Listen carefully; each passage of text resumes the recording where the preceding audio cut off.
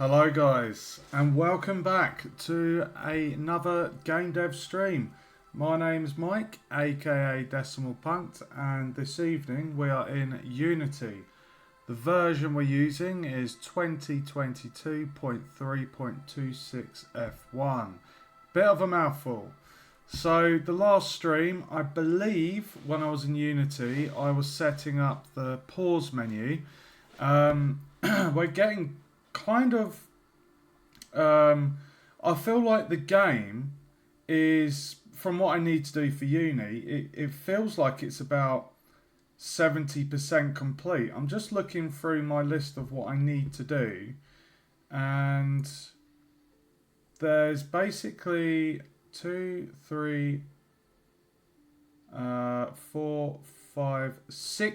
UI things I need to do. Now, those are all of the menus. So I've got 6 different areas to work on and tick those off of my list. There's a couple more mechanics I need to get in the game. There's a wall jump I need to do. Tiny bit nervous about that because the way the movement works in this game is there's a ground check using a raycast. I'm not tackling that tonight. Tonight I wanted to do the menu. So I found a video. I've done this all before in Unreal, but in Unity this is all new to me, the way it's handled in Unity. So we're going to be doing some UI tonight. So we're going to create a new level which will be the main menu, and that will have like new game, quit, settings and controls, so, or how to play. But to be fair, yeah, settings, how to play, controls. Yeah, we'll have controls. We'll have those 4 options on the main menu, and then once we've got that done, we can actually have this button work on the pause menu. So let's jump straight into it, guys. So at the minute, I noticed that my text isn't dead center on the so I'm going to just shift that down.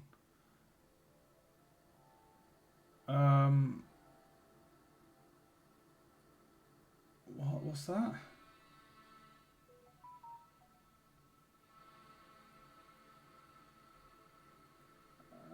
Which distribution you recommend?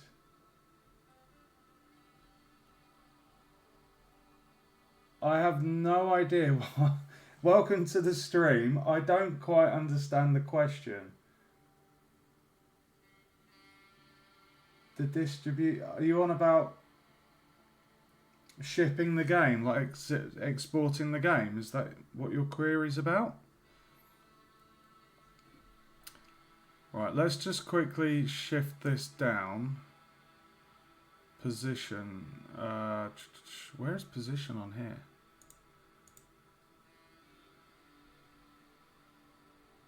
I'll need to change the offset on this.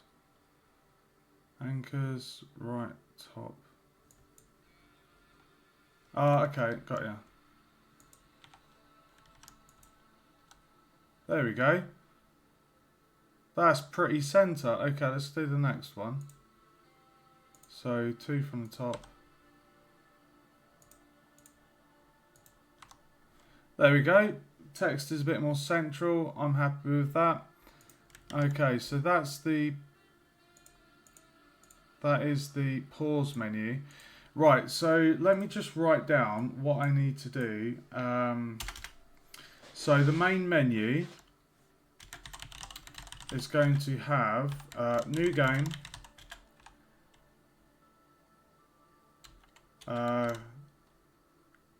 controls, settings, and quit.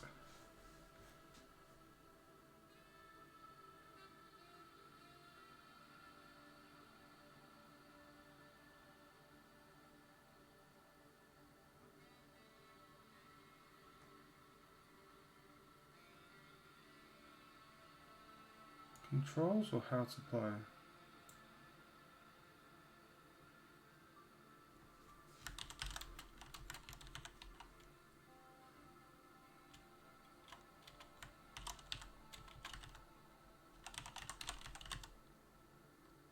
Instructions? No, that's too long.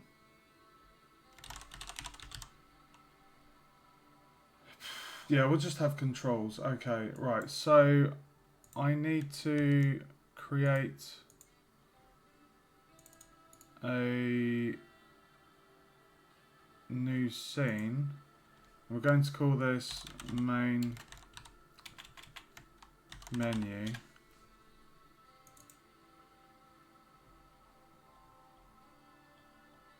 Okay. Right, so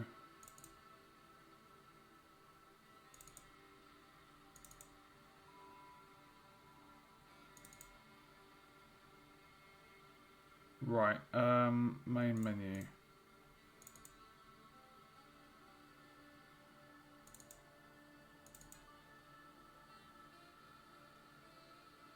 Okay.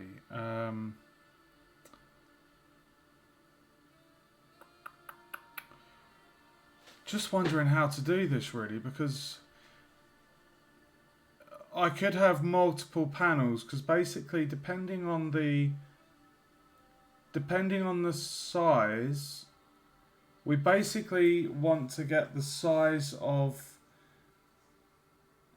you're going to have one main menu with 4 buttons, but then when you click one, you want to hide that and show something relevant to the size. So where we've got controls, you're going to need a bit more space. So then when you click back, it will close that. So, okay.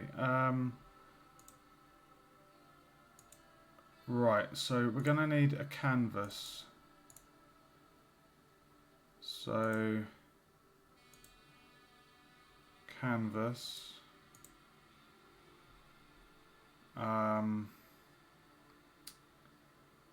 Let's just make sure. Save. Right, screen space overlay. Let me just do a quick screenshot of this.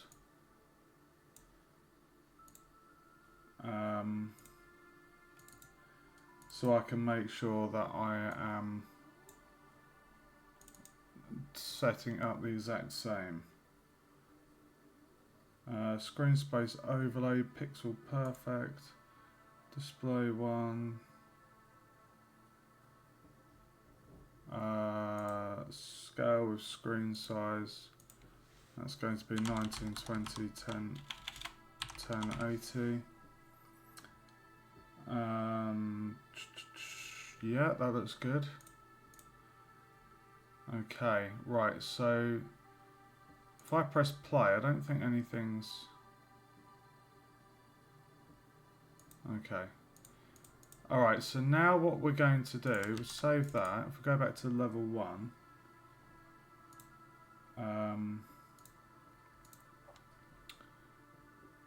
if I was to copy that pause menu... Oh, hold on.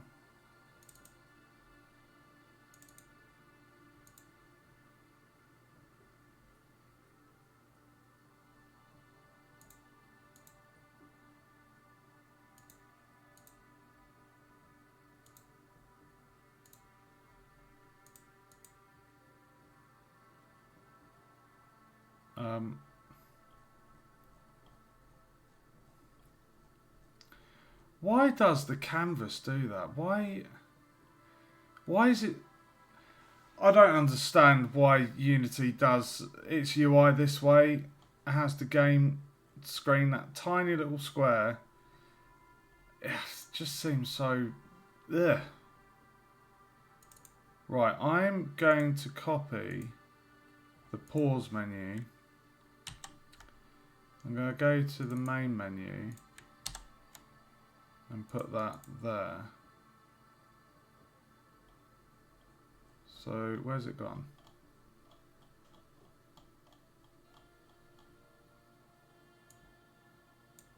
There we go. Excellent, okay. Right, so what I need to do is I need to, right, dim game, panel, Right, so what we want to do is let's get our buttons sorted. So we're going to have I got a script graph for any of this? Yes, I do. Okay.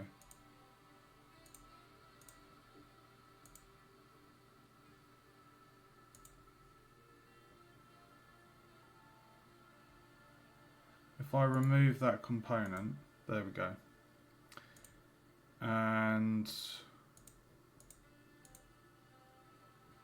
right, we can remove these variables because on the scene, our main level has that all there. So yeah, let's go back to the main menu. Right, so we're going to call this main menu. We'll keep the dim. The dim game is that kind of blackened effect. It kind of darkens. It darkens the outside. And what I will do is I'll create a bit of a scene just around the back. I'll kind of just paint something with the tile pack. So first off, we are going to change this text to say new game.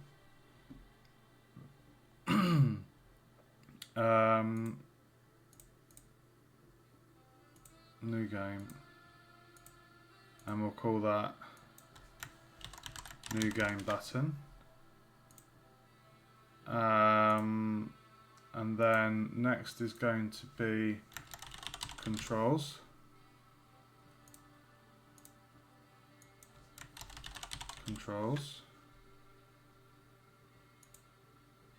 And then we want a setting. So what I'll do is I'll keep that one, but we need to expand that. So on the scale, the Y I'm going to do is, whoa!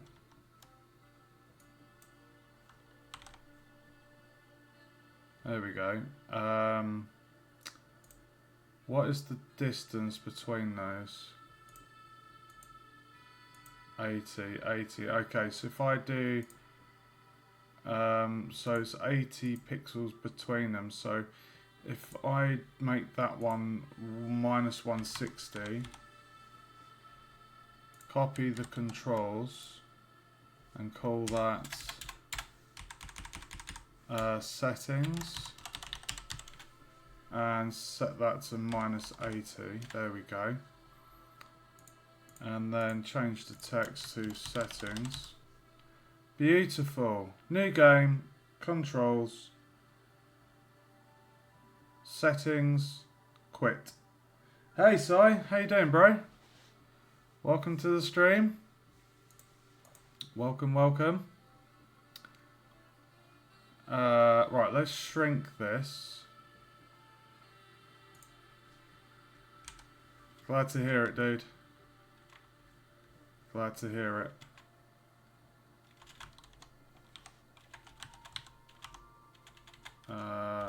Point two, 0.2.189. Let's go for 0.2. Welcome to the stream, dude.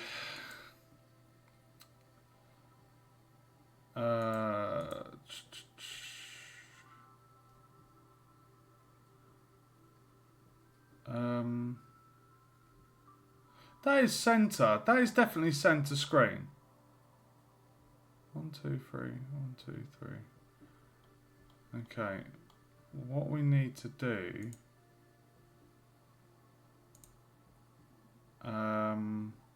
It's kind of like you want to nest those buttons under the panel.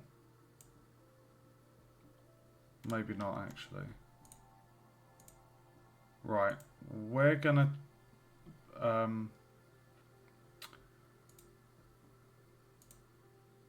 Is that in the center?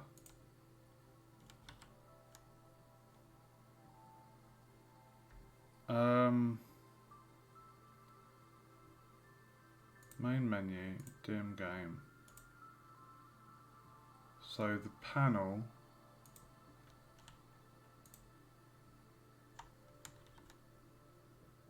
That's definitely center.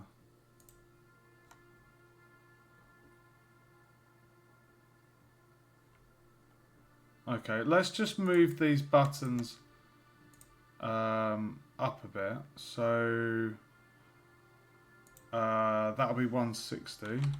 Whoa! Too high. Alright, let's budget up by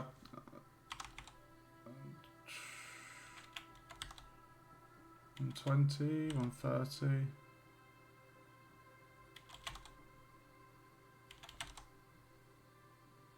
Um,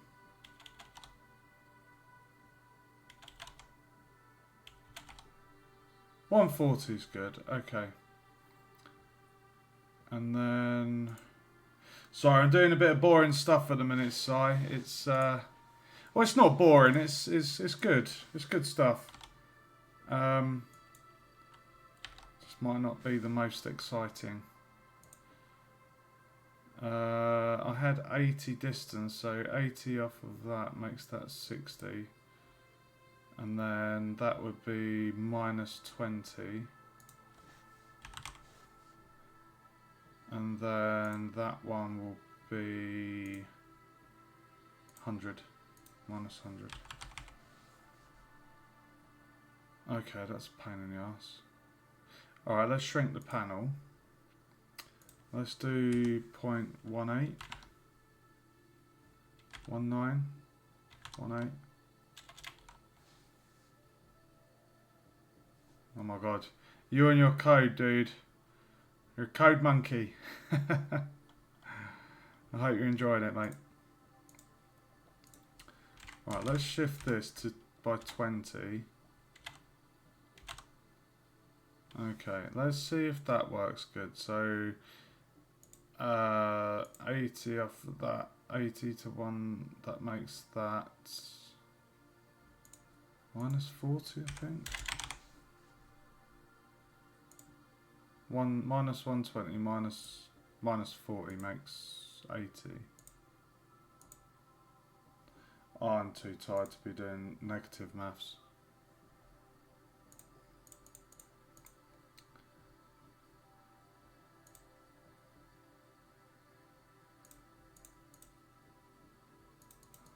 I'm too tired to be doing this. 80, 60.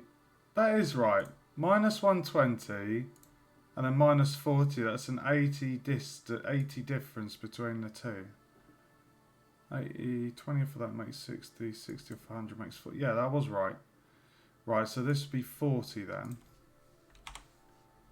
I wasn't going mad. 80 onto 40 makes 120. And that looks lovely to me. I'm happy with that spacing. That looks really flush. I like it. Okay. Oh, cool, dude. You're going to be up to the early hours, no doubt.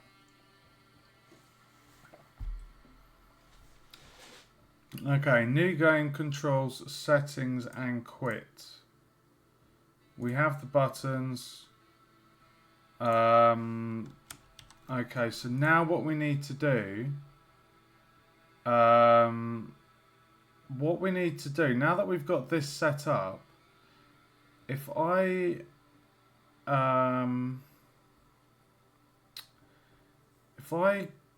go onto my level 1, I should be able to now get the button for main menu to load the main menu. So if I go on here, click on the pause menu, script, on button, click resume button, quit button. Do I even have those? Oh yeah, they're there. Okay. All right. Let's. Oh my God, what is going on here? Right. So we need to add a main menu button. Make that a game object. And I'm just going to shift that up.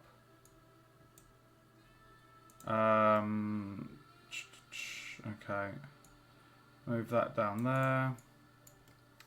Okay, I'm going to now on the pause menu canvas, we're going to get the main menu button. So if I click on the pause menu, you can see at the moment we haven't got a game object in here. Oh, nice, man. Early night. I'm quite tired myself, but I've got a lot of work to do. I can't work on the group project at the moment because the other programmer's working on it. So I'm getting a lot of this UI done on my platformer, which is there's about 6 different sections on my checklist. So I'm just nailing a load of the UI, and then yeah, I'll be yeah, just doing that basically. Right, we're going to drag the main menu button over to the game object for main menu button. Right, so now that we've done that, if we save, if we we'll go on here. So now if we copy the code for on button click and get the main menu button, so when that is clicked, what we want to do is load scene mode.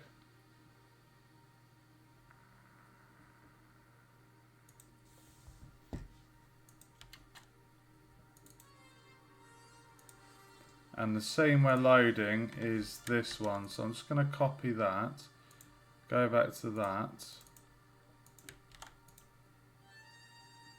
Can we, how do we, I've not done this before. Like, do I need to close this level, or is it gonna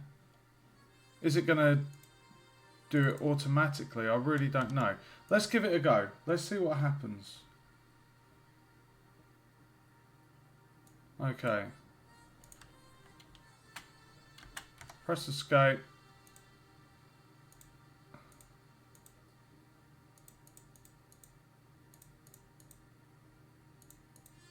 Well, it's not doing anything.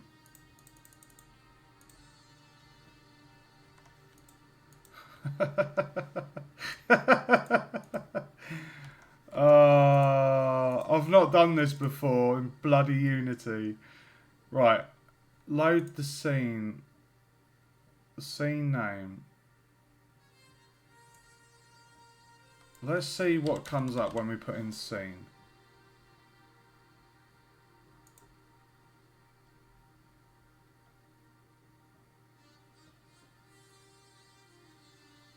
Create scene.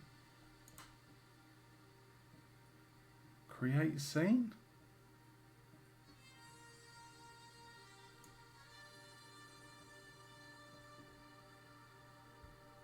No, I shouldn't do. I don't know.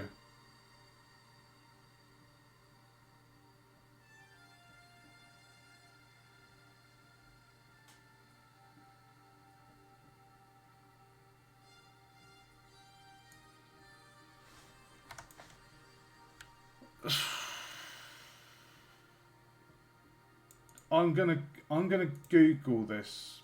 I've not done. I've done this plenty on Unreal. 1 second.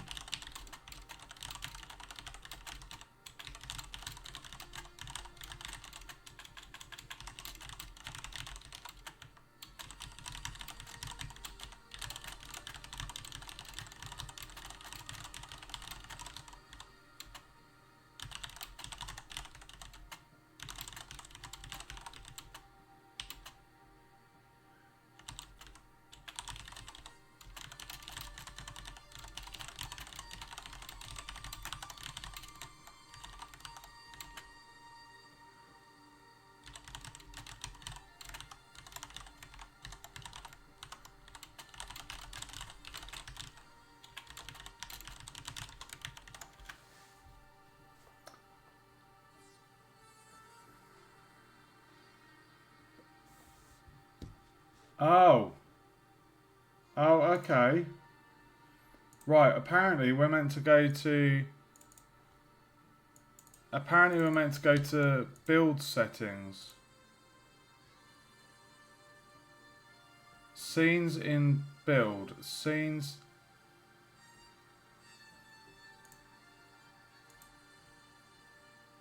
Scenes in build. Okay. So do I need to now open that and then file, build settings, add open scene? Right, so... Right, okay. Right, so if I go back to there, is that now going to work?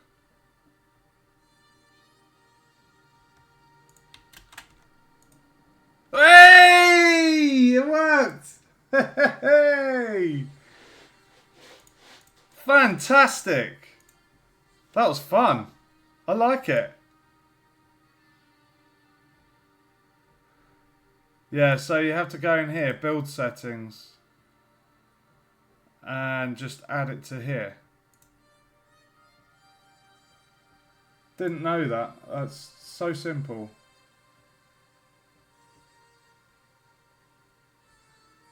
That I didn't know. I literally didn't know I had to go into the build settings. I did not know that. Smallest little thing.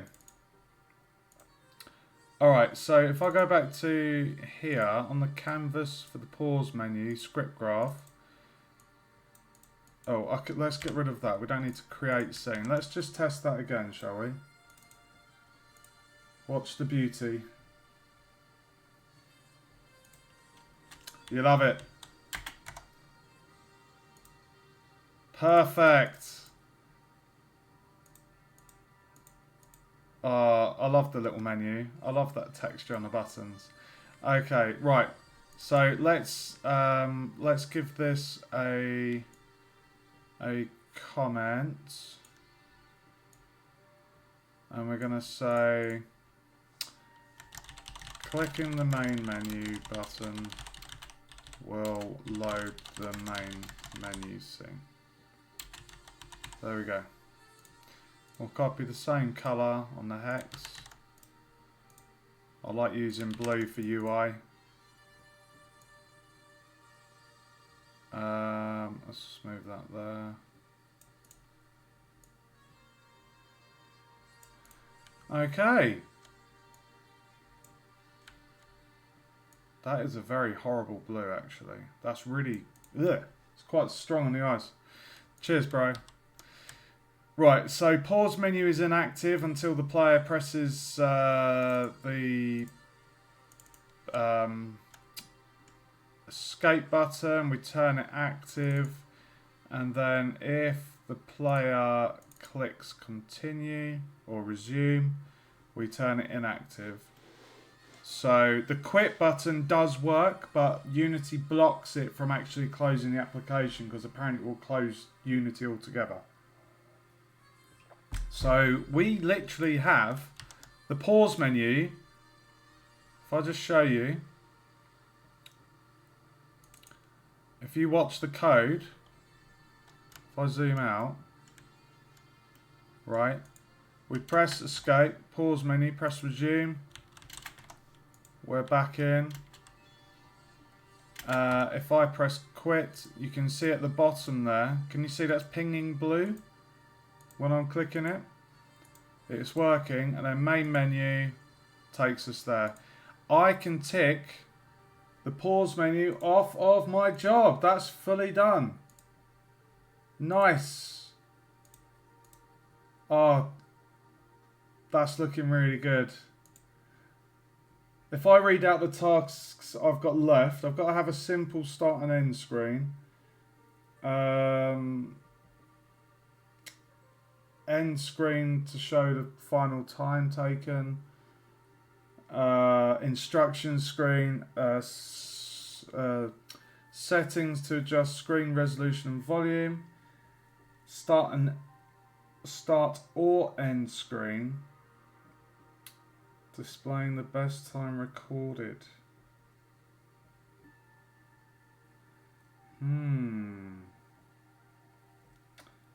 Interesting. Okay.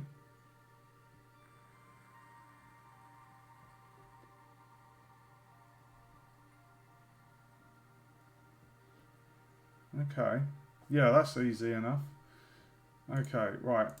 Let's do right, so we're gonna jump on to let's get these buttons working for the main menu. So if I go into my project main menu, so at the moment we have 4 buttons here. So what I need to do is I need to add some code. I need to add a script machine, sorry. Well, it is a component, it's a script machine. We're adding this to the main menu, and I'm going to call this just main menu, basically. Main menu, oh my god, handles the user interaction with UI buttons and menus. Okay, right, and there is our script graph. Okay, right, so what we're going to do, we need to make variables for these 4 things here, okay? So I'm going to go in there. So we've got new game, controls, settings, and quit. So I'll go into the script graph, and we're going to add object variables. So we're going to say new game button, controls button, settings button, quit button, and all of these need to be game objects.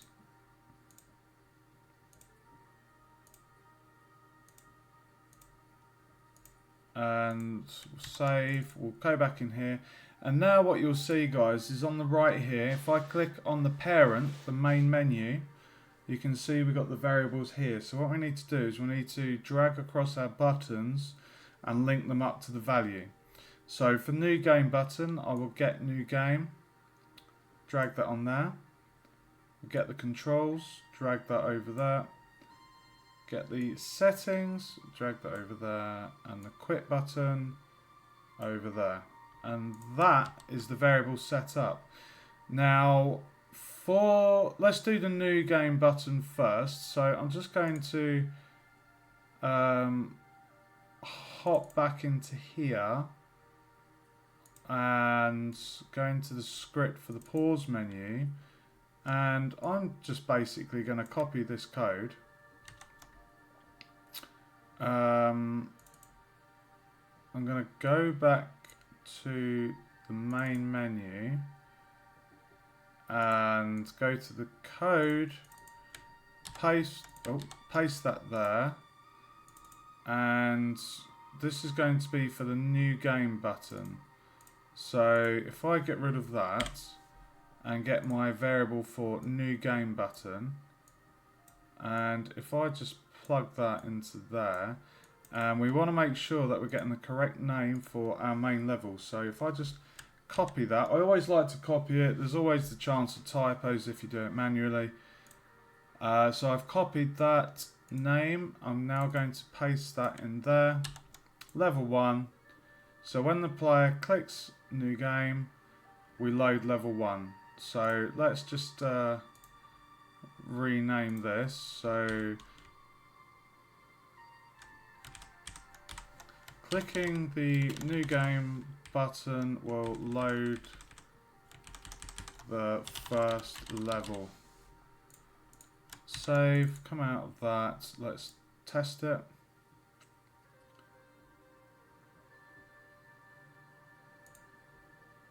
Wahey! And then if I press escape, main menu, new game. Oh.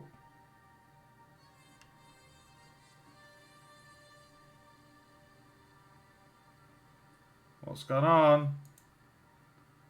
Why did it not... Whoa! What's happened? Right, new game. Get the gem. Press escape. Main menu.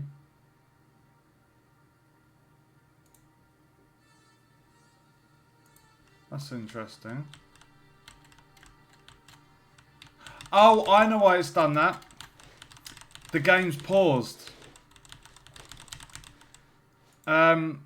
I have it so in the where is it?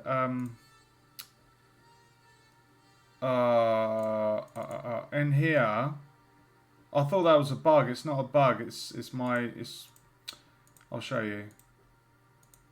What we have in here, when the player clicks the main menu, it brings up the main menu. So what's happened is when the game's, if I go on the player, you'll see here when we escape, we're pausing the game. That's why my character wasn't moving. Oh, hey Lorenzo, welcome to the live stream, dude. Thanks for joining. It's a 2D platformer game. It's a university project. I'm just doing the UI at the moment, so it's not the most exciting, but it's critical. It's needed. Right, so what I need to do is I need to... Yes, it is. Yeah, Visual Script. I don't think they call it Bolt anymore. It's just Visual Scripting. I know Unity bought Bolt, but this is all Visual Script, dude. Look at all this. Beautiful, beautiful code. So much code. And I'm a neat coder. I like my code nice and tidy. Right, so when we press escape, we're pausing the game. So what happened... I'm brave. I'm a game designer. I'm not a programmer. So I need to be able to prototype my ideas. This is what we're getting taught at university. Like, we have programmers that do the hard coding of C#, C++. Game designers prototype their ideas. We're not required to do the hard coding. We use the Visual Script to be able to prototype our ideas. And then we give it to the programmers and say, there you go, make it better. That's kind of how it goes. Right, so what we do, the reason why the game wasn't doing what it was doing was because at this point we're pausing the game. So I need to go back onto the pause menu, and when the player clicks the main menu, we need to basically set the time scale. Now what's going to be interesting is if we undo the time scale, like we set it back to normal, we go to the main menu. If we go to then load the level 1, will the time scale have reset? That is the question. Let's give it a go and find out. I'm interested.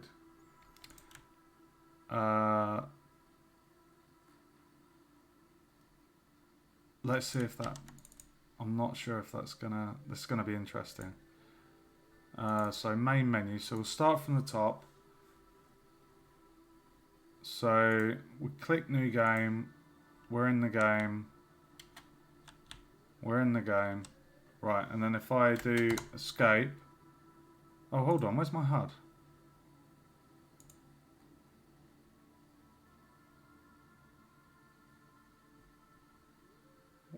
Hold on a minute. Where's my HUD?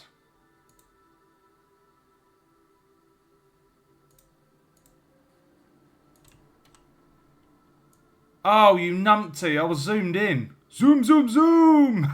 I was like, what's happened to my HUD? Where's my HUD?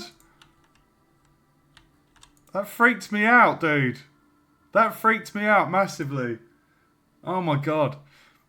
Right, new game. Right, we're in the game. We got a gem. The variables are there. If I wait until 10 seconds. Right. So 10 seconds, so at score 750. So if I now click main menu, we go to the main menu. If I click new game, I'm hoping it's going to reset. Okay, the score reset, but the timer didn't. Interesting. Interesting. Is there a way we can reset the time? Because you don't really want that, do you? You want the time to reset. Thank you for following, Lorenzo. Right, let's see. I've not kind of reset the time, but we need that to happen. So when the player clicks new game, we need to reset the time. So just to test that again, we click new game. We're in the game. Let's get a gem. Let's get some coins. Right. Wait for 10 seconds. There we go. 10 seconds. Click main menu. The score's 2,100. If I click that, all the actors are back. We've got the moonwalking slime. Sometimes he moonwalks. It's a bit quirky. Right. So the coins have reset. So it's the time. So we need to see if there's a way that we can...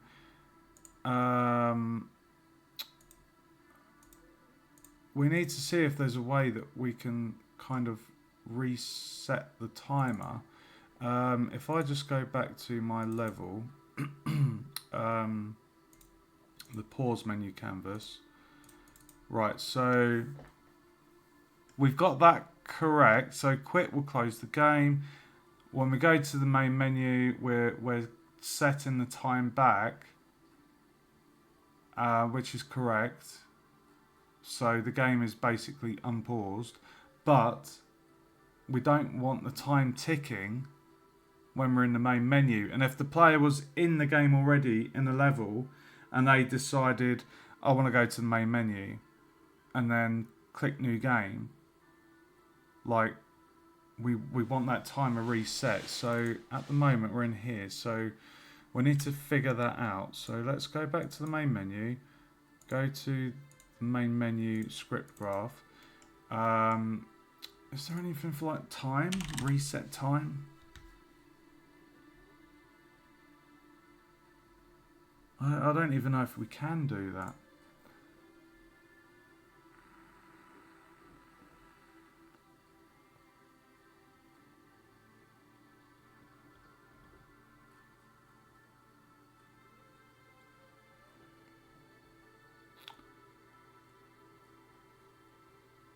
Create time.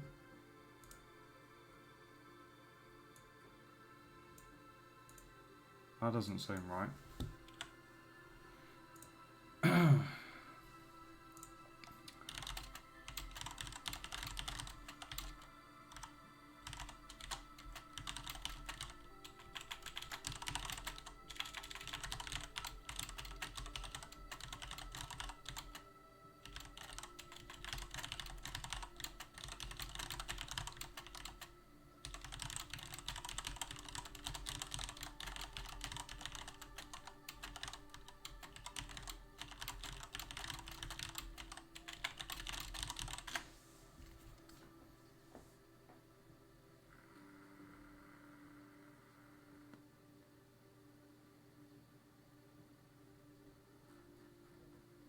Oh my god.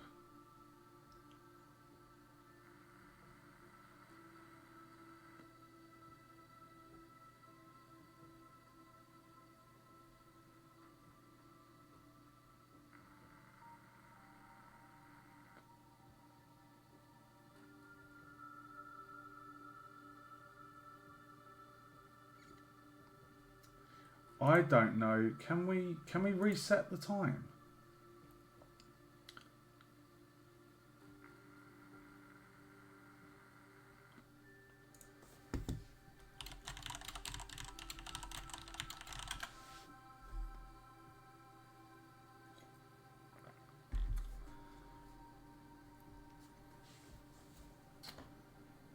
Oh, damn it.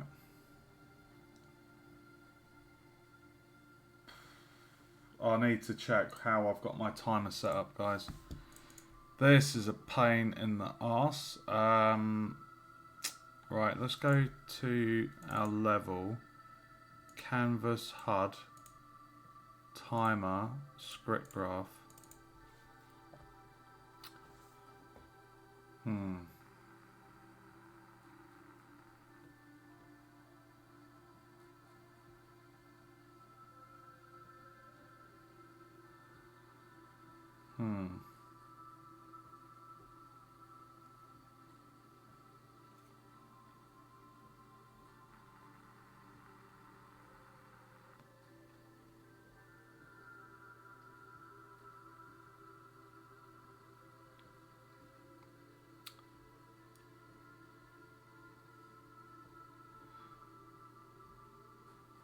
Right, because this is getting the delta time. The delta time's like a constant. I don't think we can reset it.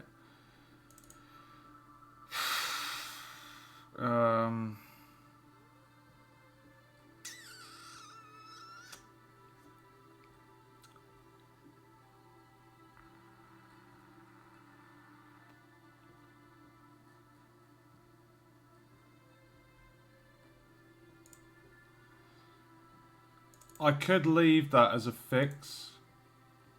I could do the rest of the menu and leave that as something to be fixed. Because at the moment I don't have a custom timer, like a variable that's just based off of the delta time. I'm literally getting the delta time and displaying it on the HUD. So yeah, you see it's already started the timer.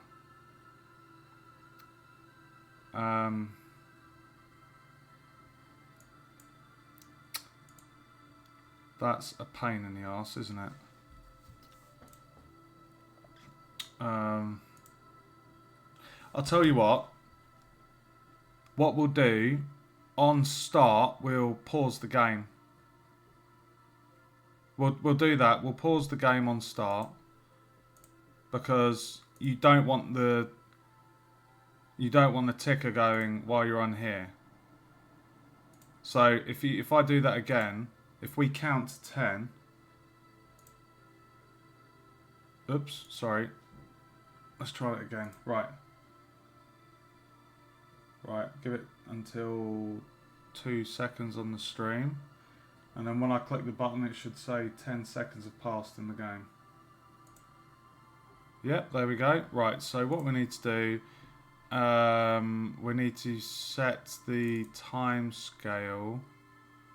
So if I just double check, yeah, set the time scale. So if I go onto the player graph, get that, go to the main menu, canvas, main menu, script graph. Right, so we're going to say on start, set the time scale. So basically, if I was to do that now, if we wait 10 seconds, right, when I click new game, the time should still be paused. Yeah. Okay, cool. Alright, so then what we need to do, we need to add on a node here. So when the player has clicked, oh my god. This is one thing I really don't like about the visual scripting in Unity, is it just doesn't, you see that arrow? It's not straight, it really winds me up. I hate it. I can't stand it. Right, so we're basically saying unpause the game. If we go back to, right, so let's just test that. So, right, count 1, 2, 3, 4, 5, 6, and 7. Boom. Okay. Time is working. Okay, cool. Right. So that's working. What I can do now is I can actually go back to the main level and on the pause menu, because the moment the player brings up the pause menu, we're freezing the game. So if I just go back to the pause menu here, When they click resume, we unpause it. The game's already paused, so I can get rid of that one there, because when the player clicks new game, it unpauses, so that should work fine now. So bug fix I need to do, just going to make a bug fix needed. I always make a list of any bug fixes I need to do. Right, so if player is in level, loads pause menu, goes main menu, clicks new game, time isn't reset. Okay, and let's just test that. So the game's paused at the moment. We click new game. So let's let the timer get to 10.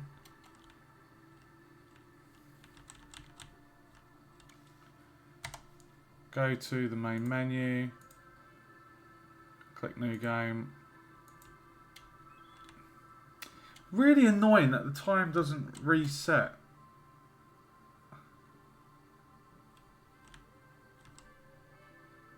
Really annoying. In Unreal, in the previous game I made, if you click new game, did the game, went to main menu and then did new game, the time resets. It's like there is no...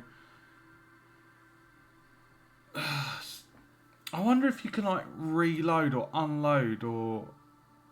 I wonder if there's something like that that would...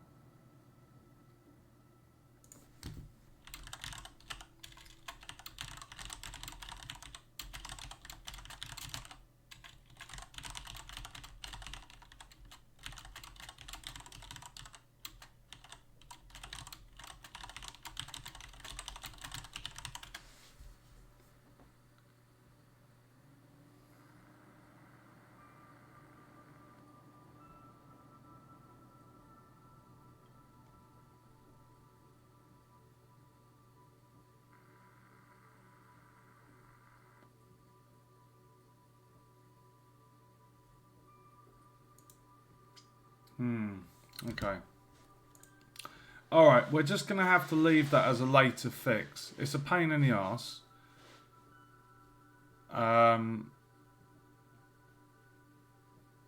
It's a pain in the arse, but it's a small fix. I mean, if I was to make a custom variable for the time, I can do that. It won't. I don't think it'll be too much work. That's a workaround.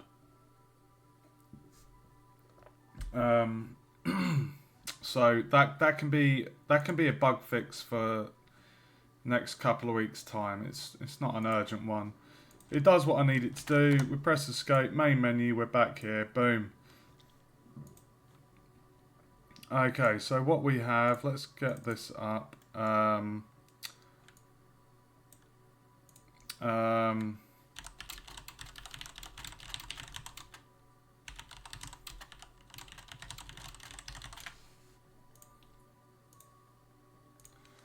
Copy that lovely dark horrible blue. That's a very strong blue, isn't it, guys? Okay.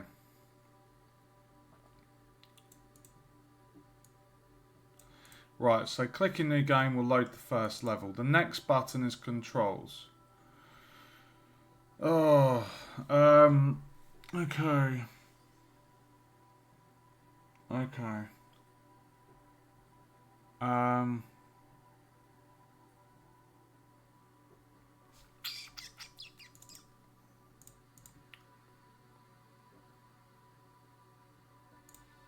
oh, that's cool. We've got scene variables. Because we're in a different scene, it hasn't got the variables from the previous one. If I go back onto level 1 and go on the visual script for like player, we'll see all the scene variables for all of that. That's fantastic.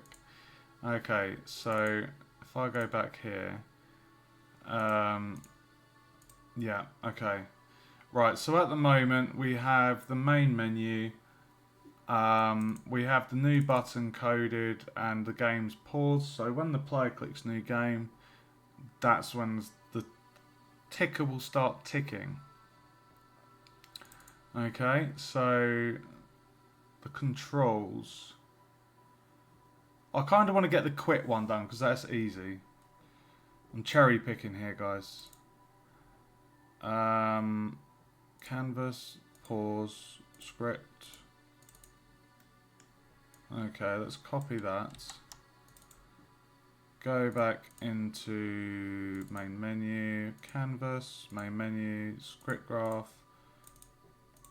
Boom. Post that there. Okay, and then we're basically going to delete that one out and we're going to get the quit button. Just plug that in there. Clicking the quit button will close the game and return to desktop. Okay, really straightforward stuff there, guys. Right, now the middle section is for the other two buttons we've got to do. So if we just minimize that, and we can actually just test this, and remember what I was saying, when we click the quit, it's not going to actually close it because Unity won't let you do that, because if it did, it would actually, I think, close down Unity itself. But that does work. You can see when I'm clicking the quit button, it is doing what it needs to do. So new game works and quit works. Right. I might make a start on the controls. Now the controls are, if I need to write this down. So what have we got for controls? A moves left. A, D moves right. Space is jump. E interact.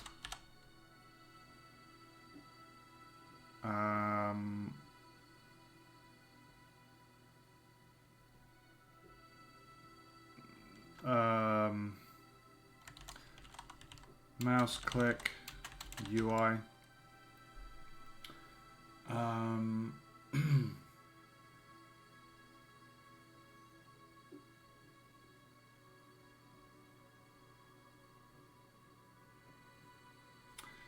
Mouse click UI buttons.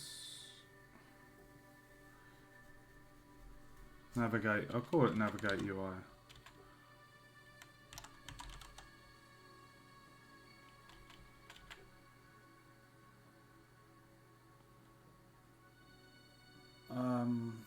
Mouse click.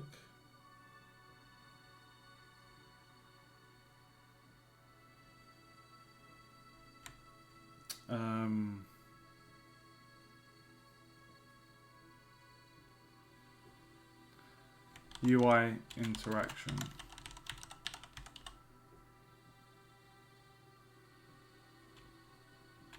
I'll call it navigate UI actually. That makes more sense. Right, I don't have any other buttons doing anything at the moment. It's literally left, right, jump, E to interact. Let's just double check that is right.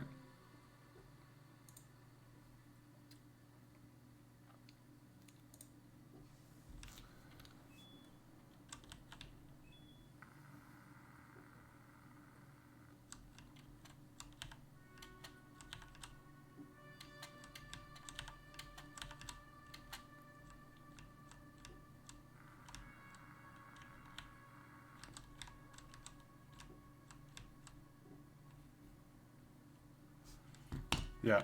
Okay. Okay. Cool. That's very simple. Very very simple UI right there. Um,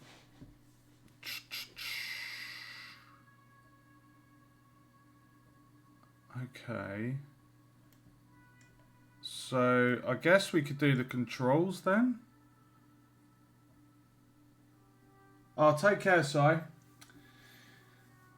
Thanks for watching, bro. Stay safe, and we'll have to. I don't think I've got any work on this weekend, so maybe have a catch up on the weekend or something, dude. Take care, mate, and I hope work goes well tomorrow. Speak soon, dude. Okay, so we're going to need to. We're going to copy the main menu. We're going to rename that controls, and we're going to have basically some nice UI widgets, but we're also going to have one button which will be back. Okay, so I'm going to... Awesome, dude. Speak soon, bro.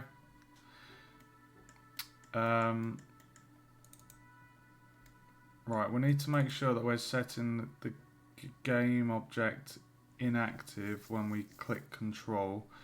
So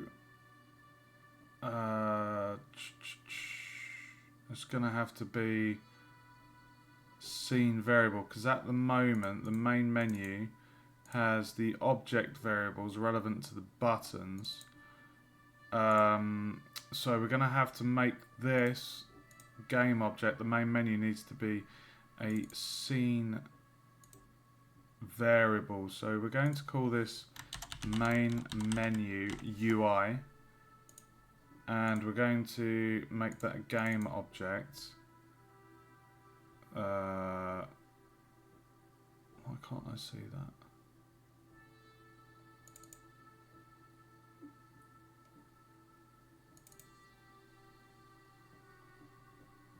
Right, so we're going to drag the main menu UI down to there. So that is now a scene variable, which means any other graphs that we do in this scene will be able to access that game object and basically turn it on and off when we need to. Okay, so now that we've done that, let's get the... Right, let's copy main menu. We'll paste that there, and what we will do, we're going to rename this as controls, and we're going to remove these variables as well as the script machine component. If I just temporarily hide that one, then we've got the controls here, so we can get rid of those buttons. Boom, and we're going to call the quit button the back. So I'm going to call this back button.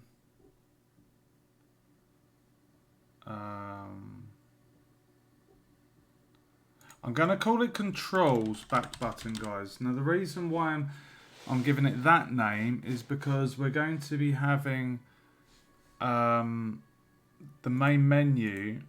We have new game and quit, but we've got the settings and the controls. So on the settings,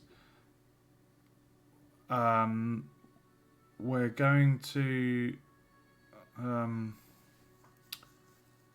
we're going to need a back button on there, so that's why I've called this one controls back button, because we're going to have two back buttons, so it makes sense to have it just all organised. I know what I'm saying. Right, so if I just minimise the main menu, we're going to need to make another scene variable. So I'm going to call this controls UI, and this is a game object, and we're going to just get the controls and drop it onto that. Okay, so that's on there now. We don't have a script machine yet for this.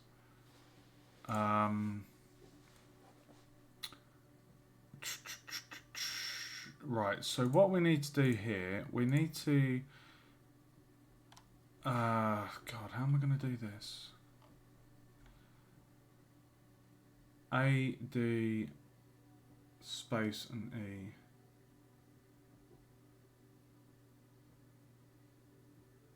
I think the first thing to do is to put the buttons on there, and just see how it looks. And I think I'll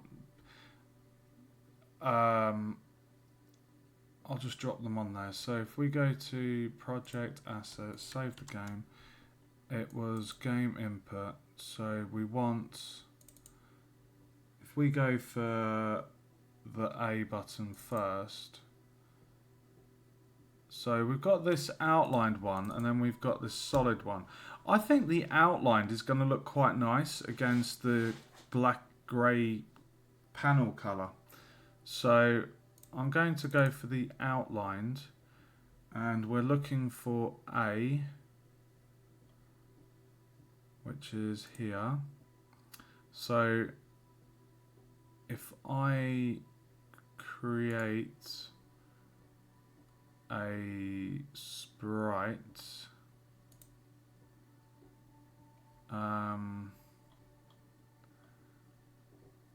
bro, why is that so small? I'll tell you what, let's do UI image. There we go, that's better. Right, so now I drag the A onto that. Perfect. Okay, so we'll call this, I'm going to call this IMG A, and then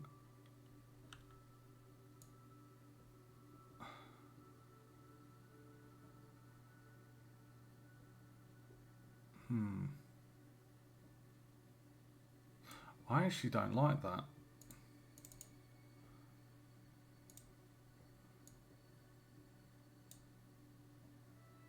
That's better, isn't it?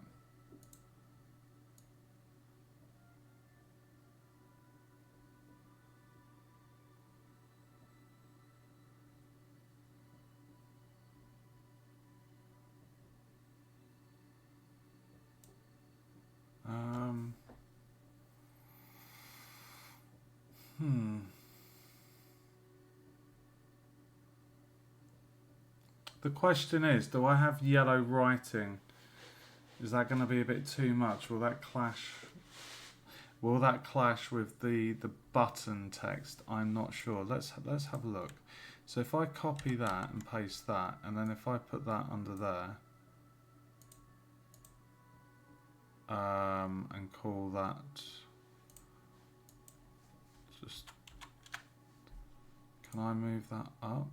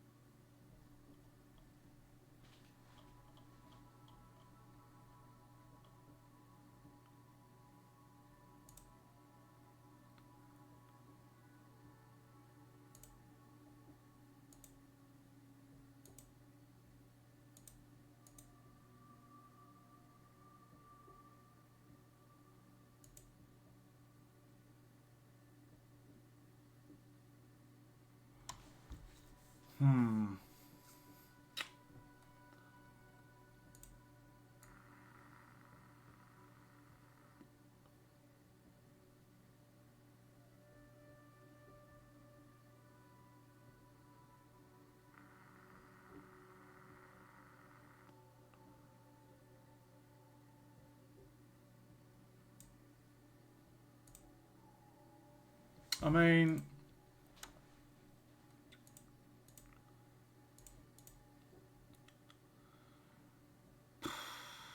maybe let's put the font size down to 18. Let's try 15.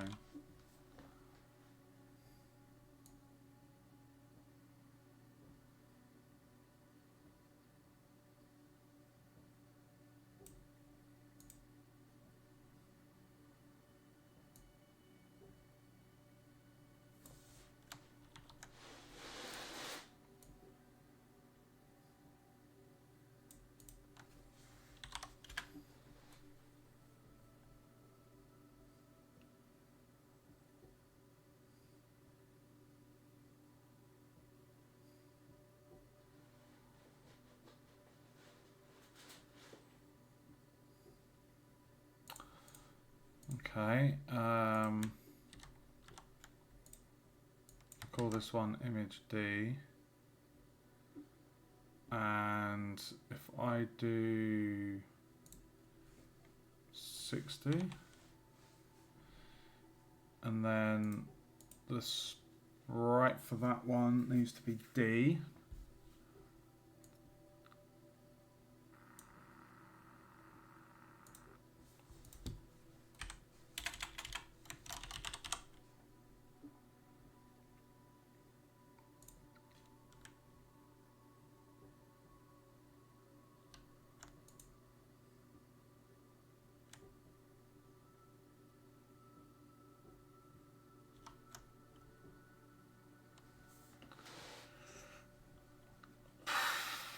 It kind of feels like the text needs to be yellow. It feels like it should be the same colour, maybe.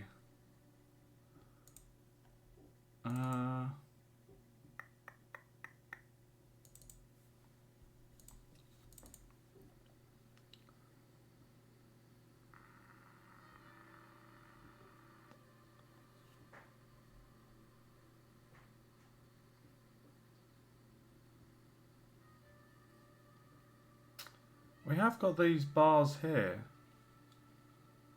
Might be quite nice.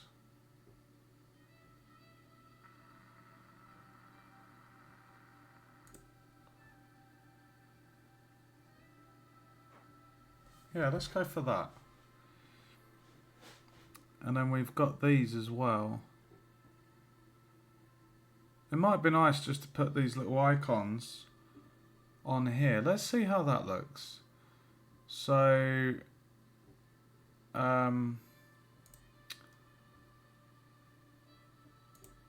right, so on controls, if I do, right, if I create an empty and just call this, I'm going to call it Control A, and then we will create a UI image. Oh, hold on, why have you just done that? I didn't want a canvas.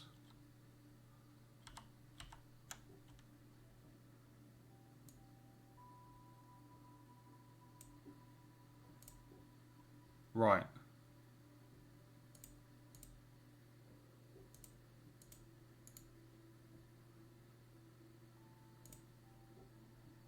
Okay. Get that. There we go. And then if I just get that off of there.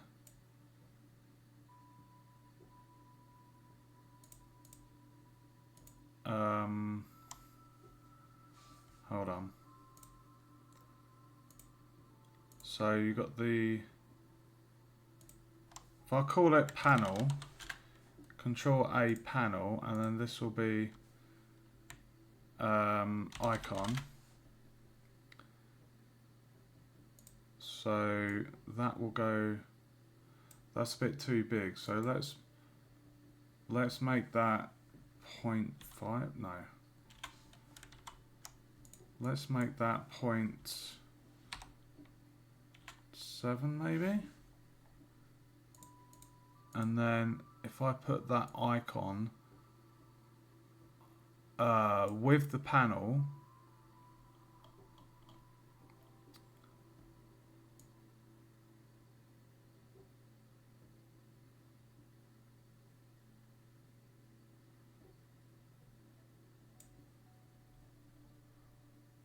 that looks good, doesn't it? Just having it nested there.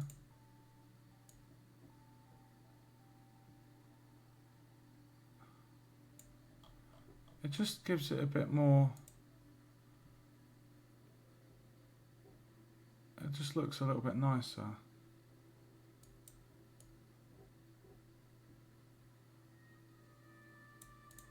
Let's make it 1.25. And then the position. Let's move it up a tad. That looks good. Okay, so we have A, it's in a nice little box. And then, right, so that's Control A. So if I hide that, and then we had the, now what we need to do is have,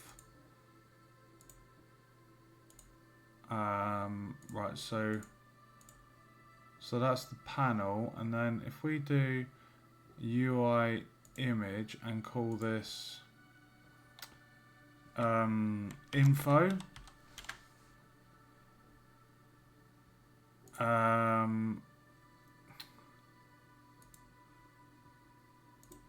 on the info we're going to see how this looks.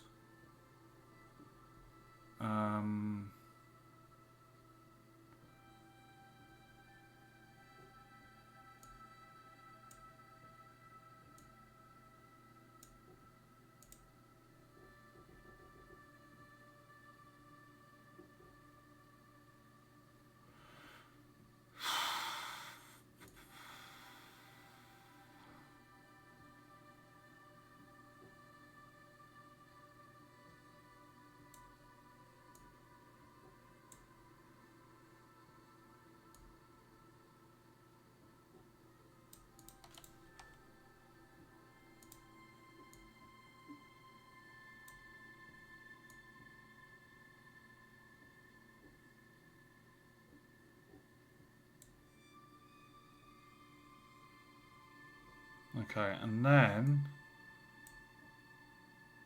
we can put that.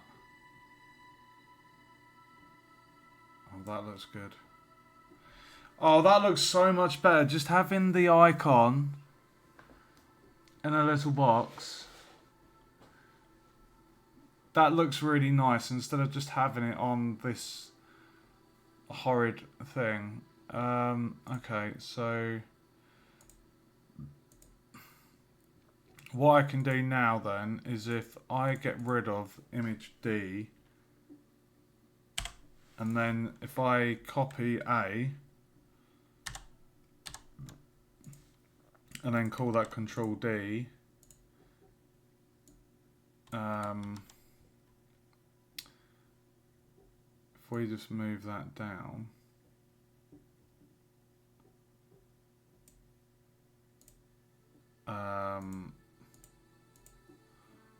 right, so we need to get the D.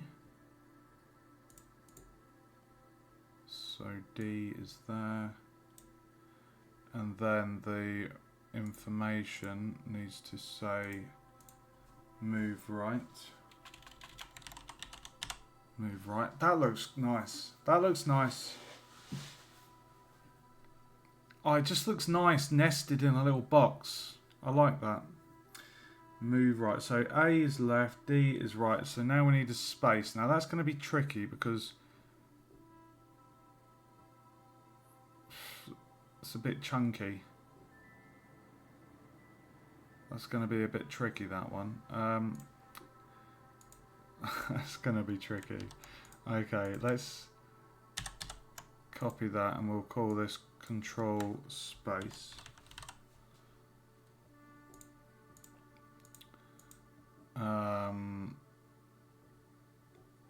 Let's just see if we can figure out the distance on that. So if I actually round that up, so it's -20, just so it's a nice round number, and I'm going to do that as -95.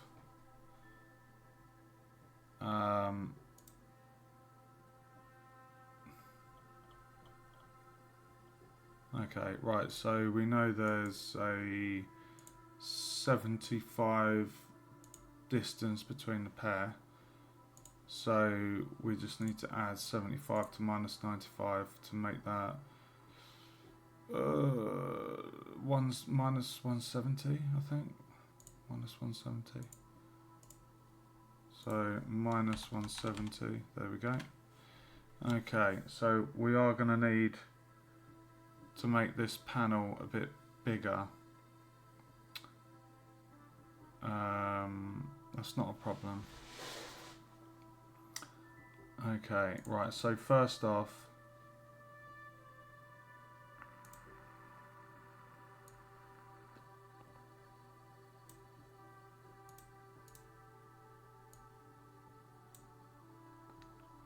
I knew that wouldn't fit.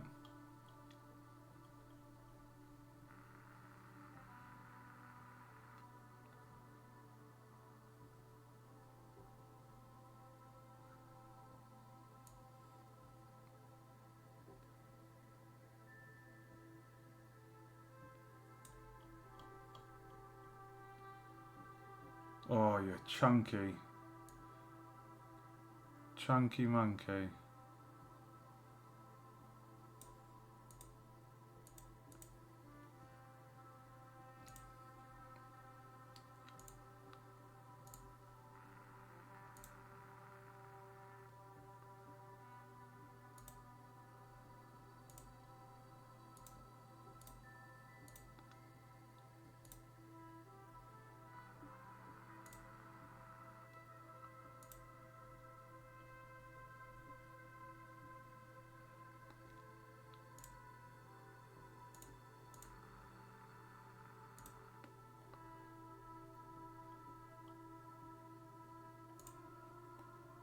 To be honest, we could probably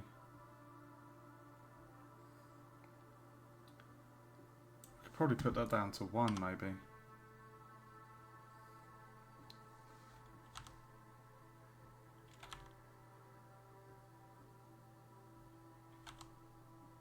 No, we'll keep it at 1.2.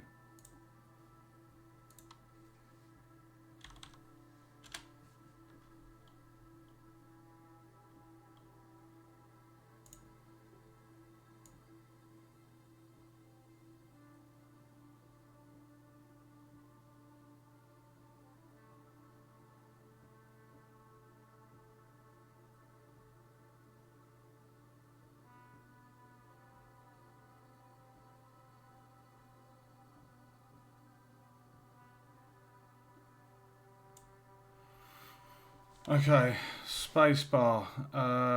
Spacebar will jump.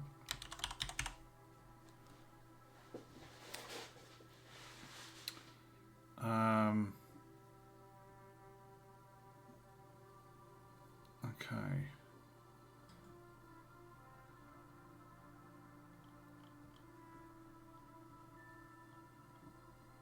Alright, so what we're going to have to do,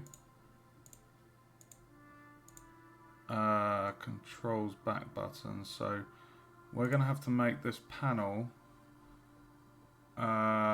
slightly larger. So if I go 0.2, 2, 3, 4, let's just make it that for the moment. We will get the back button and just shift that down.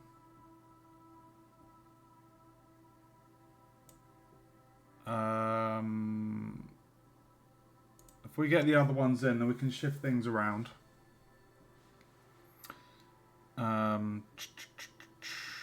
Okay. So we need to have an E. So if I copy D, move that there, and call that Control E for interact.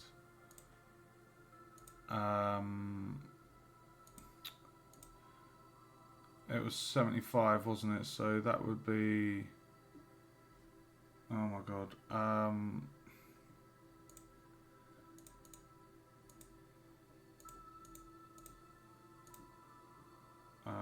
75. Hold on. Minus 170 plus minus 75 minus 245. There we go. Okay, so now we will swap out the icon for the E button. There we go. And then on the icon information, we're going to say interact.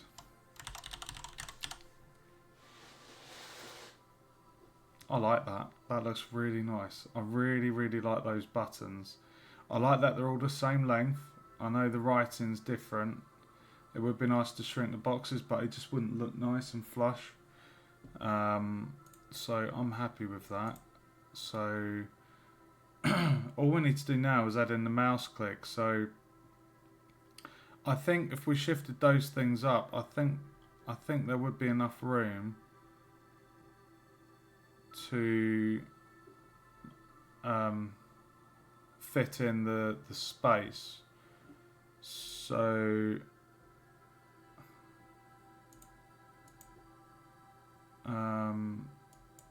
controls. Right, so if I know that it needs to be 75 apart. So if I just shift this up, that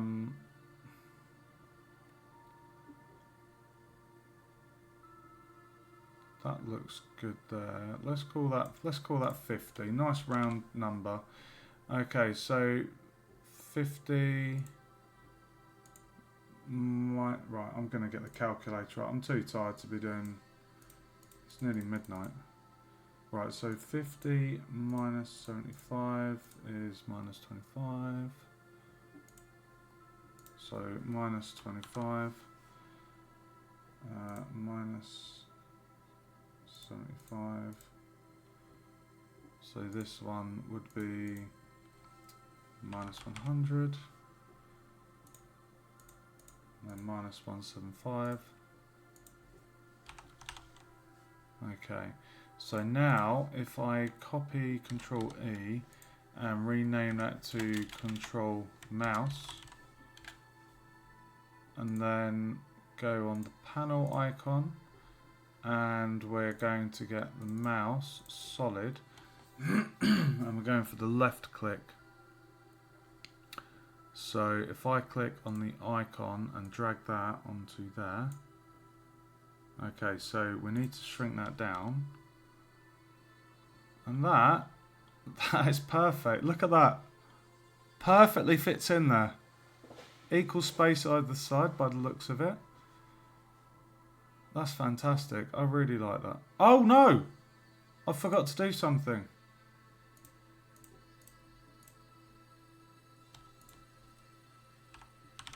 There we go.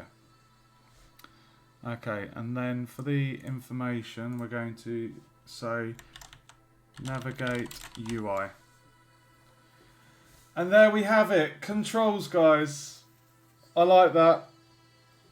Move left, move right, jump, interact, navigate UI. Nice and easy. I need another coffee.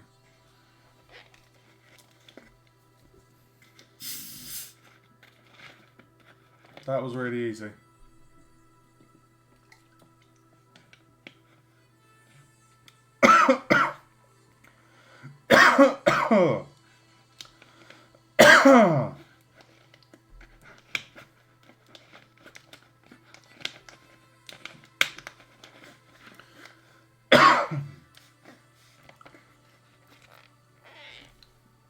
I'm wondering. I'm just wondering if those buttons are a bit too big.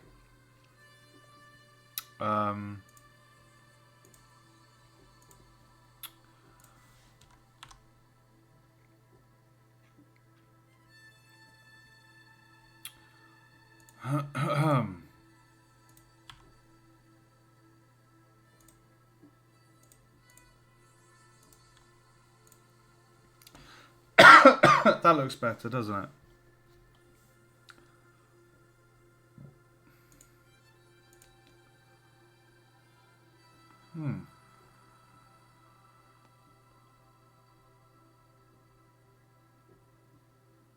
I think that looks nice, guys.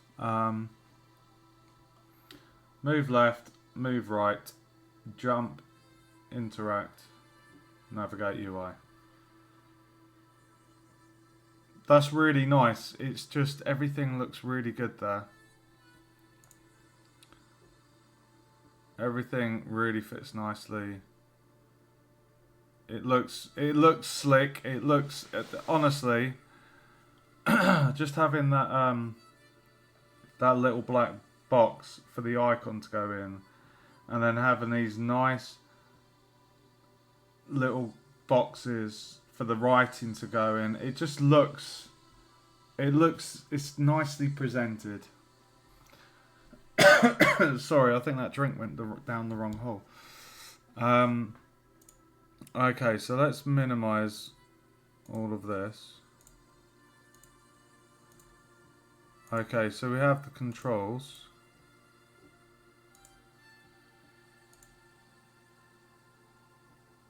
Okay, so, and then on the script graph we have that. Okay, so what we need to do, we need to we need to add a script graph for the controls.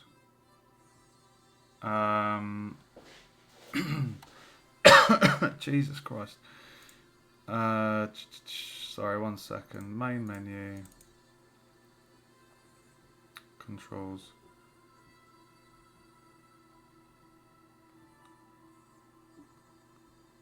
Same variable, object, controls, settings, square. Okay.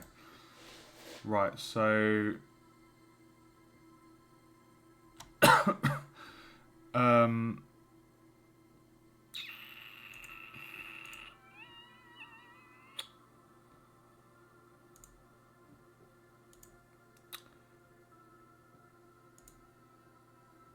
right.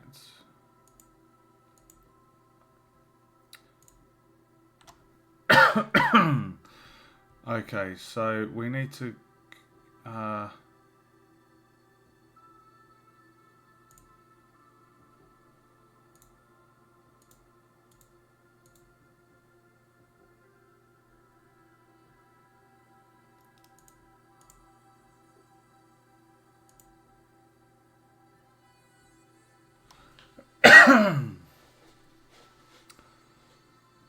right, so on here,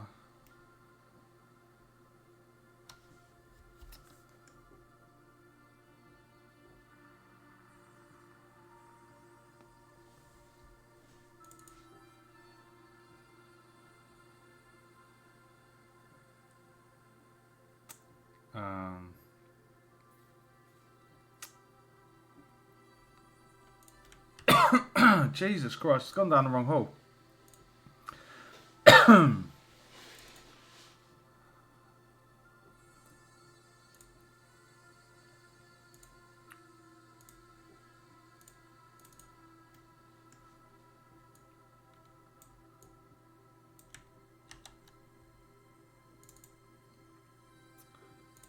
We're going to go back to the main menu.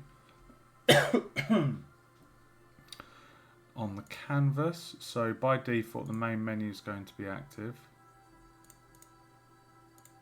So we've paused the game, I click that, da da da da da. Right, so we need to add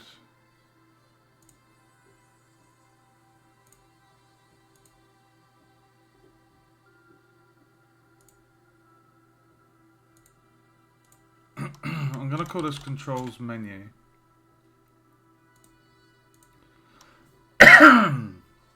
Christ almighty.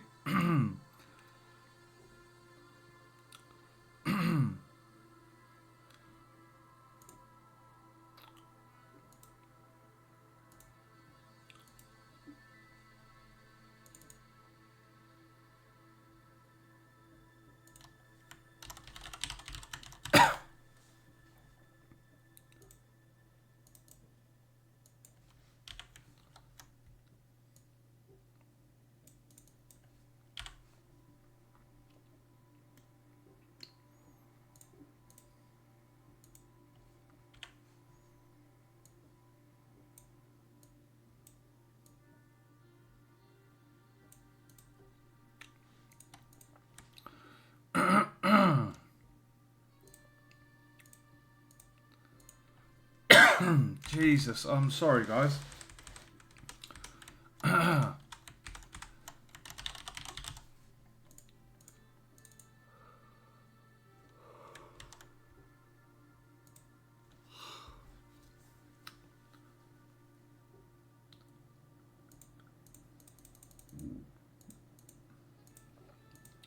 Right.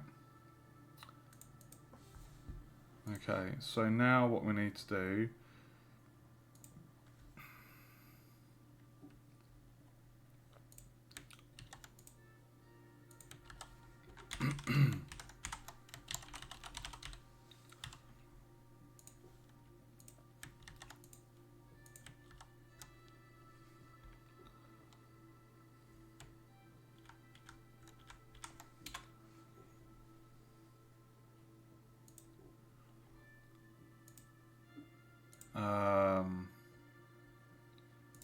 right, so when the user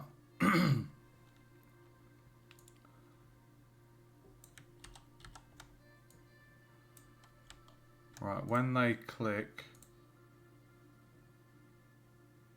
controls, when they click controls,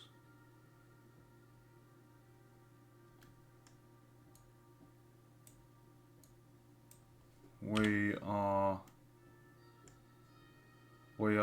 going to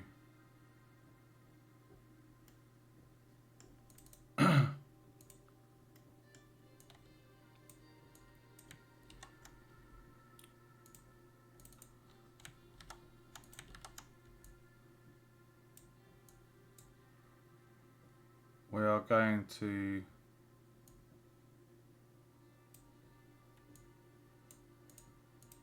we're going to get that, turn it off, and then we're going to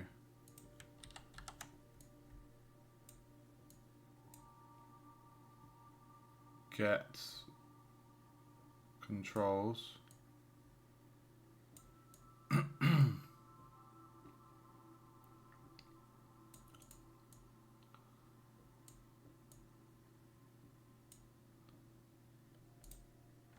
Okay, so by default at game start the controls is inactive. When the user clicks the controls button, we hide the main menu, we show the controls. Let's just give that a test. Oh my god, I'm so sorry about the coughing. Look at that.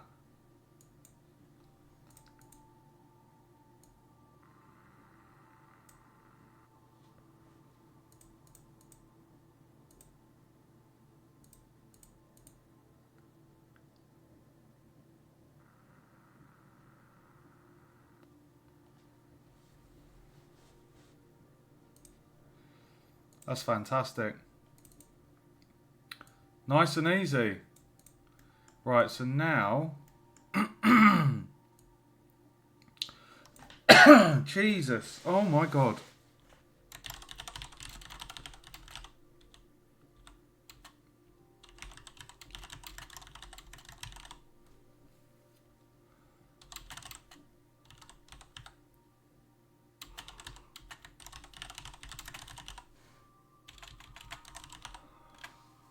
Clicking the controls button will hide the main menu and show the controls menu. Easy. Okay, so now what we need to do, we need to copy this code.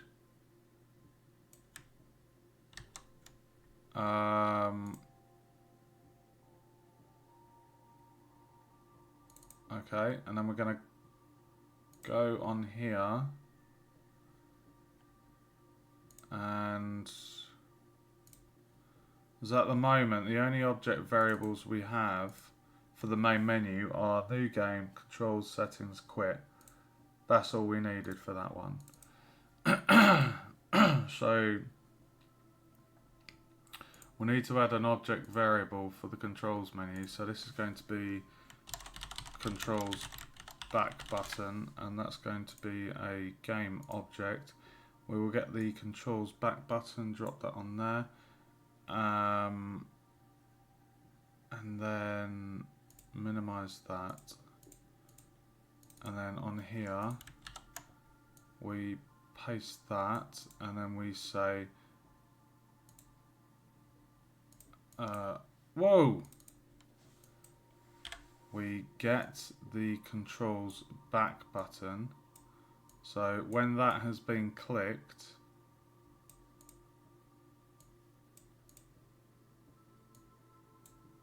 so when the back button is clicked, we are going to set the main menu active and turn off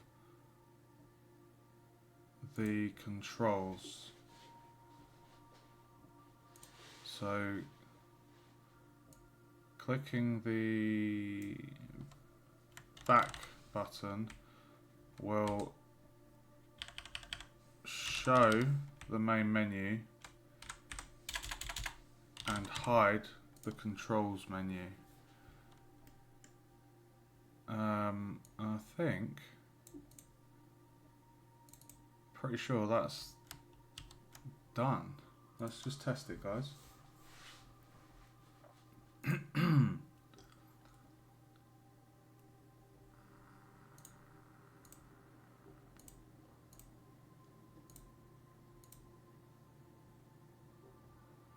That's really nice. You've got to bear in mind,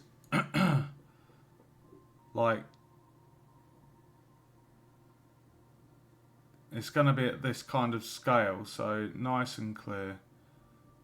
But because I'm playing in a very small screen, it looks a little bit squished. I like that the writing's white. If I had that as yellow, I feel like it would imbalance the impact of the yellow on the button. I feel like it would be. It makes the buttons stand out more by having the writing white colour. So that works, guys. The controls: move left, move right, jump, interact, navigate, UI. We've got the controls, guys.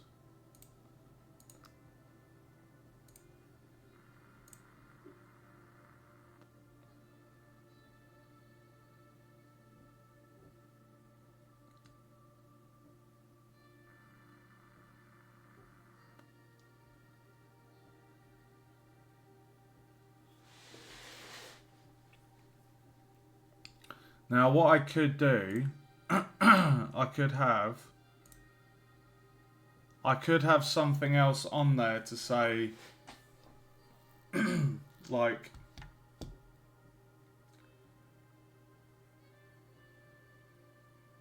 have the coins and say, like, collect this. I could have like a health potion,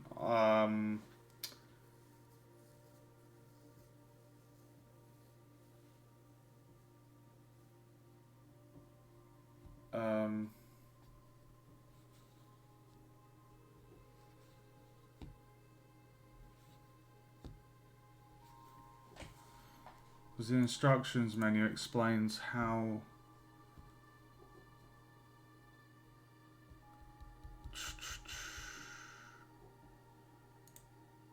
we could add that in, to be fair.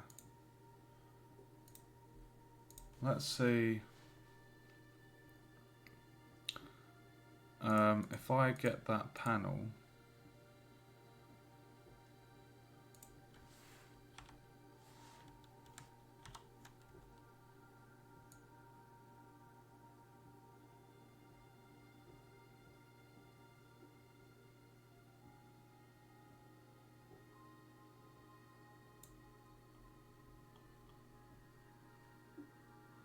I don't want to move anything.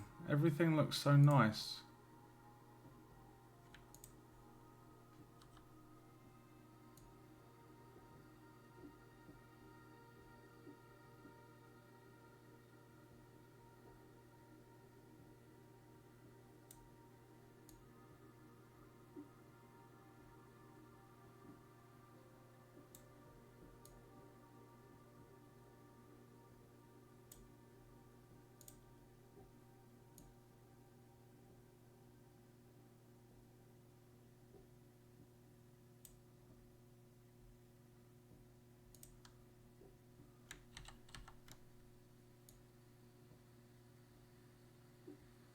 Oh yeah, there's room.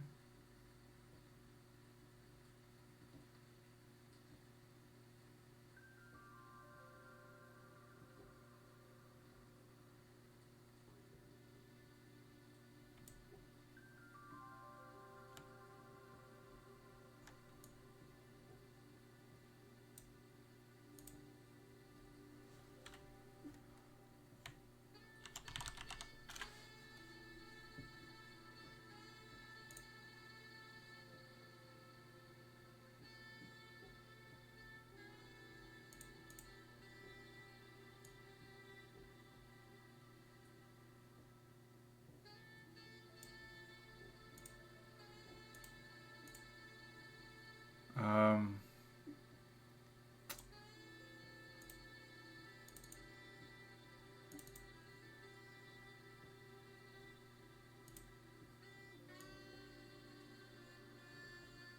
oh no.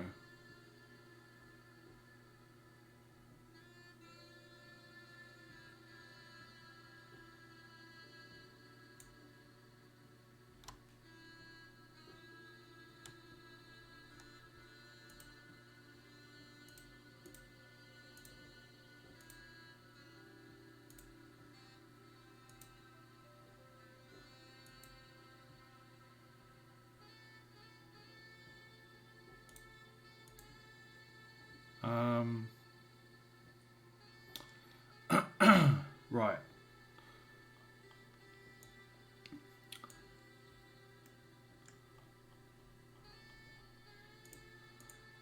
If can I just add that to the panel?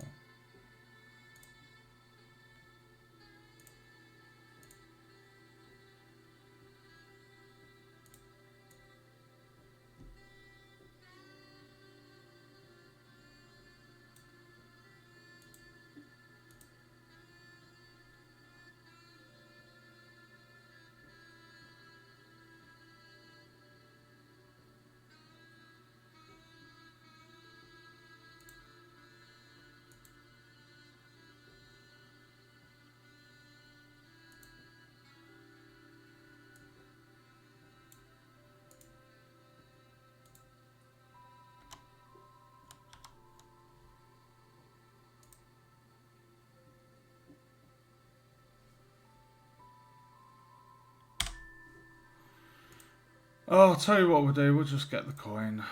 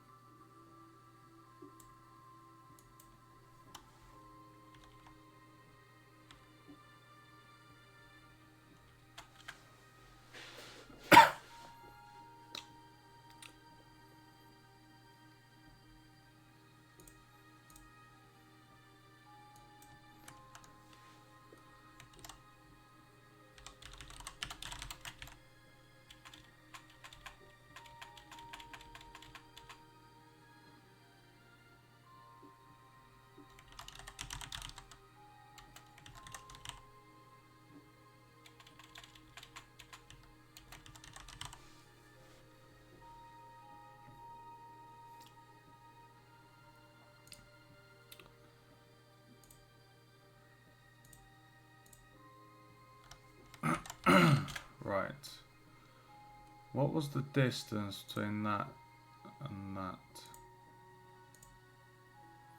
40, 75, okay. Alright, so we're going to copy that.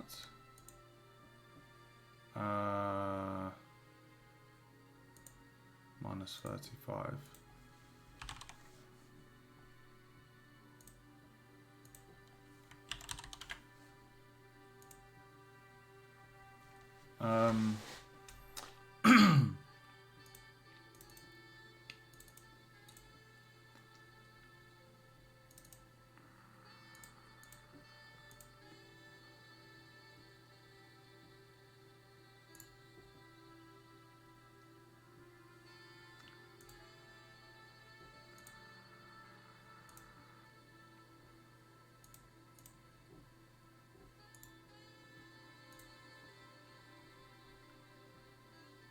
Perfect.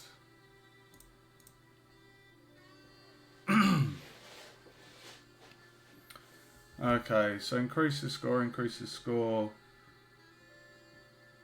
and then and then we have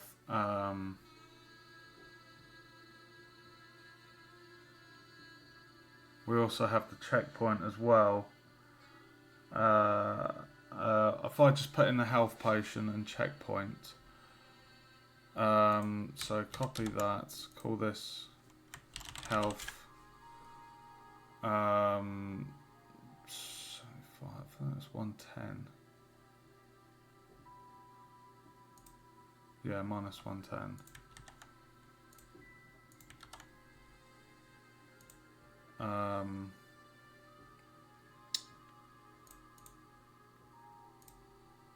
I copy that.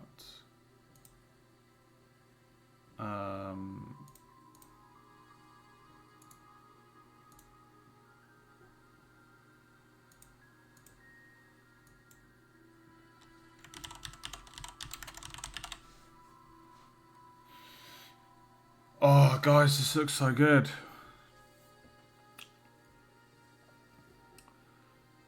And then we need one for the checkpoint. So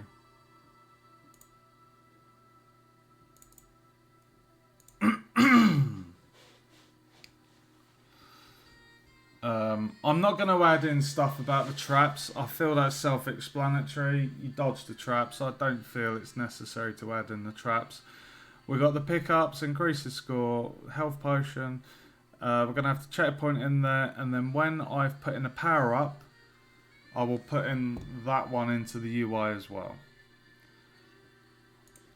So, pardon me.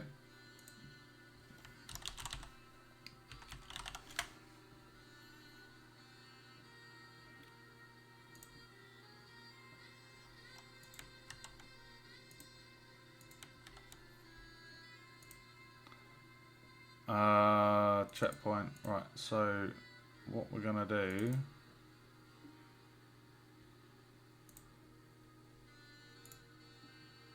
Copy that.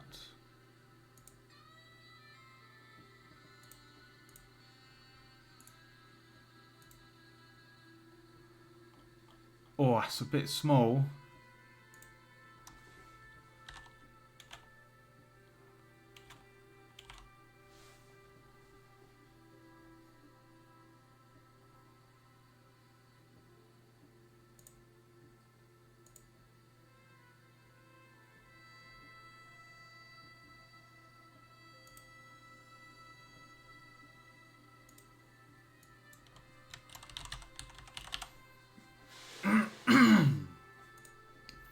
I think that's perfect. So when I've got the power up programmed, guys, we can add the power up here. We can get the icon for it and just say power up. I really like that. I think that's really cool. I'm really happy with that.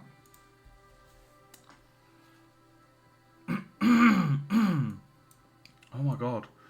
I'm losing my throat.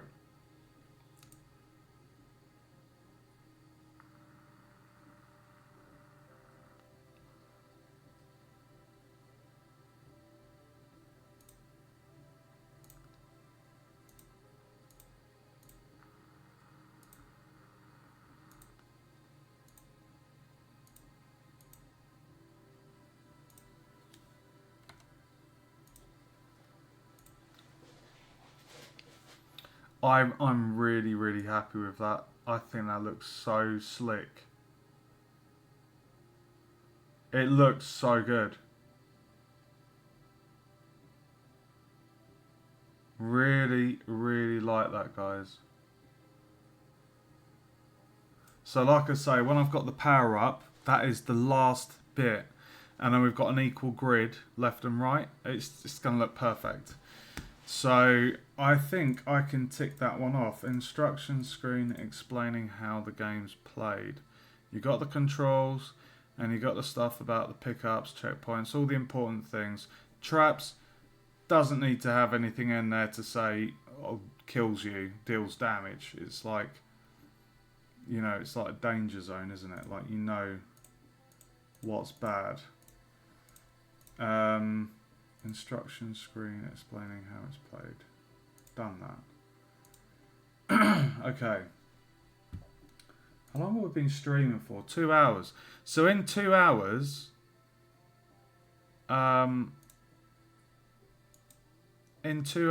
we've basically got our main menu functioning apart from the settings. But I am really, really happy with how that looks. Obviously, with the background, I want to add... I would like to have... I'm going to use the tile set to create a scene. So... I'm actually wondering how that's going to work because... the actual scene is right down the bottom there.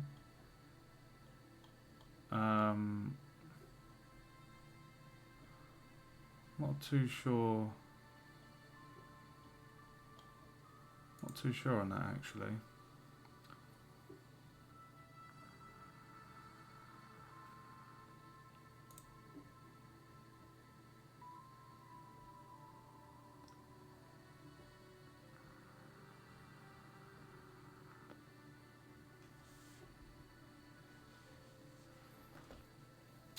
Okay, so controls, move left, move right, jump, interact, navigate UI.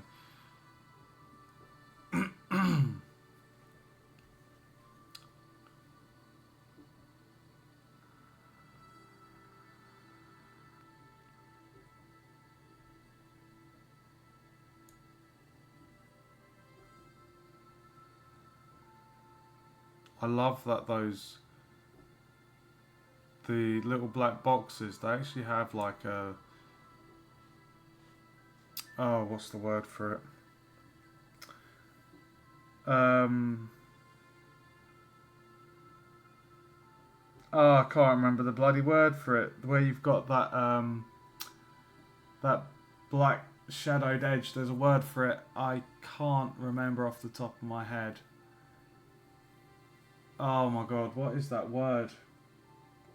What is that word? You know the word. It's oh man, I've gone blank. But it makes the icons actually stand out. It's really, really cool.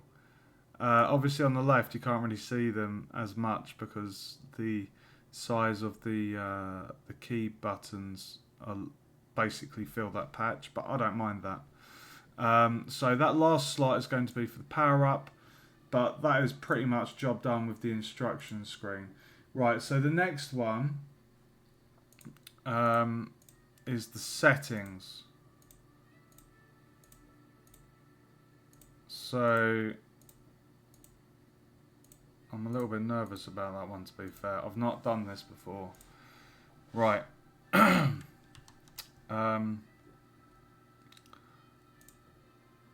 Let's just hide that one for the moment.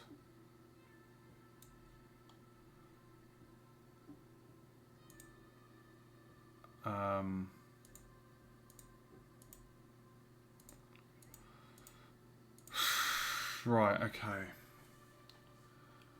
You know what? I think I need a coffee. I need a coffee. Give me 1 sec, guys. Let me just boil the kettle.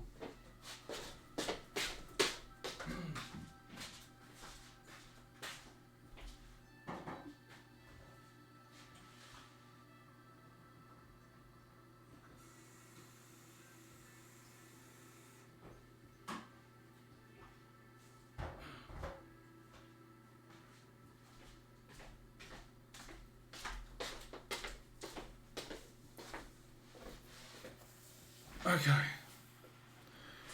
Right. The settings menu. That's the last one. So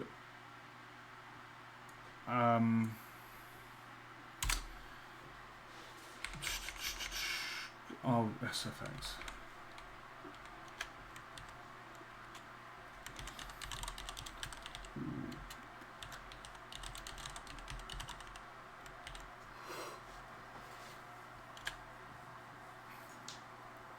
Okay. So we're going to need something to set the scale of the game, set the graphics, and adjust the sound.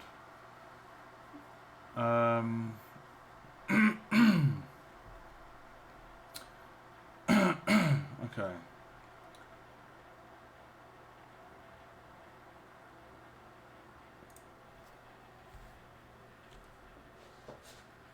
So what we're going to have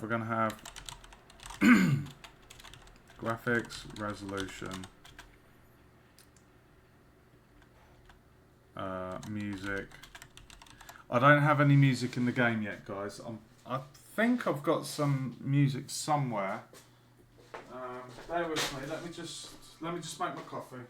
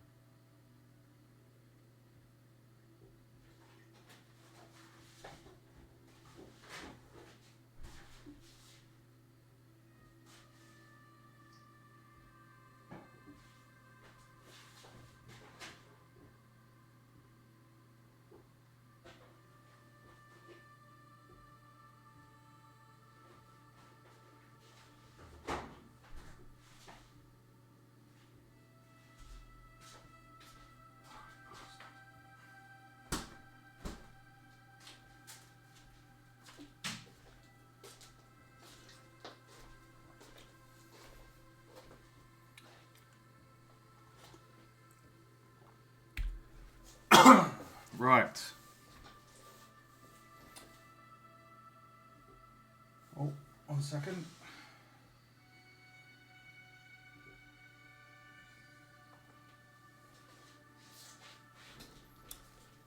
Okay. Right, this is going to be fun. First off, let me have a look in here and see if there's anything we've got that could...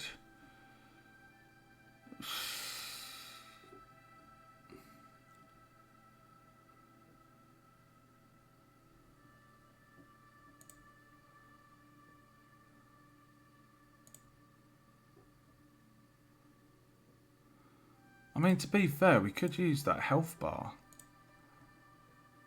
If we use that, I wonder if we could change the colour of that.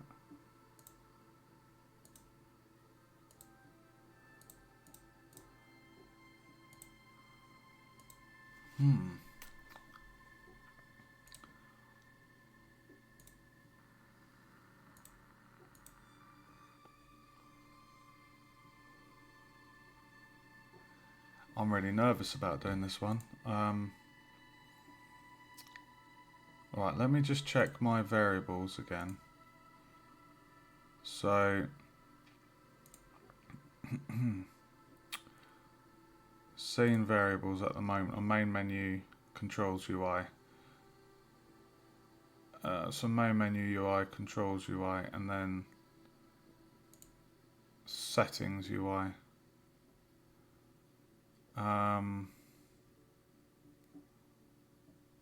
Right, so what we need on the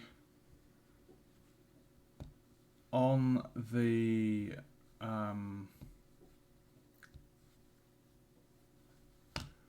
one second. Oh my god.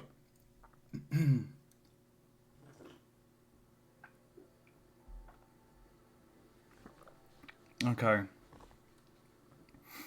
I think what I'm going to do is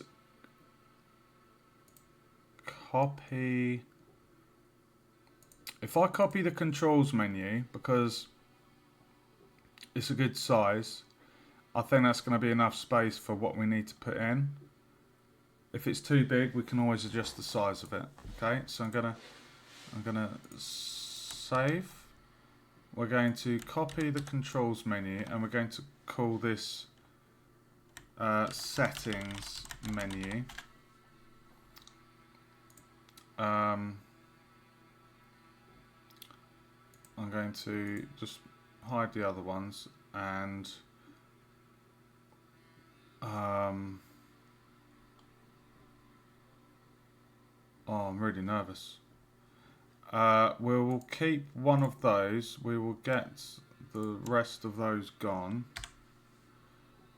Okay, so right. Oh, let's just remove the script component and that variable. Okay, so we've got a clean slate now.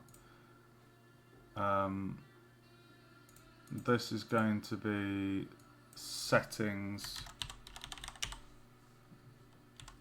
back button. Okay. Right, so on the settings menu,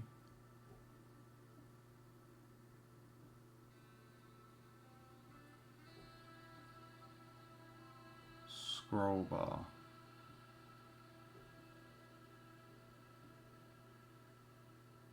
I'm going to add a drop down. I have not done this before.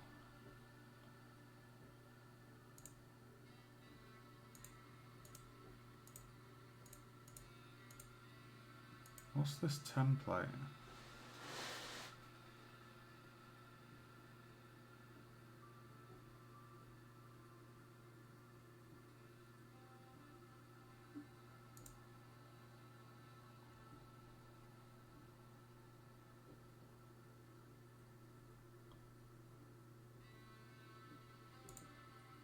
Oh, can we change that?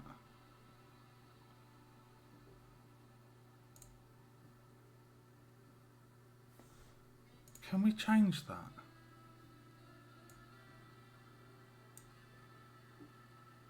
Oh my god, look at that.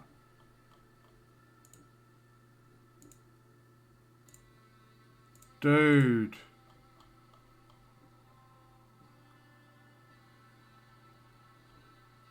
Oh, I like that. We've just used hold on. Bar ready. Name bar 3.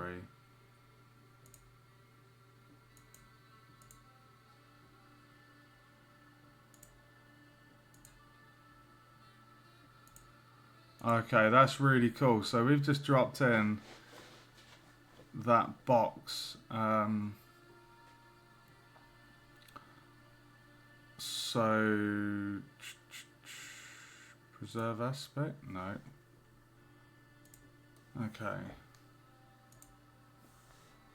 Oh my god. So first off, the label needs to be white.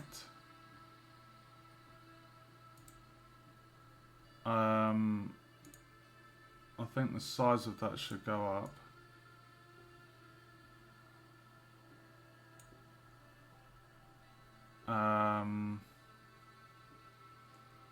Right, so what options do we have here? Option A.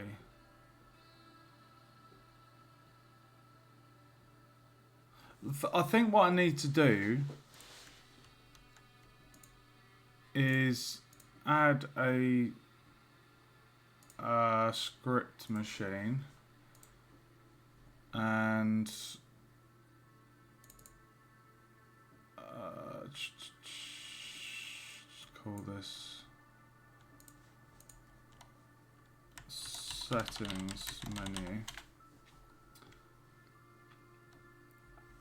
and then if we just copy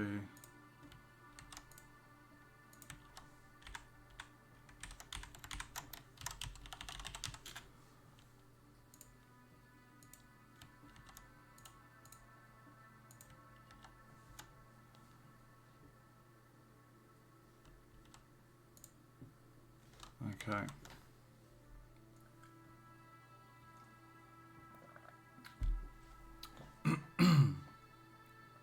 Right.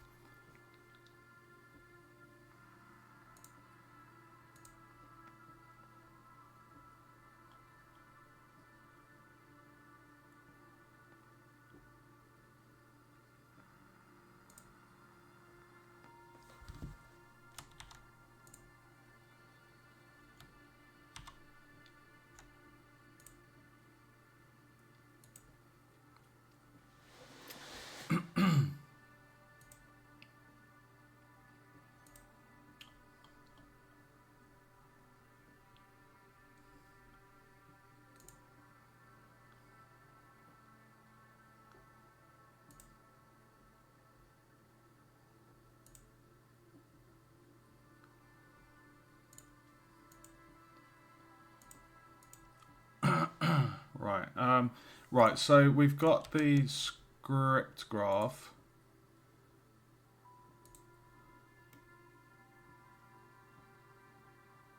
Obviously on start we would have it hidden, but you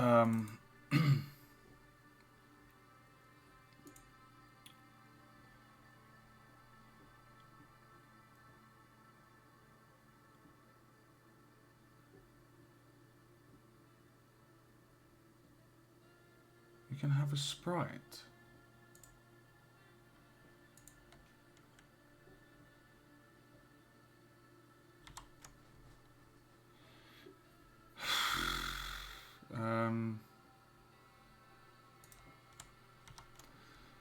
Right, we need to have a look in here.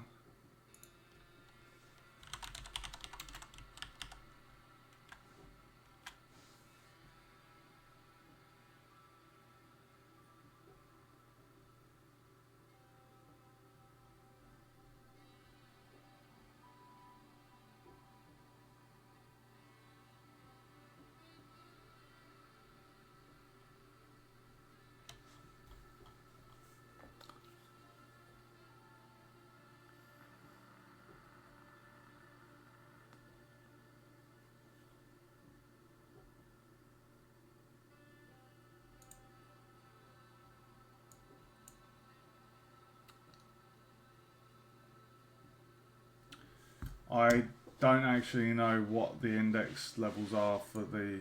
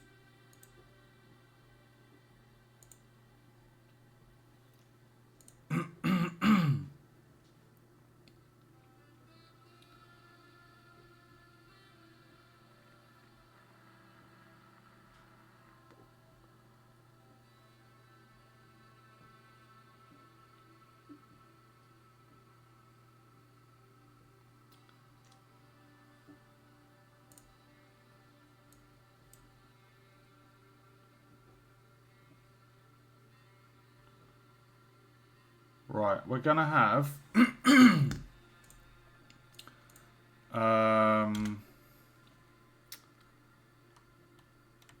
we'll have low, medium, high, ultra. So we're going to have 4 quality settings: low, medium, high, and ultra. So low.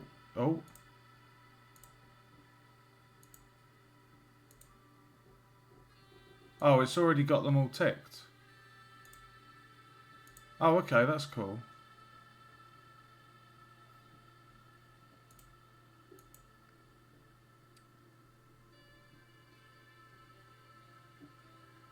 Does it say the index number?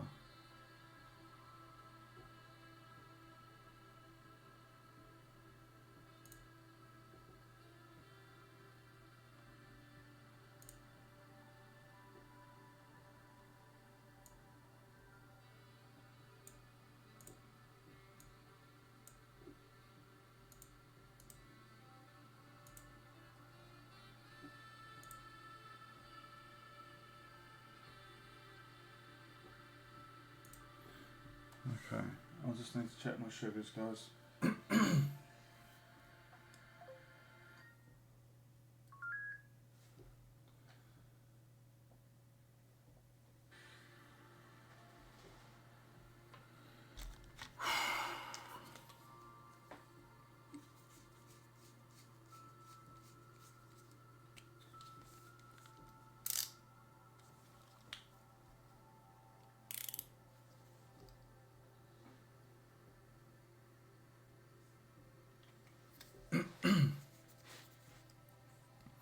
Sorry about the throat clearing. I've still got a bit of lemonade in my throat. Wrong hole.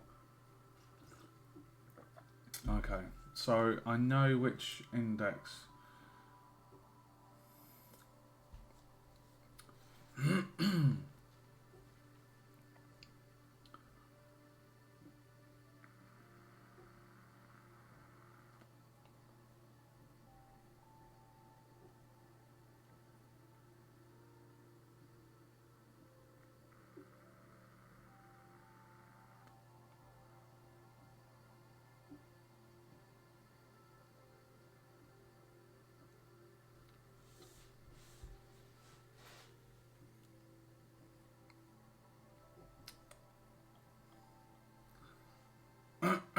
Okay, right, let me just write down these index numbers. So low is 1, medium is 2, high is 3, and ultra is 5.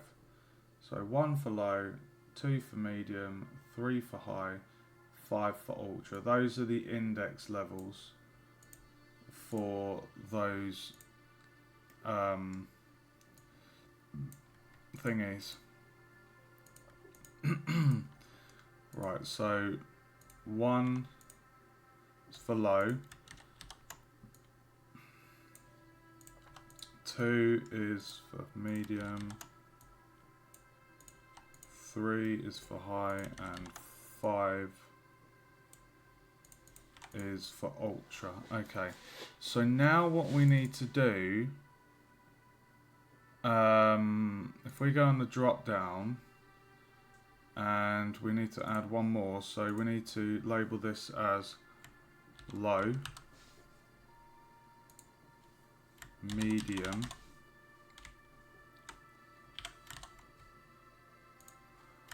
high, ultra. Can we make this box fit to size?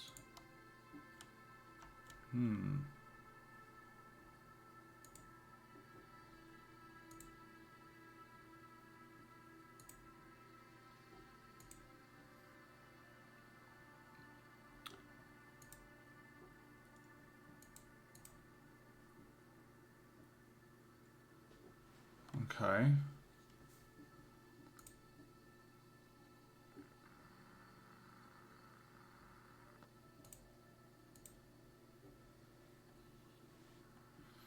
I'm actually enjoying this. I still prefer Unreal's user interface widgets, but now that I'm getting used to it in Unity, I don't mind it. I'll just have my preferences. Okay, so at the moment on the drop down,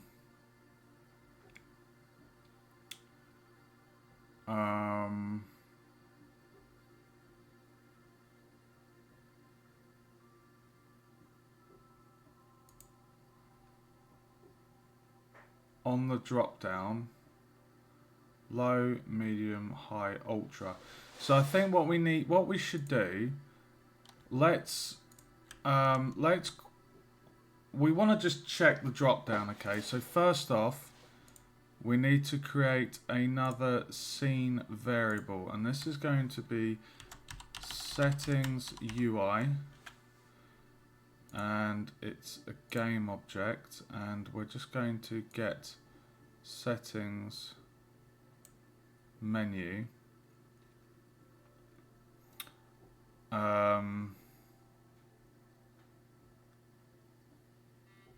And then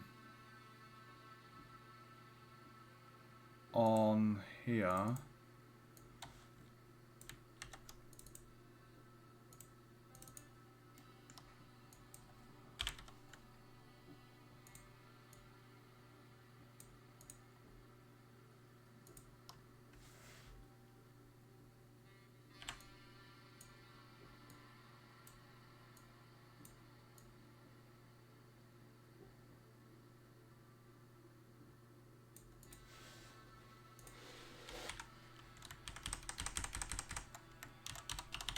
settings menu, inactive at game start.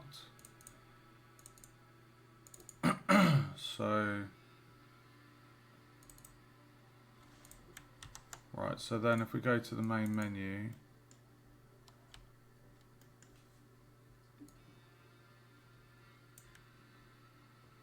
so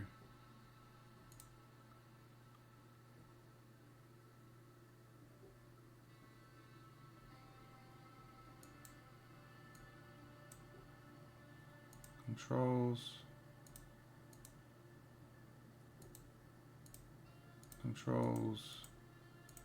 settings,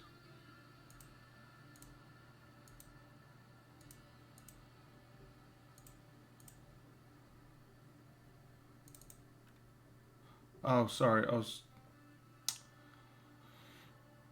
oh right, so new game controls, settings, quit. New game controls, settings, quit. Okay.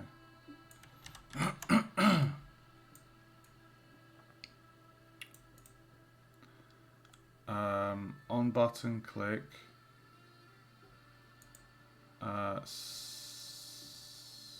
settings, set the main menu hidden, and then show settings. Okay, so clicking the settings button will hide the main menu and show the settings menu. Okay, let's test that, shall we, guys? Here we go.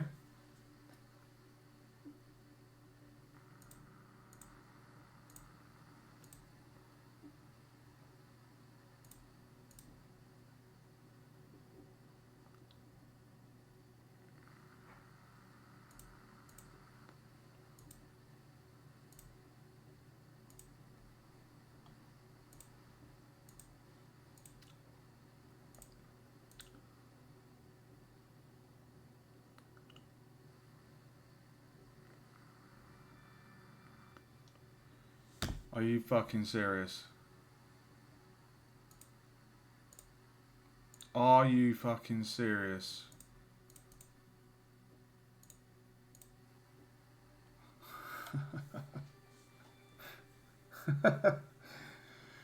It's a good job I frequently save, isn't it?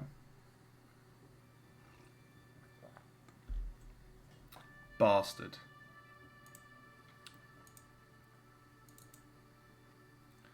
It is a good job I frequently save.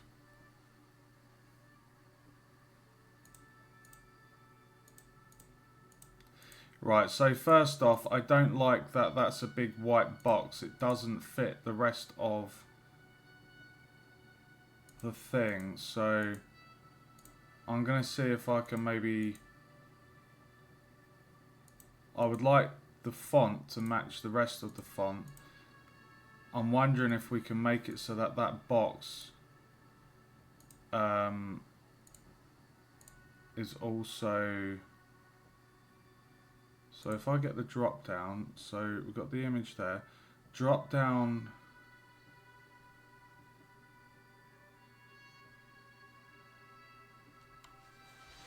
okay, caption image, navigation, automatic, target graphics, so drop down,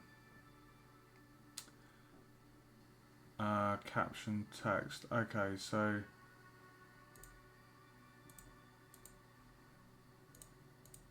the labels, okay.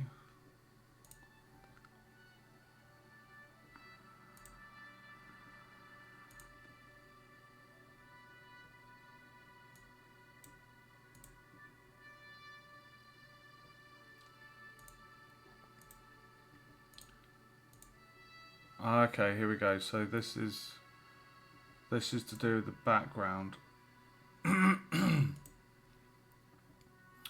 So let's change that.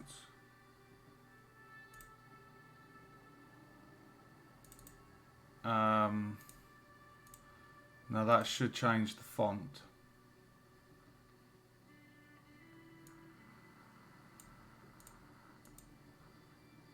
Oh, perfect.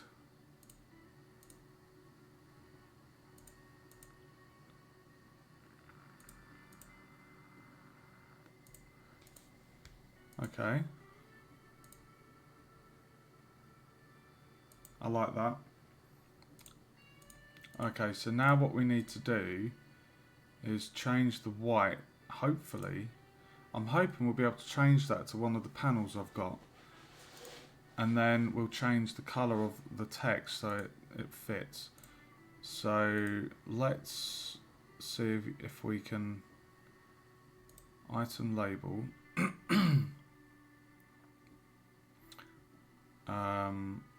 Actually, 1 second. We need it to... Okay, right, item label. Let's do SC. Save, try that again. Perfect.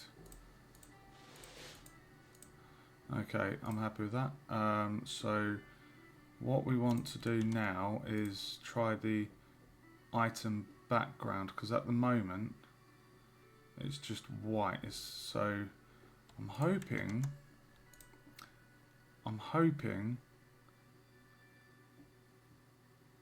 if I use namebar 3,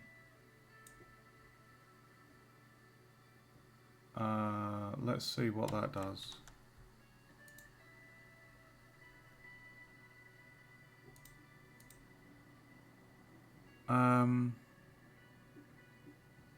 That's good. Look at that. Look, it's actually got individual things there. Can you see that? I want to change that tick to maybe white. Change the font to white. I don't like this top, and there's a bit of a white. I don't know. I'm not a fan of that whiteness. Right, let's change the colour of the tick and the font. So if I go back to here, I choose the colour to be white, and then the tick, item check mark.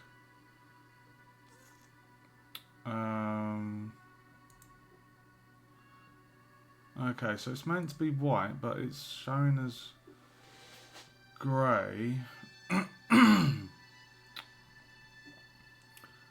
Um,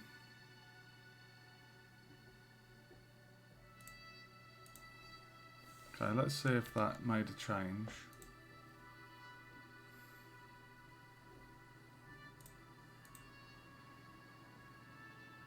Oh, I like that.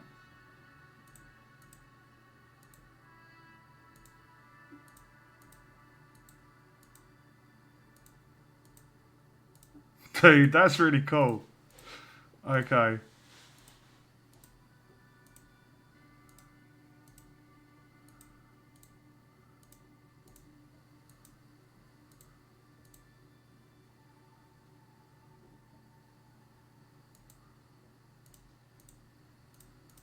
Okay, that's quite cool. Okay, I like that. Okay, I'm happy with that. Right, so now we need to go into the code. So if I come off of that, so that's for the graphics. So if I click settings menu and then go in here, I think what we need to do is we've got the scene variables for all the ones we need. We need to, let's first add the object variables. So we're going to call this GFX drop down, and we'll make that a game object, and we'll drag the drop down there. Right, so the next question is, we basically need to say if drop down 1 is selected, set the quality level to that.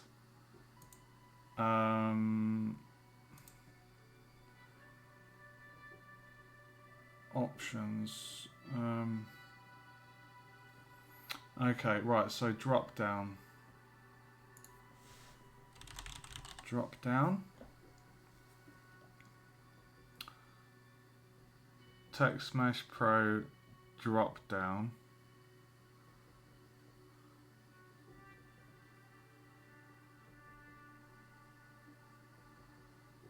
Okay, let's just see the options here.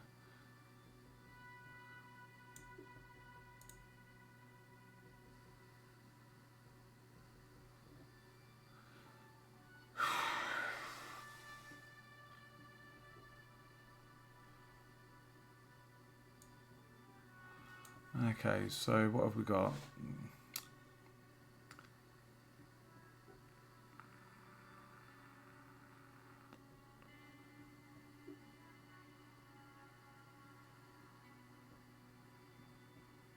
List of option data.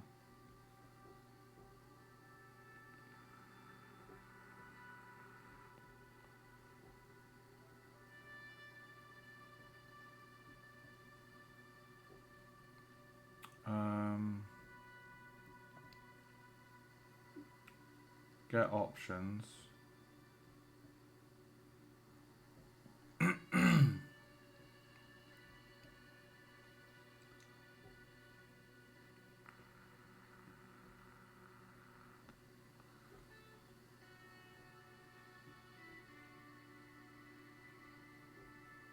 On select.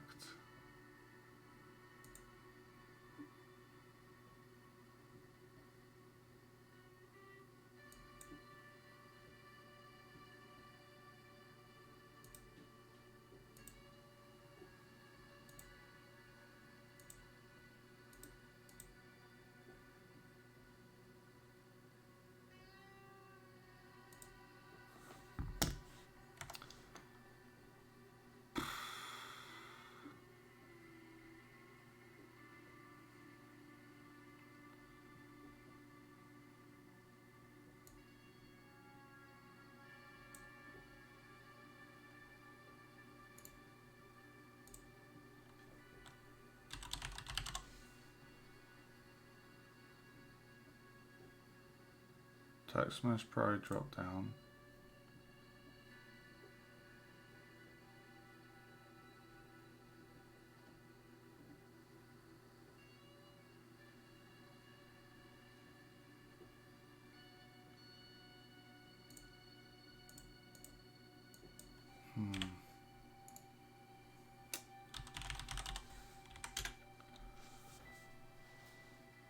select. So we need to get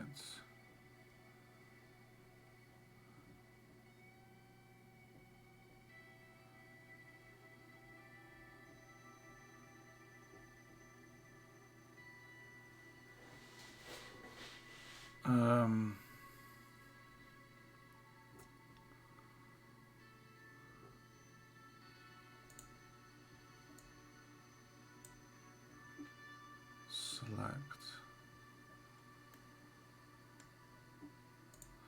I don't I'm not too sure with this.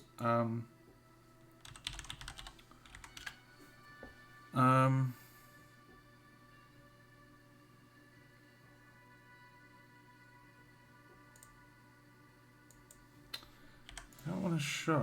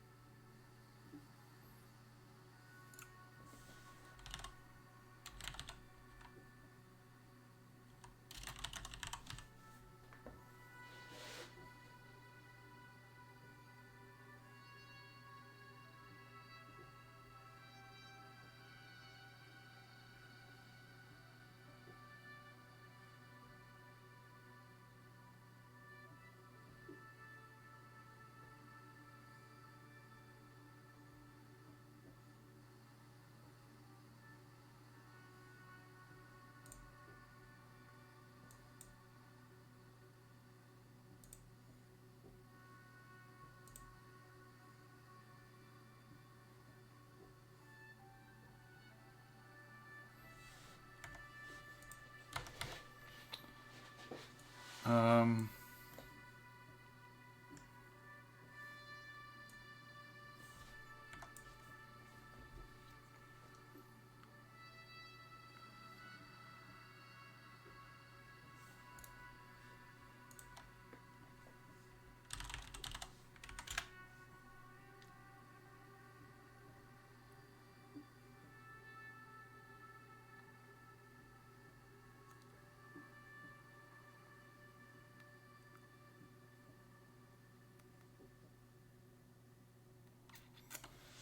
oh my god.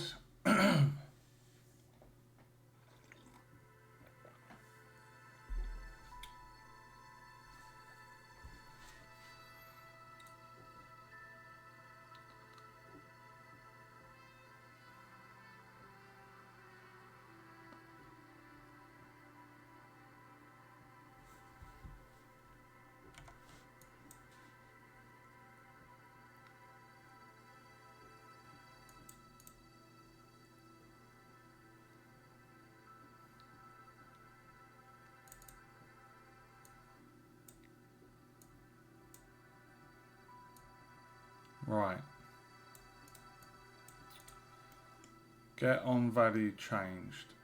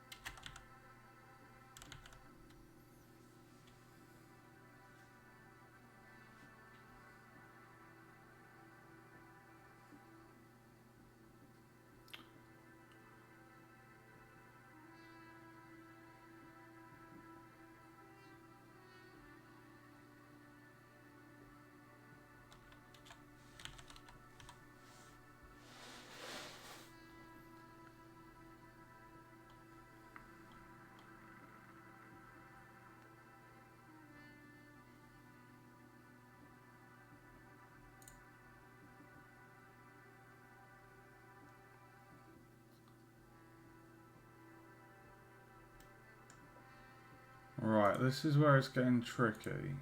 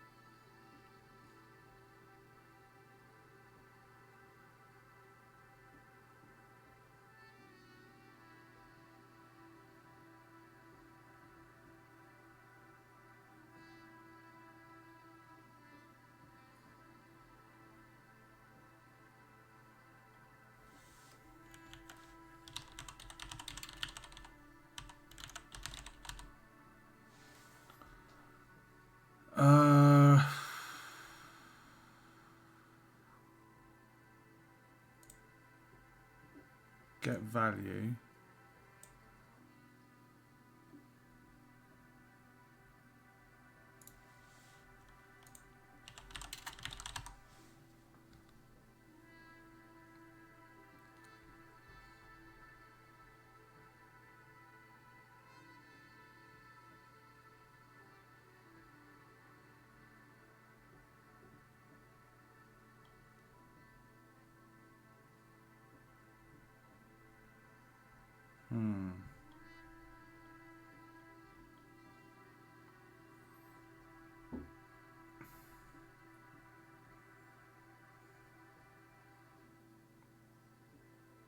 Get values.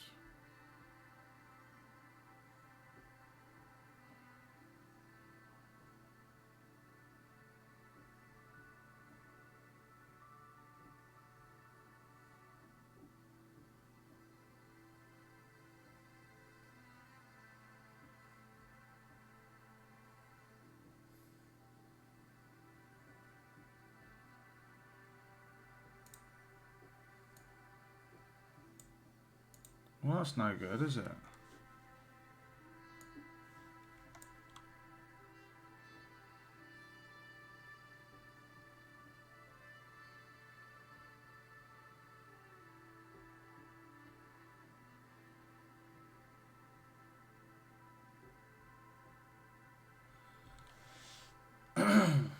Right, get the drop down.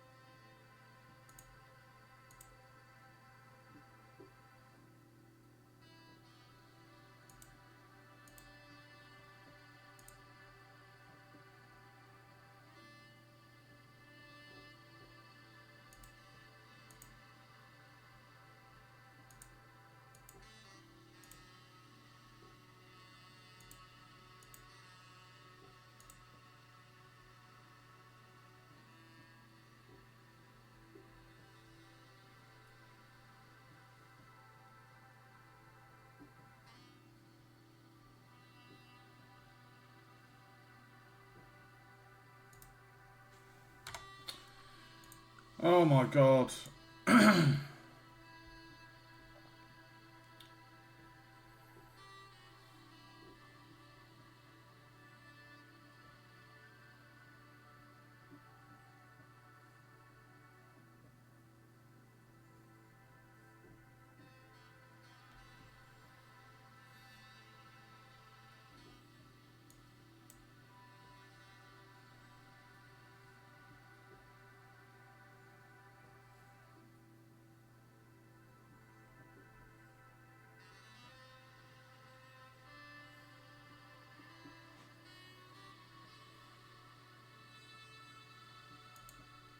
God.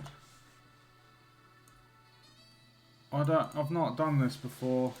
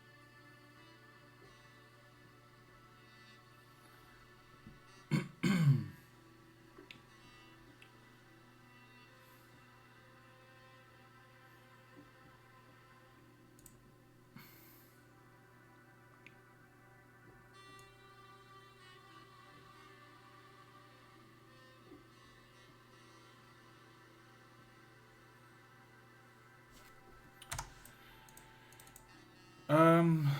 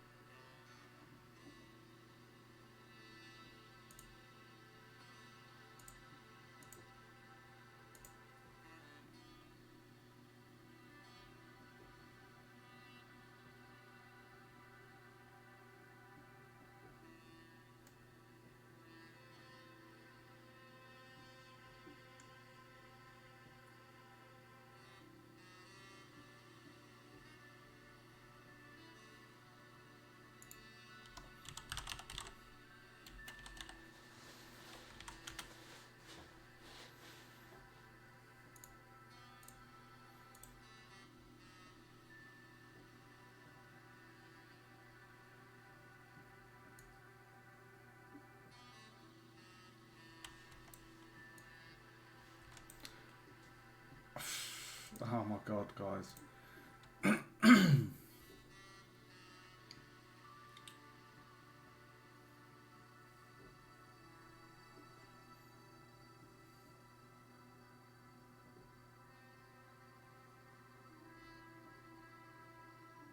I don't know what comes off of this one.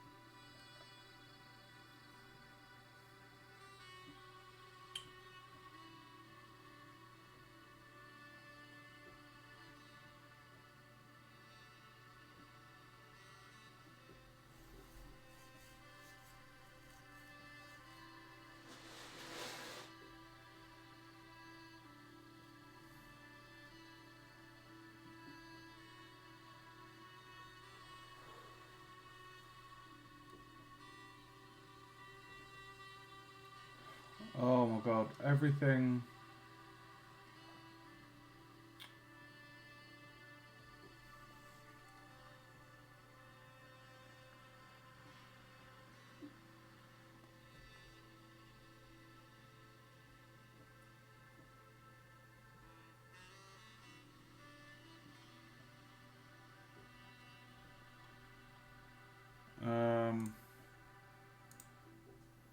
How is it 1:30 in the morning?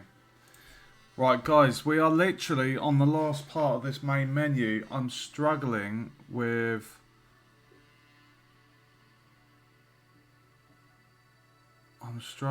this section here.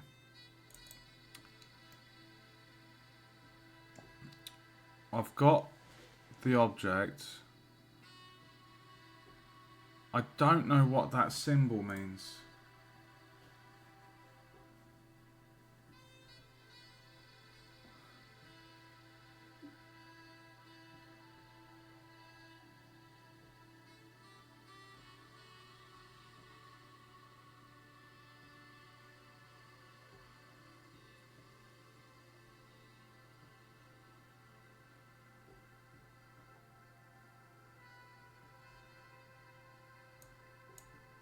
Like that doesn't plug into that.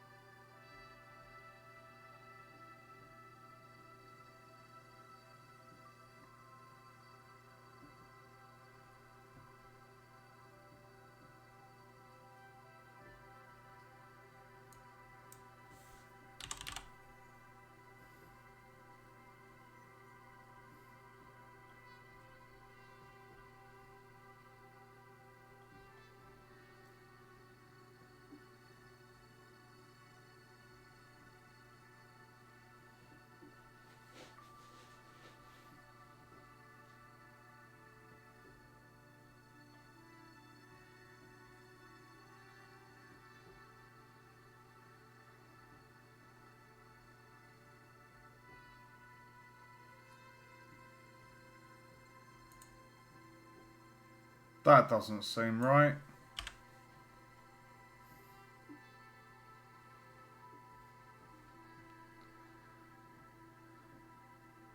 This is the problem with Unity's Visual Script. There is barely any resources out there.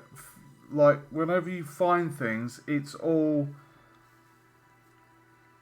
all bloody C#. They're not visual scripting, so...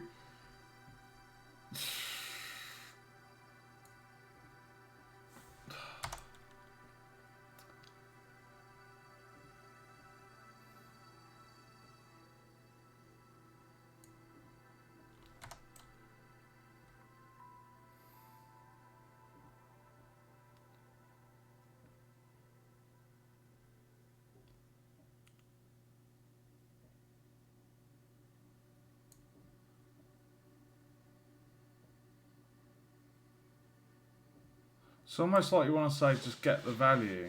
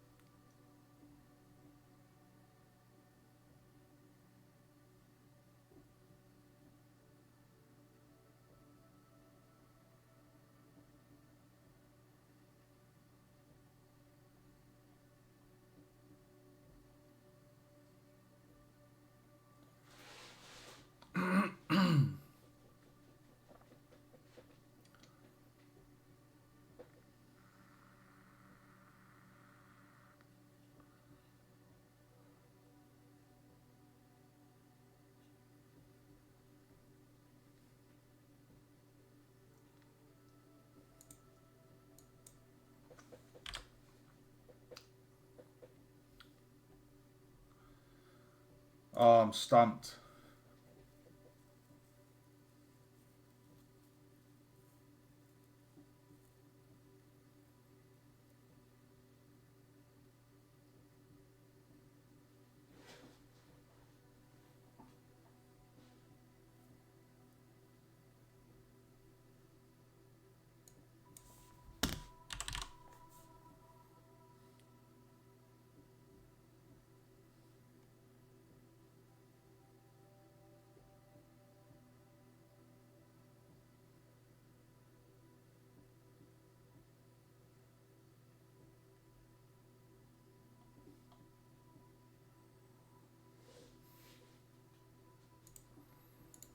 Dude, it can't be this hard, surely.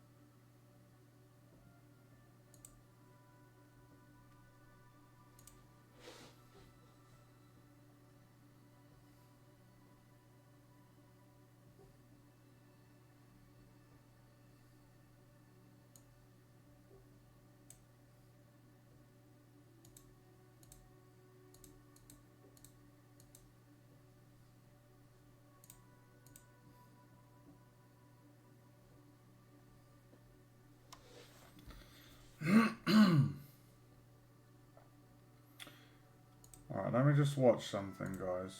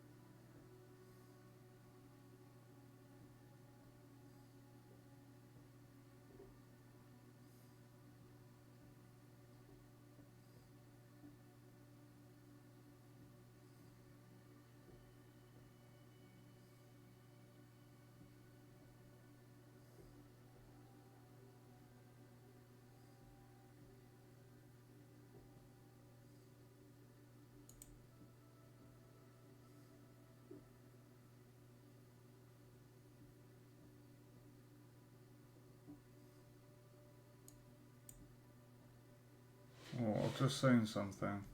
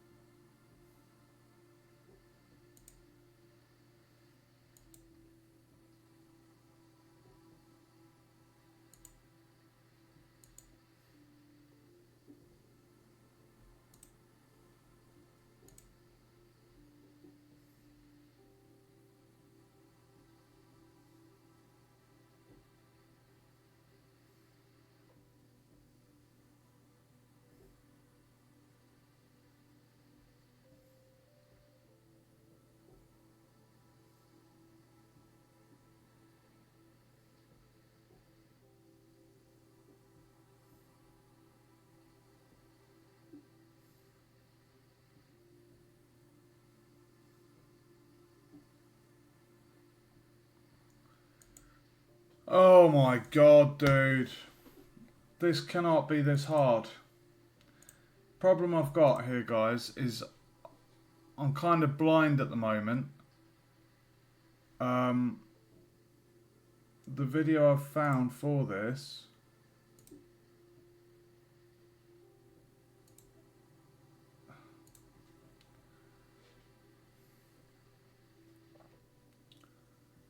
every bloody video is in the code. It's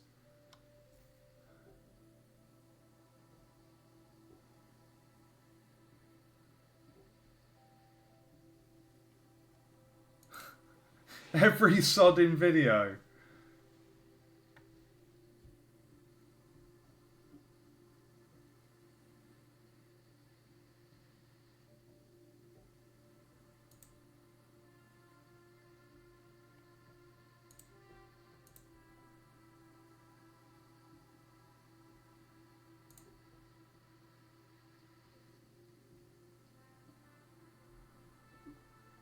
It's something to do with this.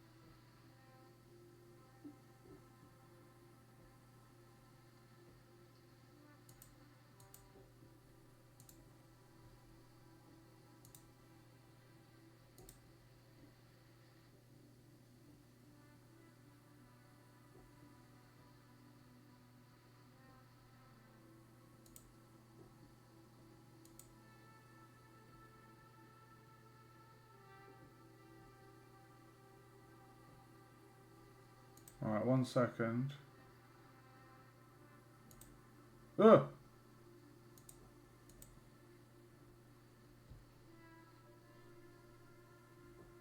So that should be 1, 1, yeah, so 0, 1, 2.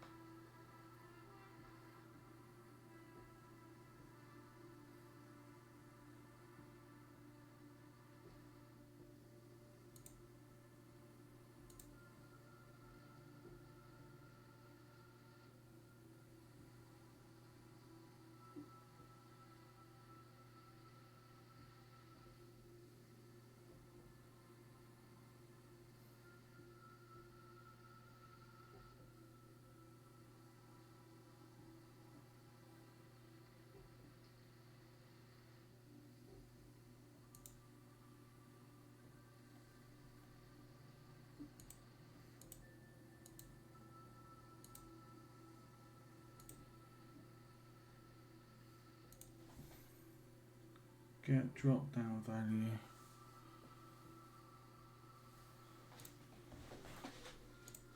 Oh, dude, I literally.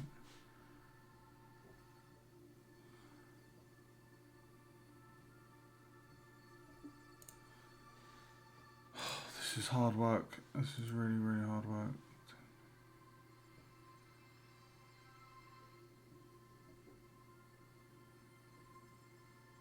Value. Int value.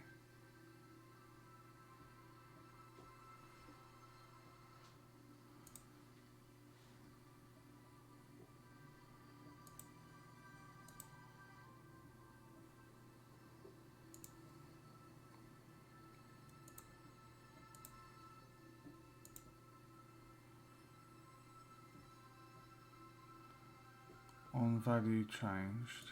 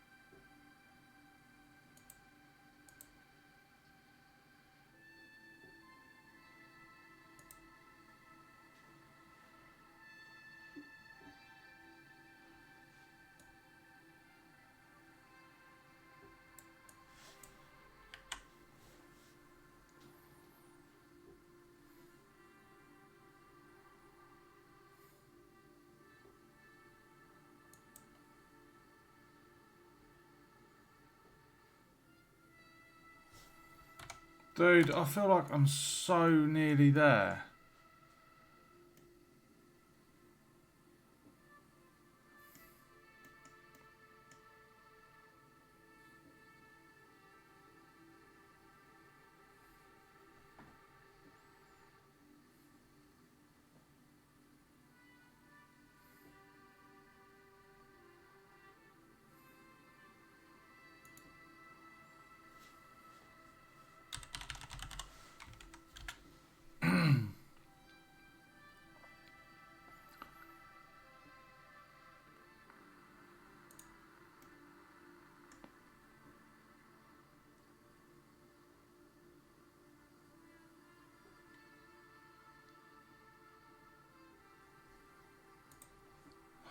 This is exhausting.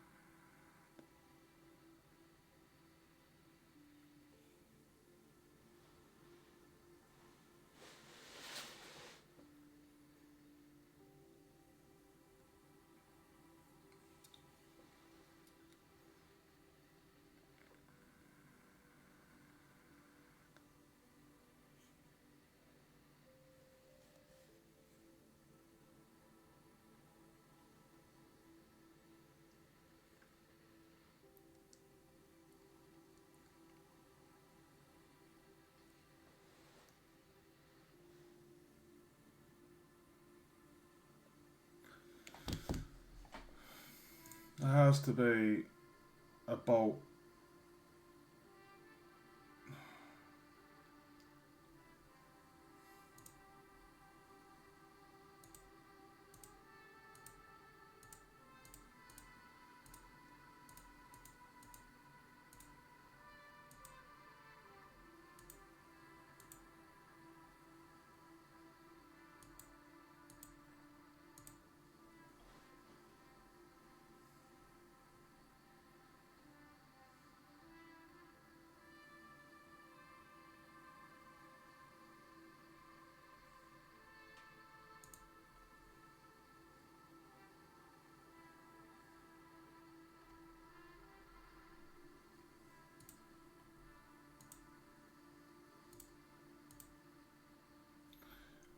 Every video, I'm not even joking, every video.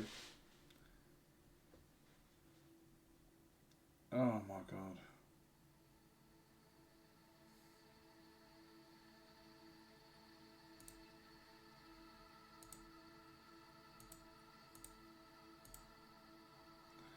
Every video script. Every video.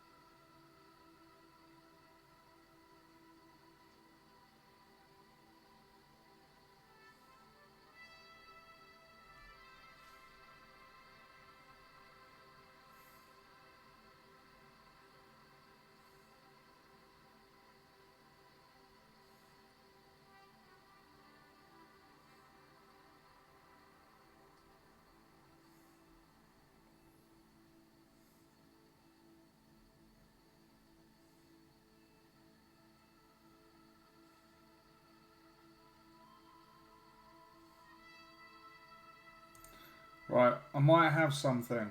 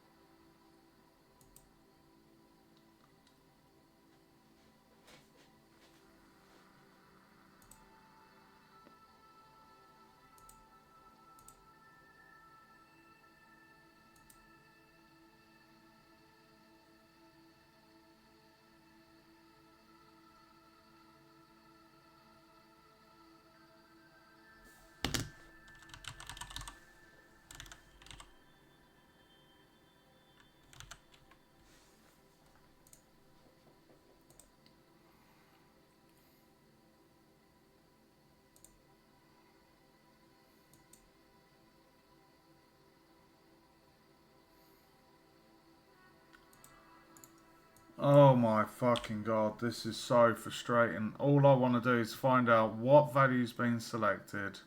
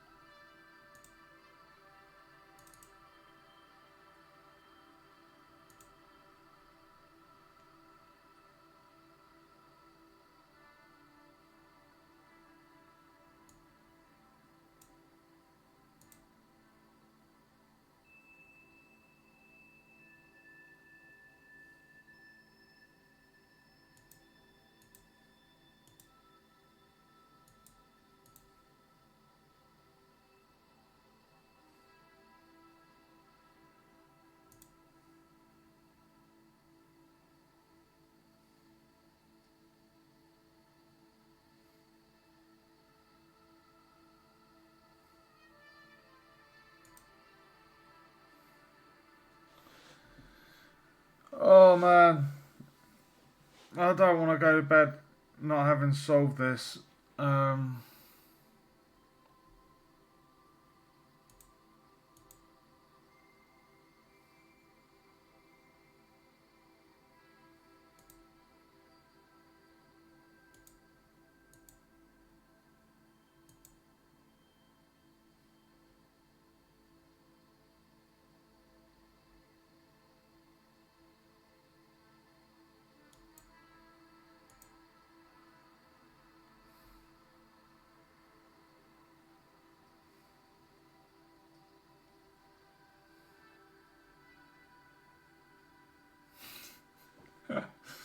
I just feel at a lost end here.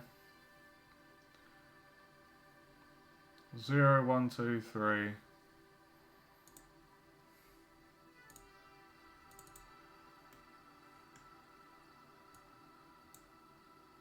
You know what?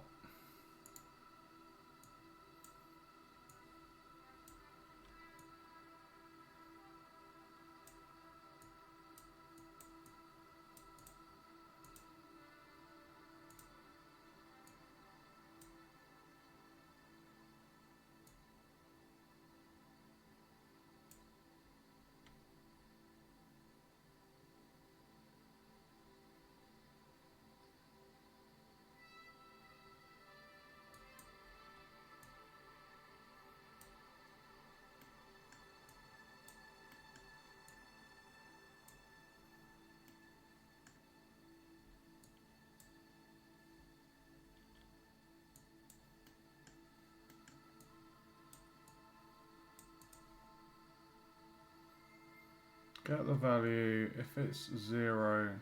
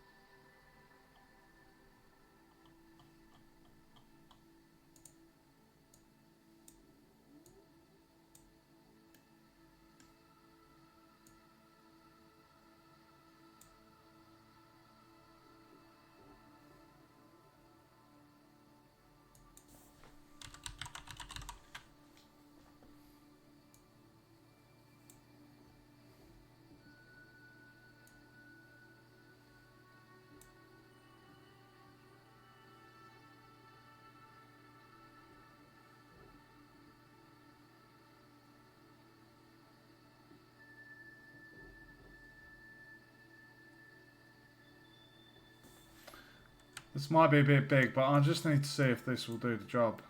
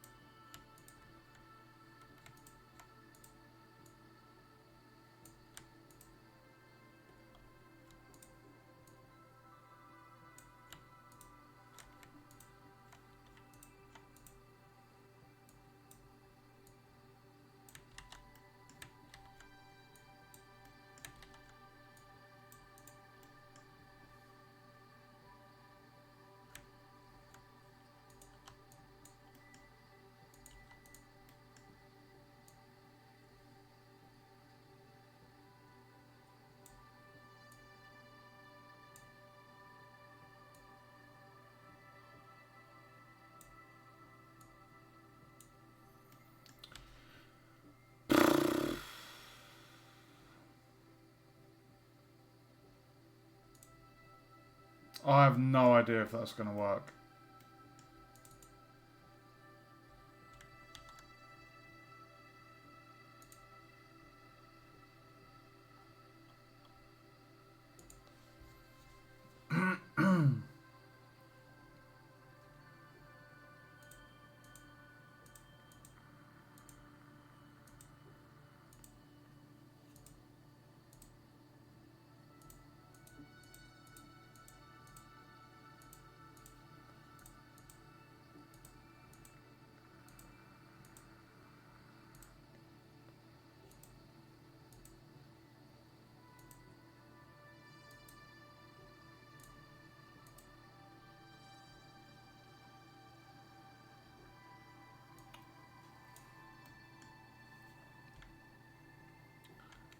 It looks like it's doing it.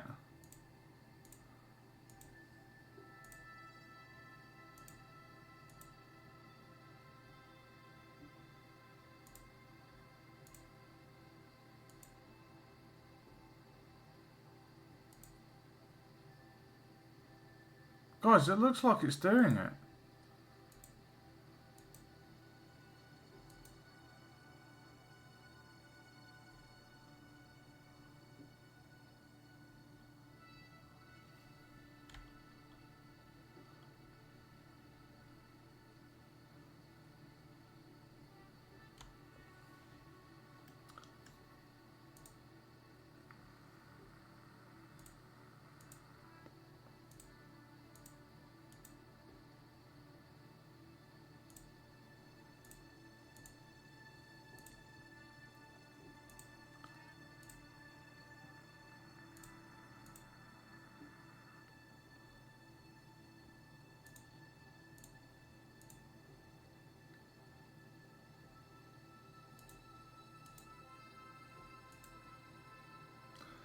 To me, that looks like that's working. I can see the code. You're seeing that, right?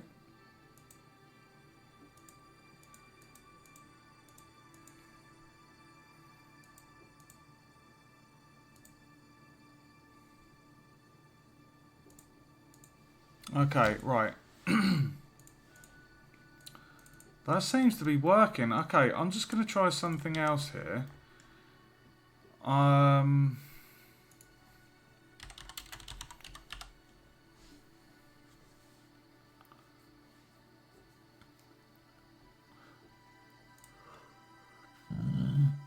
me.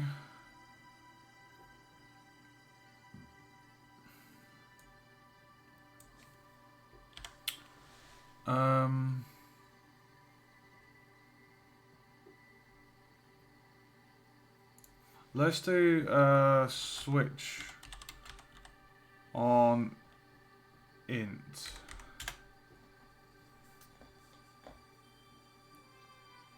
I'm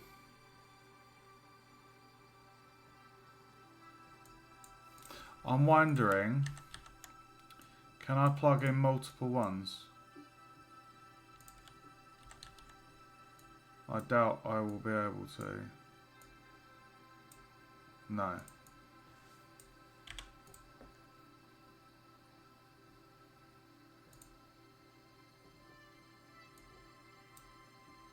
Okay, let's just try. Let's see what happens if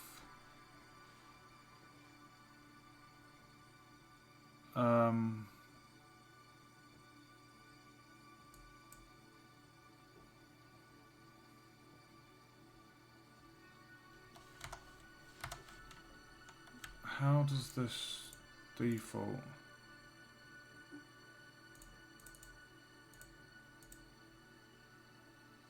So that changes the value. Can this plug into multiple? Oh, it can. No, it can't.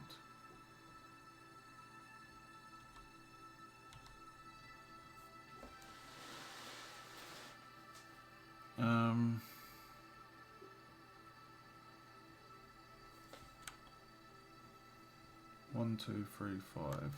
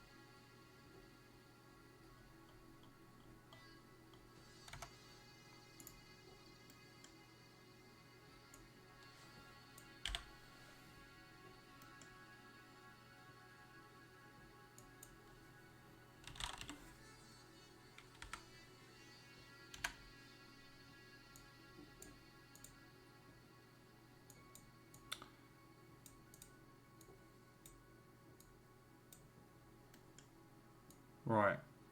What I'm hoping is when we I'm hoping that as we go through the selection, it will say. Don't know if it will. Let's hope this works.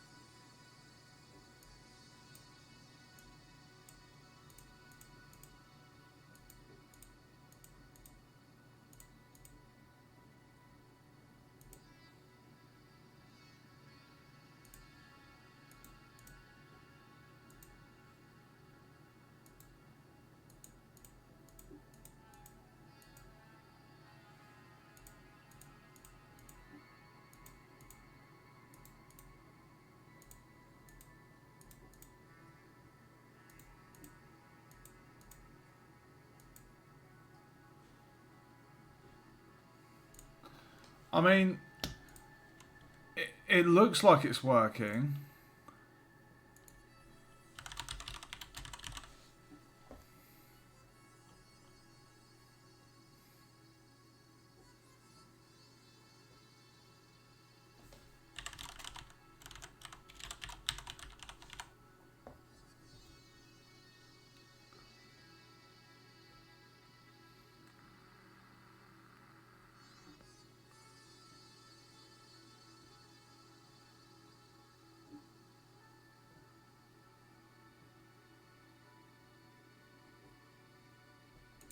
I mean, it looks like it's doing it. I can't see. It looks to me like it's doing it, guys.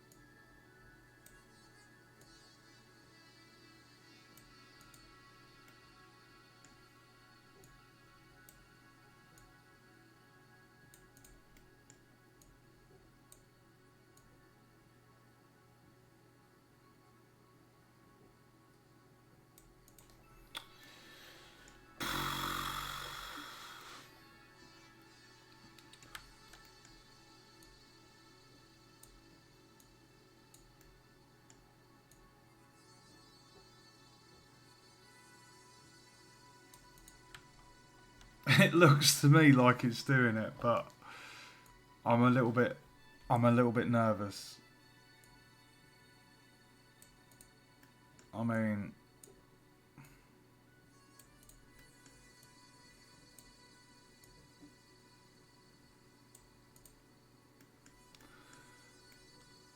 get the value of the drop down. Get the value of the drop down. If the value is 0, then set the graphics to 1. If the value is 2, then it's 2. So first entry, so we've got low, medium, high and ultra. 0, 1, 2, 3. And then 1, 2, 3 and 5. And the reason that's 5 is because that is ultra. So it looks like it's doing it.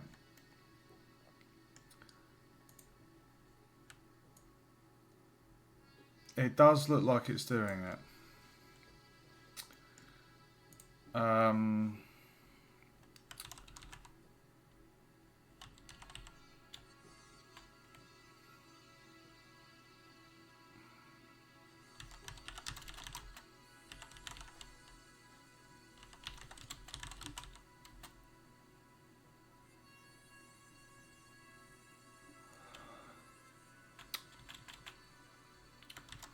Sets the graphics.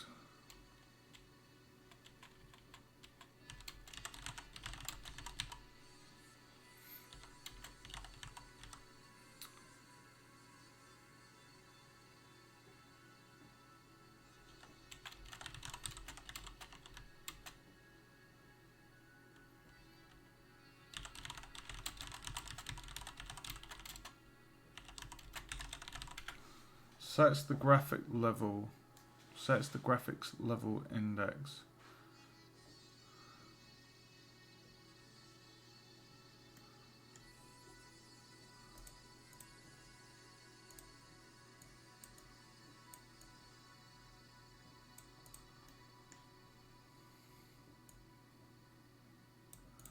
I mean, if I just do that again, guys, just so you can see, you got to bear in mind this is an extremely low detailed game, so I don't know how noticeable it's going to be as we change between the graphics here. But if I zoom out on the code, you should be able to see, if I press play, And if I click settings, at the moment, if I zoom in, it's saying that it's on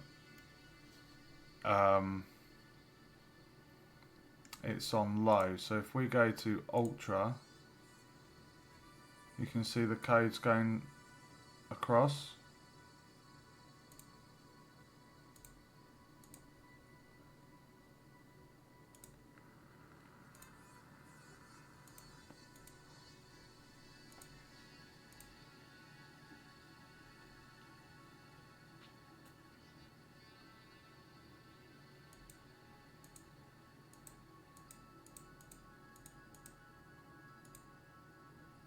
It looks like it's doing the job, guys. It literally looks like it's... It looks like I've done it. Get the value. And if that value, and that is an integer, isn't it? If I just copy that.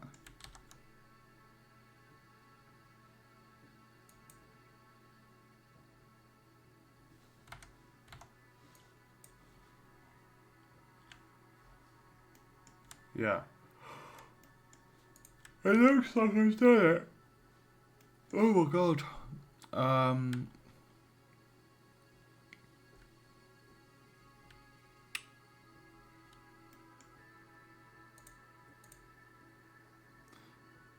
Right, so let's just add in the option for us to be able to get back. So if I copy that and go on the settings, so have I even got a thing in for the back button yet? I don't know if I do.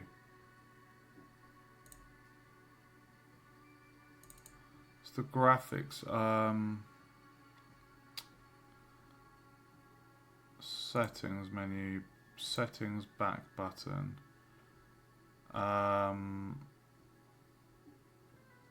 Control settings back button, yeah, so settings menu, settings back button, game object. Fuck. Okay, right, let's go down here, get the variable settings back button. So if the settings back button is clicked, we set the main menu to on, and we turn off the settings UI. Settings UI. Okay. Right, clicking the back button will show the main menu and hide the settings menu. Alright. Okay, well that's the graphics done. I feel like I've got a second win now. Let's just test that works.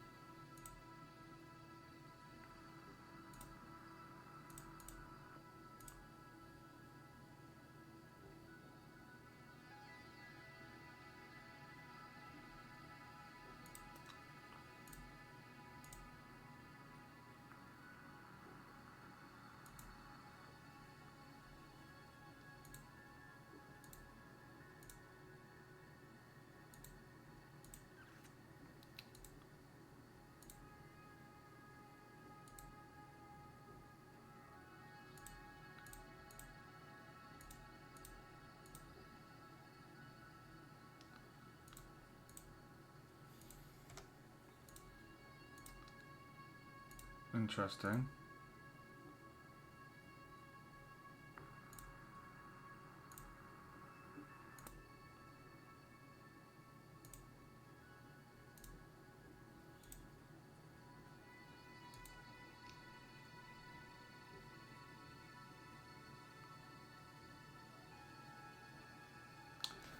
Okay, so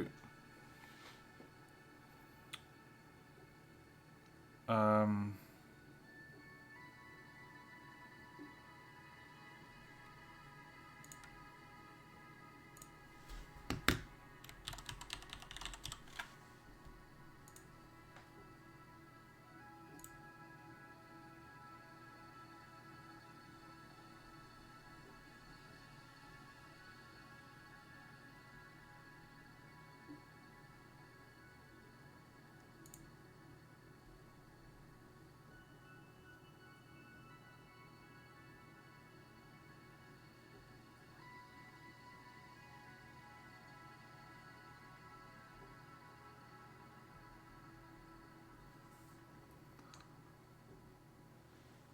hmm.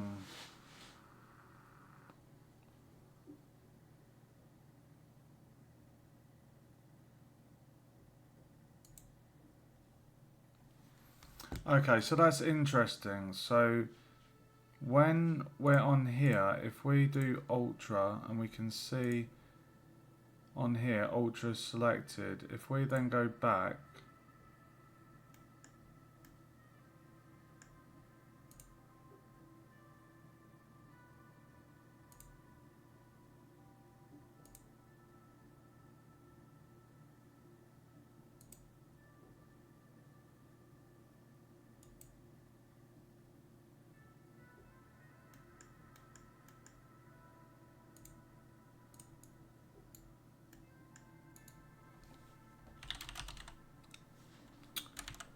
uh,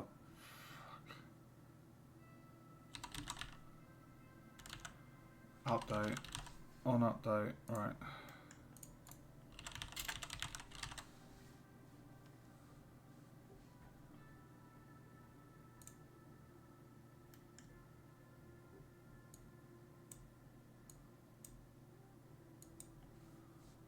Debug message.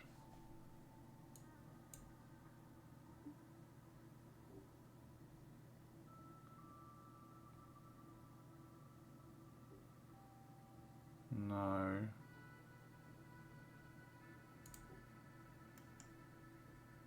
Quality level.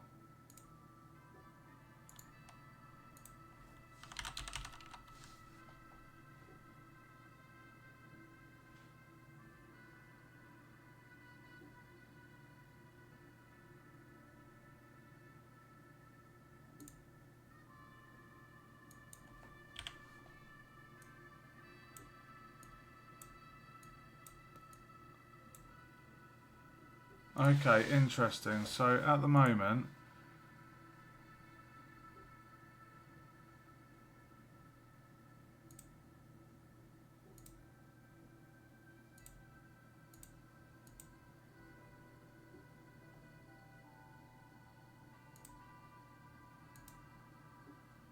right, so at the moment it's on 2. If I do 1, it's currently remembering that. Right, and then so the quality level is set. So I'm going to copy that code. I'm going to copy this and I'm going to go into the level 1 here, and in the player I'm just going to I'm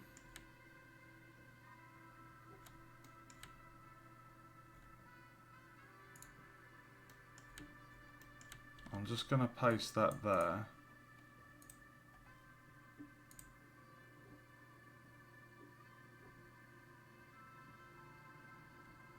Interesting. Okay, so it's 5 at the minute. If I press escape, main menu, and if I go... Right, so by default it's low. So it's 1. If I then go new game,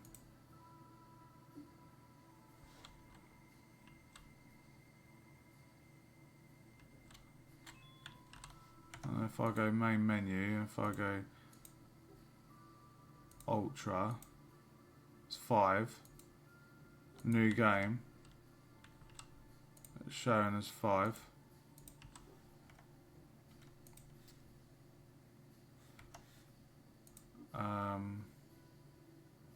Settings.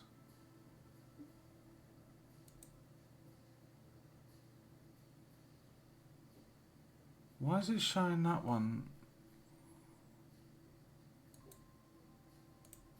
Right, so it's 3 at the minute. Okay, that's interesting. So it's remembering the quality as I'm hopping back and forth. But by default, it's not remembering which one was selected. So we've got 1 there. We know we're on 1. We go new game. It's 1. If we go back to the main menu, and I don't know, select ultra, we're on 5. You can see the bottom left it's saying 5. We're going to the new game. We're still getting the update. It's 5. And if we go back, low is selected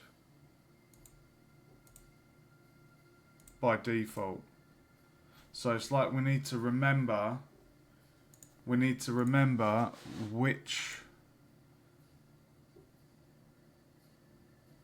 one's been selected. So it is actually working. I'm really happy about that.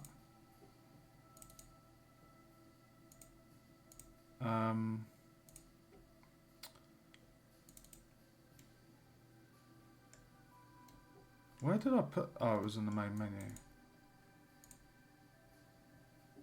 I might keep that in there for the time being.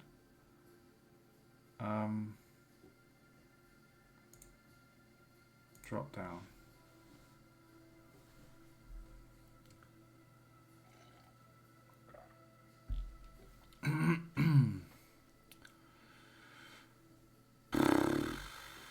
Is there something in here?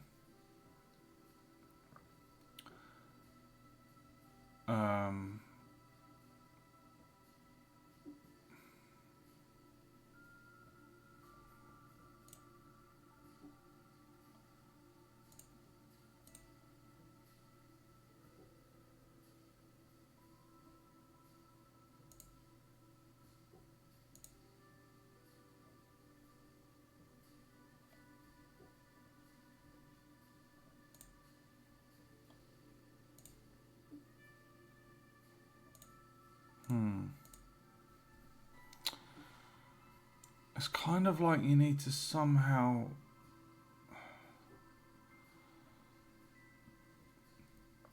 It's like you need to...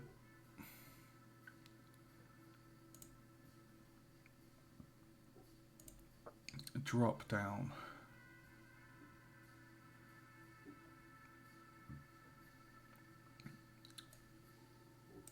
Okay, interesting. Right, okay, so by default it's on 0. So let's just quickly test something. I have a feeling that if that's on 0, it's going to be there, right?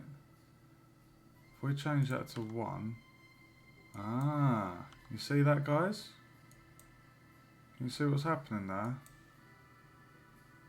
So 0 is low, and then 1, 2, 3. There isn't anything above that, so it's 0 for low, 1 for medium, 2 for high, 3 for ultra.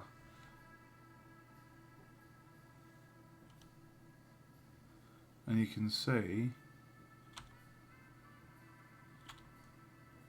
Interesting. Okay, so I think what we need to do is we need to do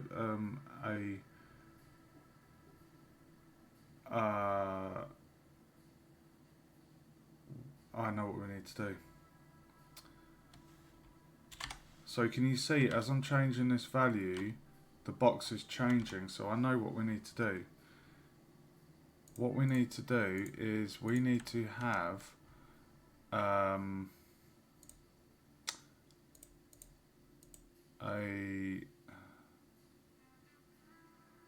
default variables for new games, the currently saved variables. Default variables.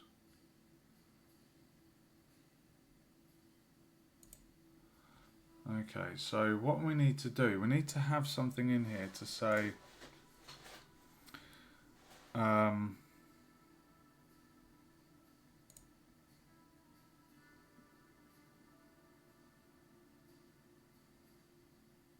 okay, right. So we need to have something to say what's this gonna be? Graphics. We'll call this user graphics. Okay, and then this is gonna be an integer. Okay. And then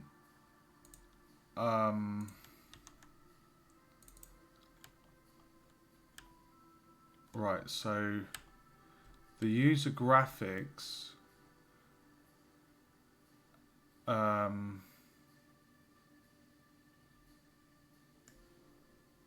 we're gonna set that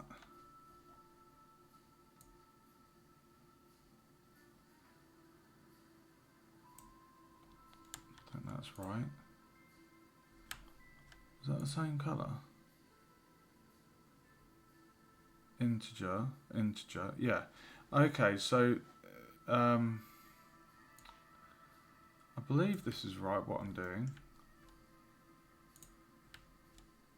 Let's just make that bigger. So what we're doing here, we're basically saying we're going to get that and we're going to say if the player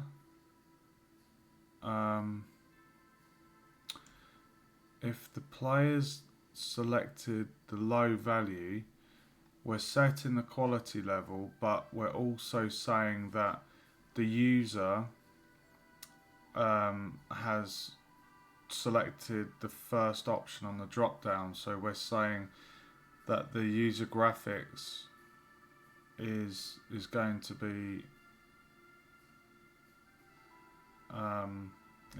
that. So if I copy that and we'll just repeat that for here. So that goes in there, and off of the 1 we'll do that, and we'll do the same down here. Get the 2.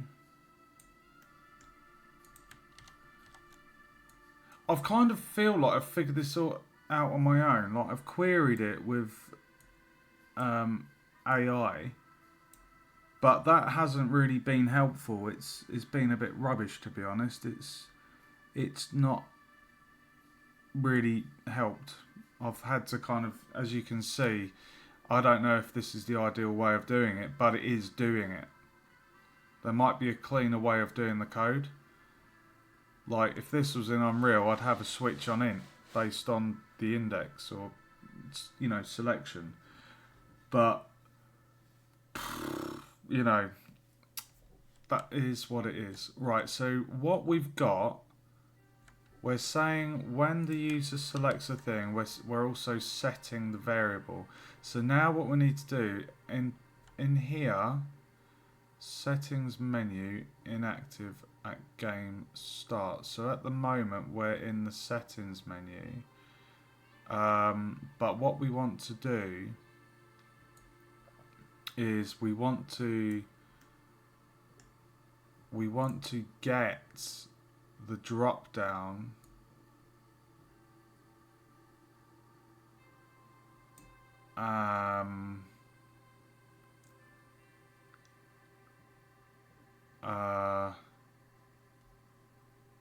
What happens if we do set?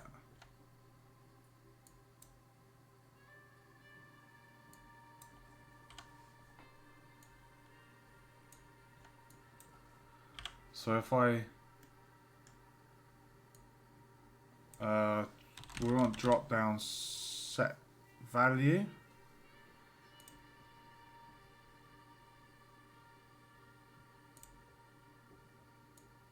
And then that is basically going to be whatever that is. Yeah. So we're basically saying, okay, go fetch. I believe that's going to do what we need it to do. So we're getting the graphics, we're getting the drop down, and we're saying get the drop down at the very start, set the value based on whatever the user last had it at. Now we can also test this.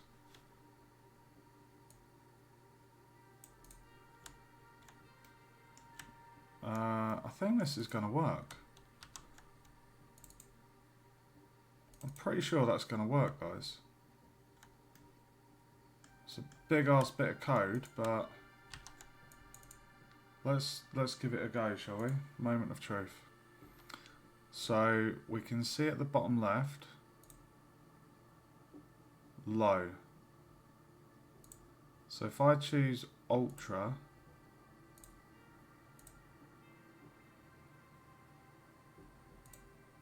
right, it's low at the minute. And if I choose ultra and go back, it's remembered it. Right, and then if we go back, we're still on 5. So now let's do medium. So medium is shown as 2, bottom left. Still there. We go new game. Still 2, bottom left. It's remembered it. So now let's close it and see if it remembers it being medium. Moment of truth.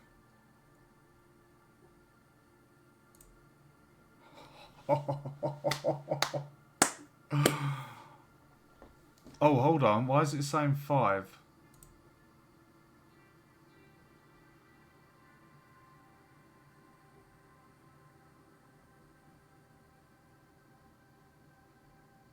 Okay.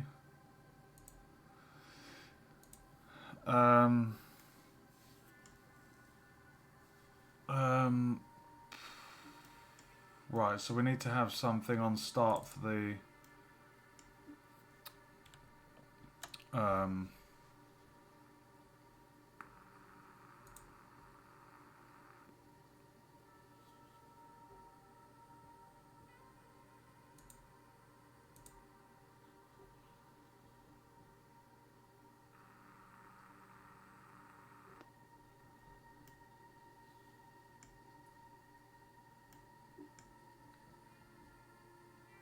one is medium.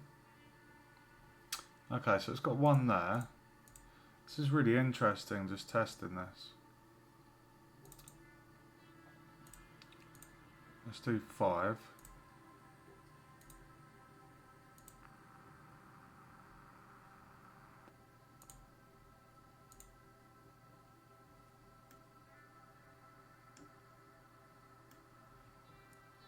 So value 3 is what we've got. 1, 2.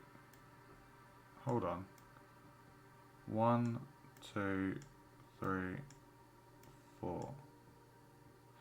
Yeah, so it's remembered that. Index 5.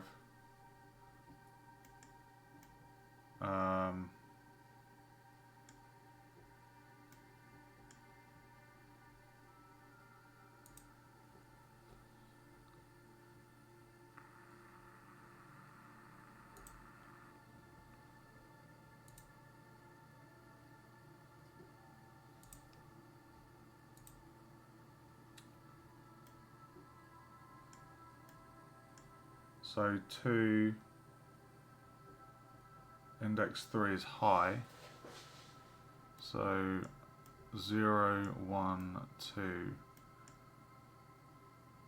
So it's remembering that. 3, 2, 3.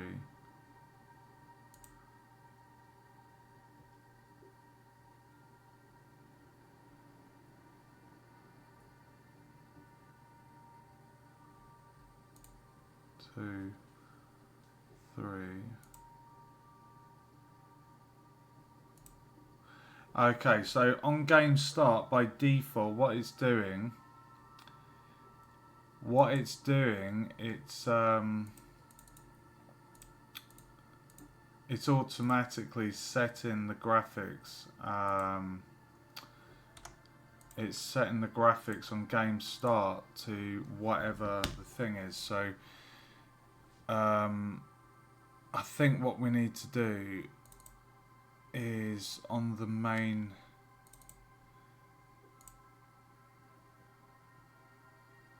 how are we going to do this?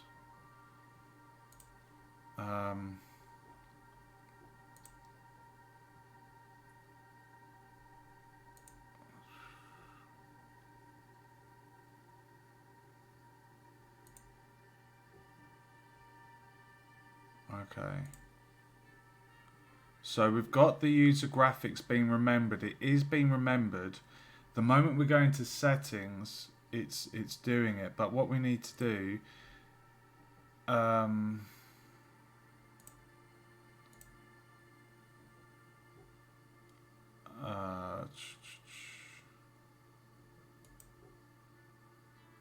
system.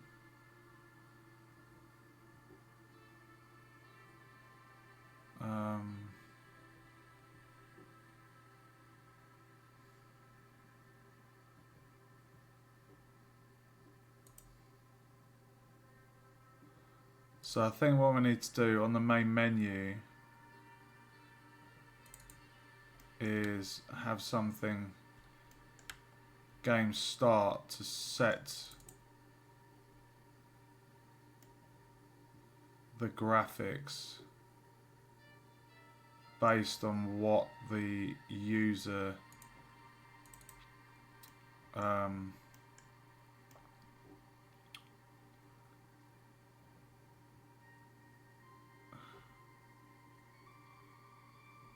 oh my god, how are we going to do this? Set the quality level.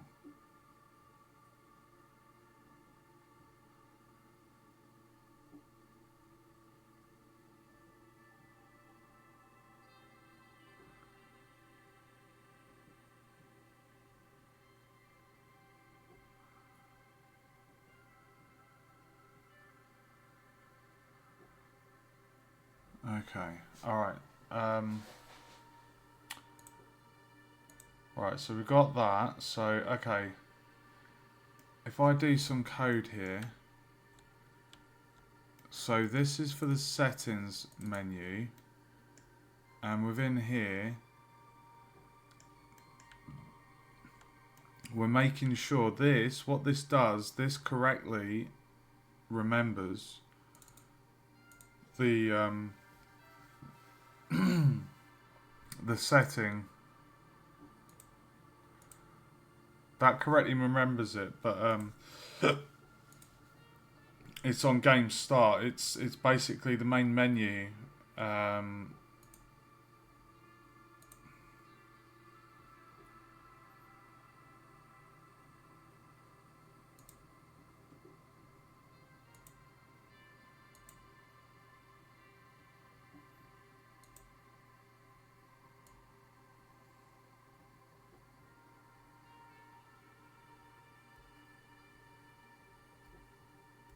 By default it's on Ultra, but we don't want it to be on that. We want it to be based on whatever the user has set.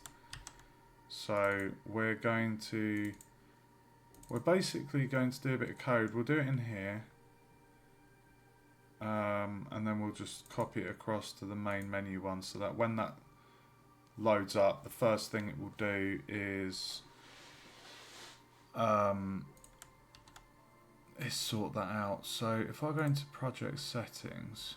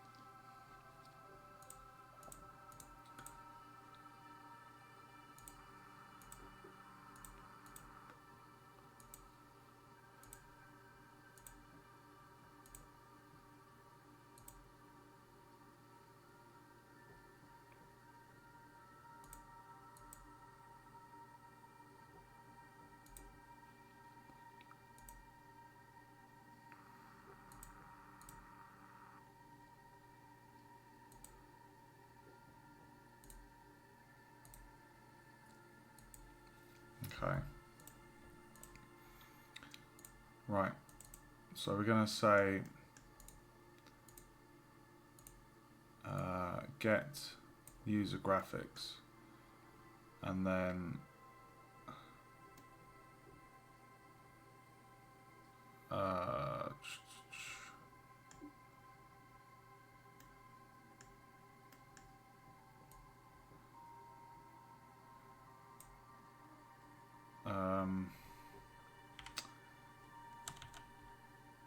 if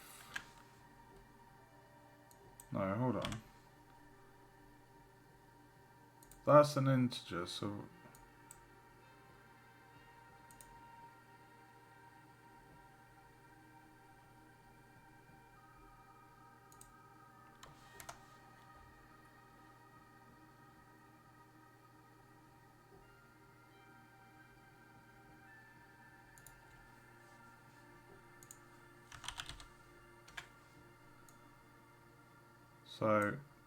if that equals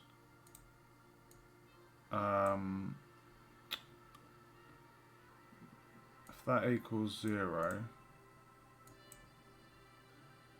Oh, hey, ASMR, thanks for following. Sorry, doing a bit of complex code at the minute. As you can see, I've been working on this for 4 hours 20 minutes. Not even joking. This bit has given me a bit of a headache, but I did it. So what we're doing here is we're going to plug this into the main menu so that at game start it won't by default have the ultra graphics, because you've just seen in the project settings we had the ultra graphics, but we're going to kind of override that and say the moment we open the main menu,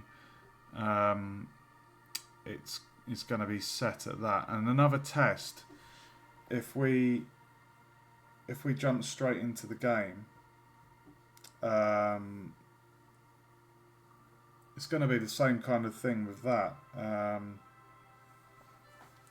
Just making sure that there's consistency, because by default, when this game's finished and exported, the default map, I'm not sure where I set that, but you know, that's the very first stage, so it will know what the user saved the graphics to be, and then going into the game it will have that, so I don't need to do any code in the level itself.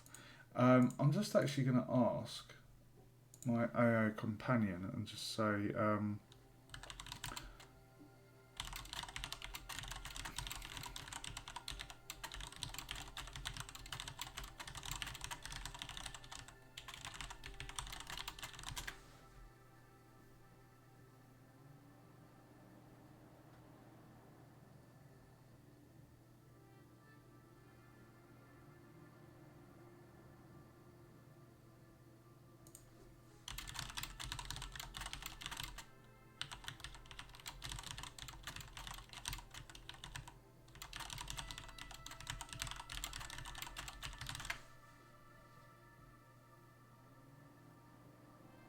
build settings. Build settings.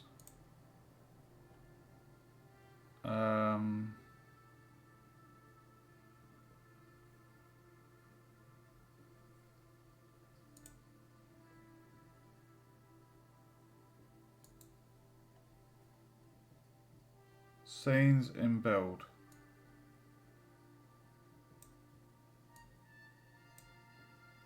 Does that mean that order, that should be the order that it's built? So main menu should be first and then level 1 after it? I mean, you've got the ordering on the right here. I'm assuming. I'm not too sure. Main menu, level 1.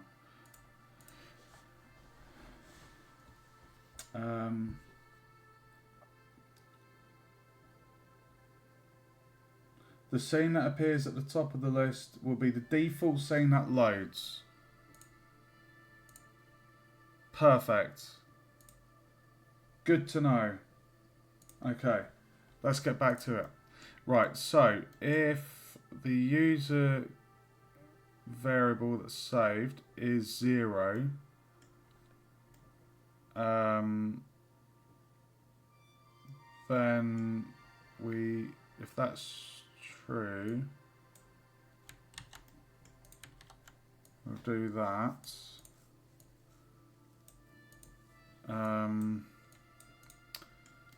This needs to be a sequence, guys, so sequence and 4 steps, I think. Okay, so we're saying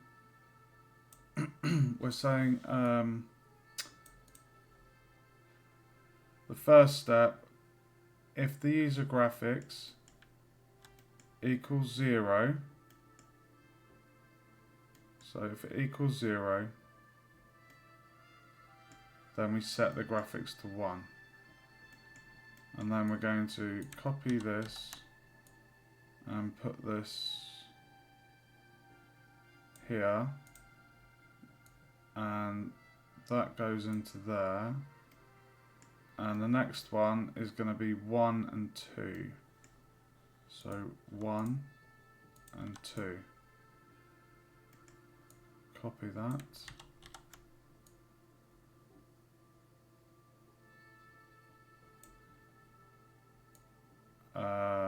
So 1 and 2. 1, 2. Now it's going to be 2, 3. 2, 3. Copy that.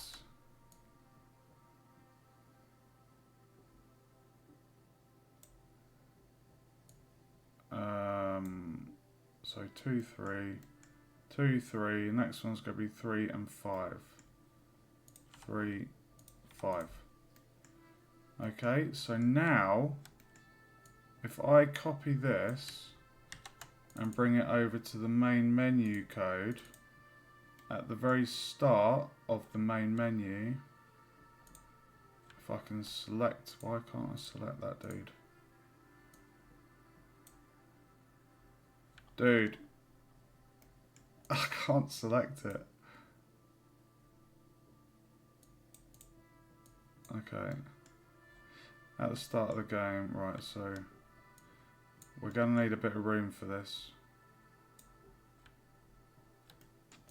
Let's make it big.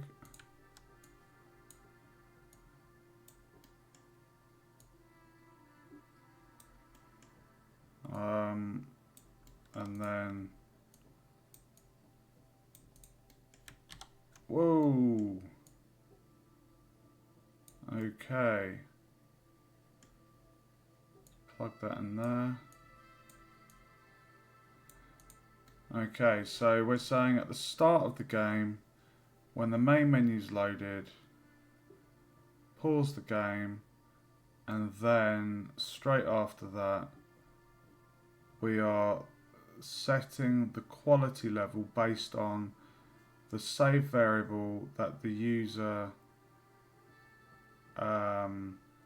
chose on the graphics menu. So if I just go back to the settings menu, I can get rid of that.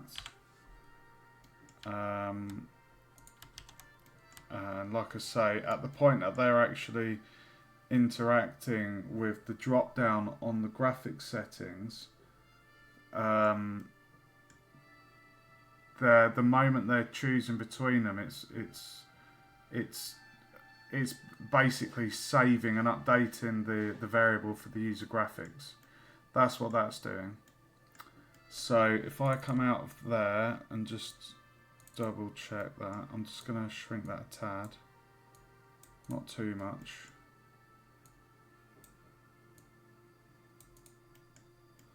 At the start of the game, pause the game and clock. Pause the game, which stops the clock ticking and sets, in addition, sets the graphics level based on user preference. Cool. Quite a bit of code there, guys, but now's the moment of truth, I guess.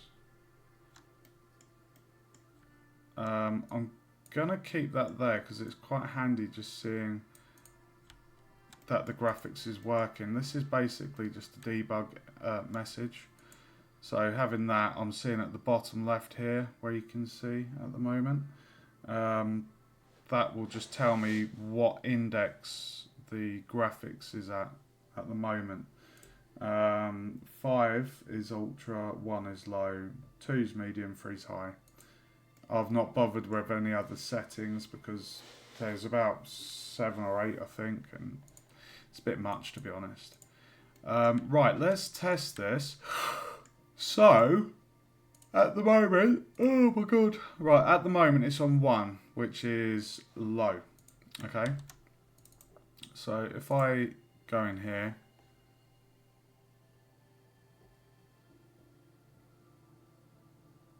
interesting, it's saying 2.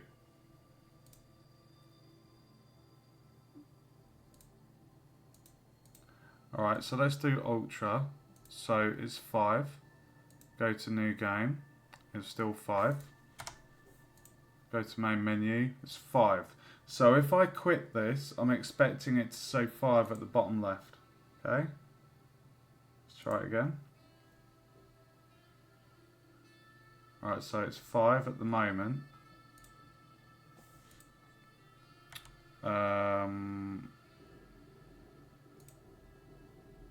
Okay, it's still 5. Another test.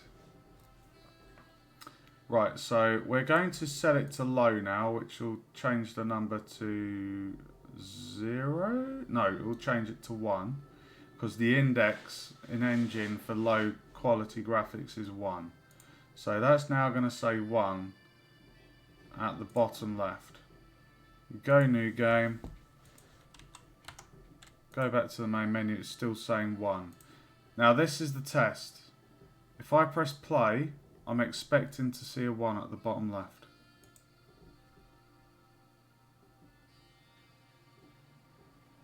Oh yes.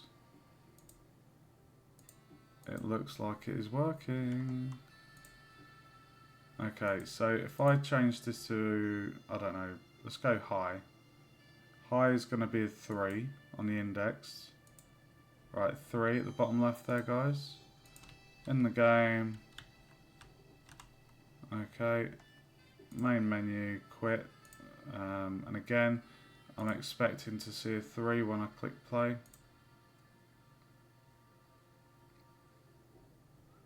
Fantastic. Fantastic. I've done it. Yeah, baby. Oh my god. UI. I could do this no problem in Unreal, but Unity, there are next to no tutorials or anything on YouTube for Visual Script.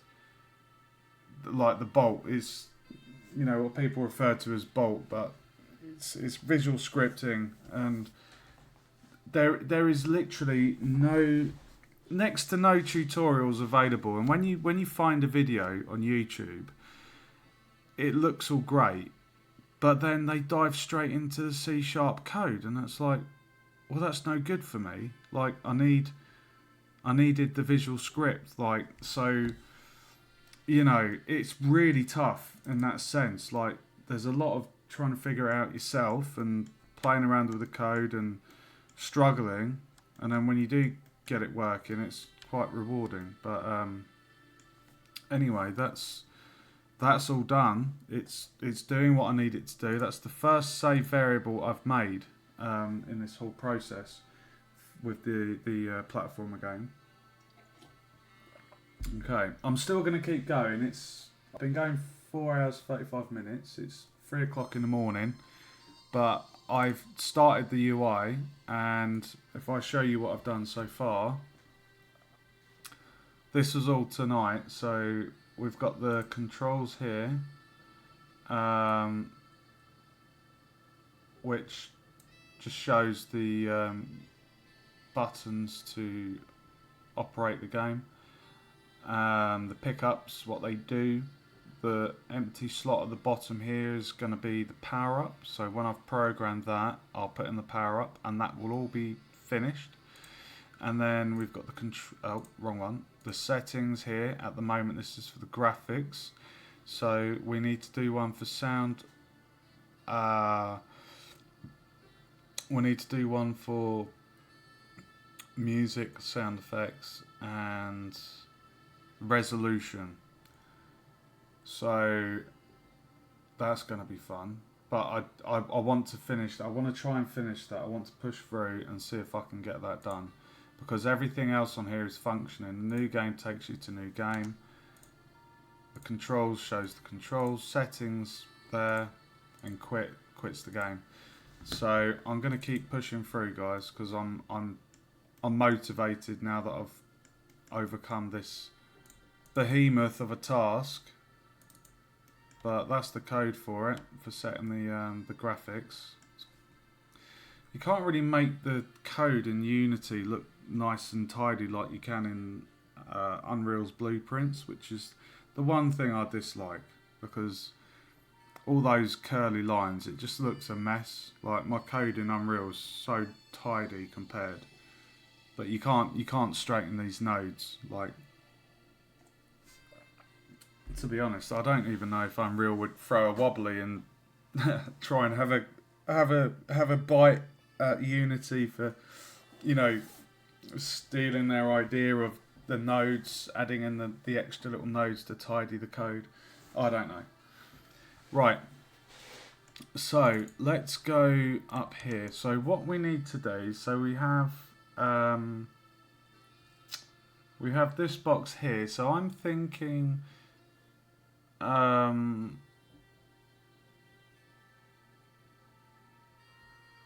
graphics settings. I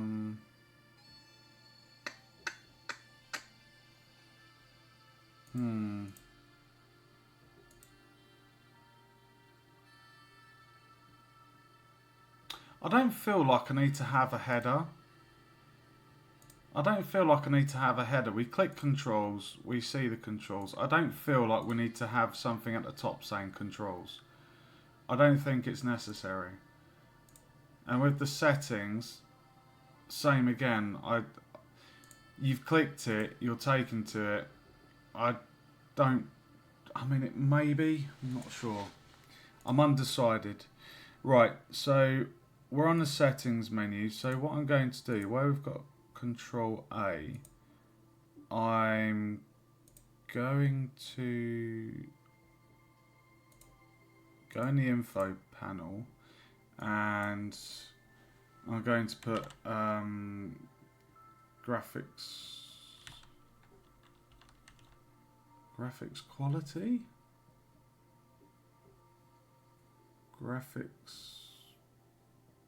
quality, I don't know.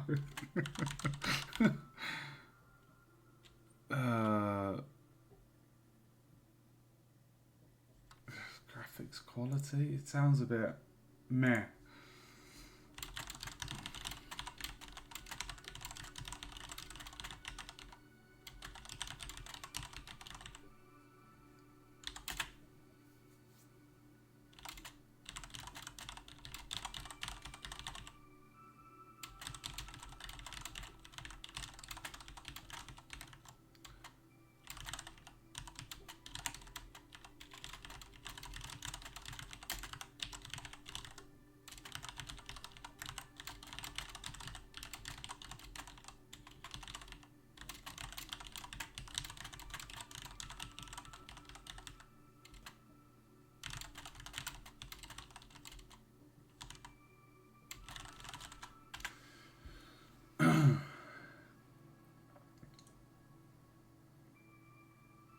Hmm. Um.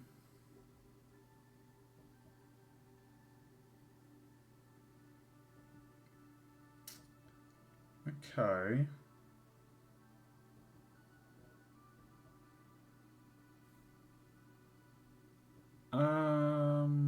Visual quality, graphics settings, graphics options, render quality. Render quality is a good one.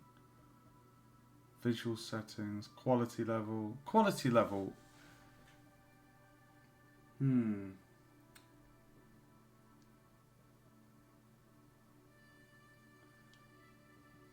Render quality or quality level?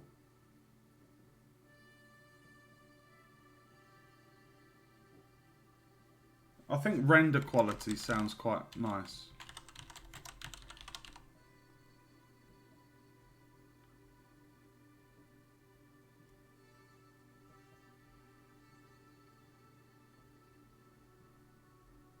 Render quality.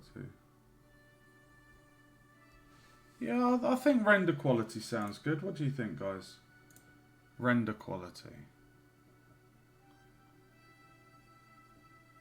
Is that kind of obvious? That's to do with the graphics?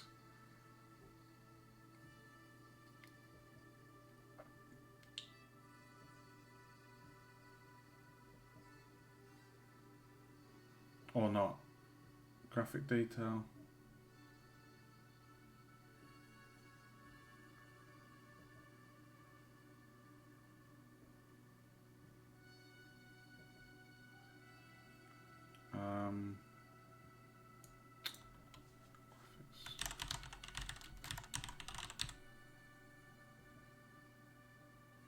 Graphics settings.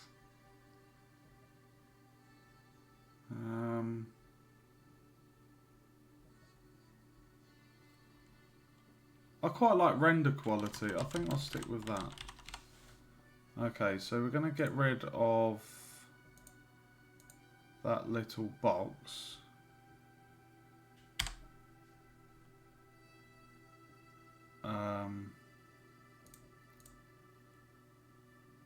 And this is going to say, we'll call that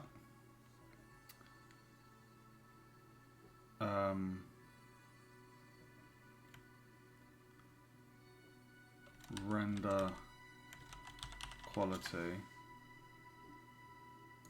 Right, so I think what I need to do is have an empty, and we'll call that graphics. And then if I put render quality and the graphics in there, this is just acting as a folder, but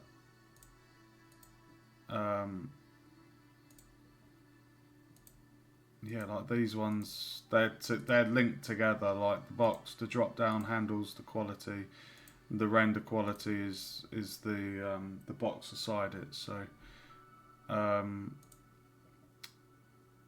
what I'm going to do, I have a feeling these two boxes are slightly different in size. This one looks a lot bigger. So let's first off, let's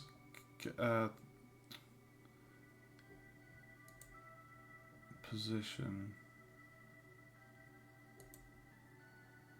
Why have I not got the position of that one?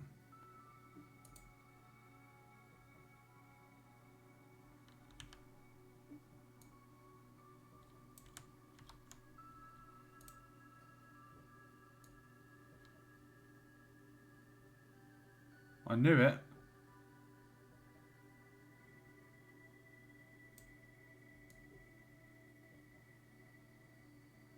I knew it was bigger. What I'll do then, I'll see if I can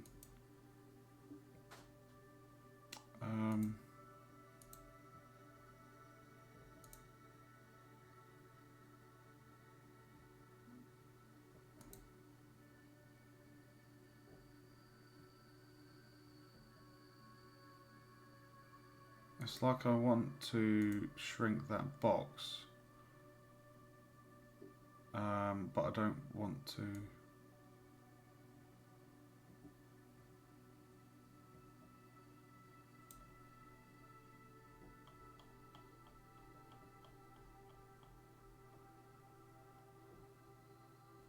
Is that the same size?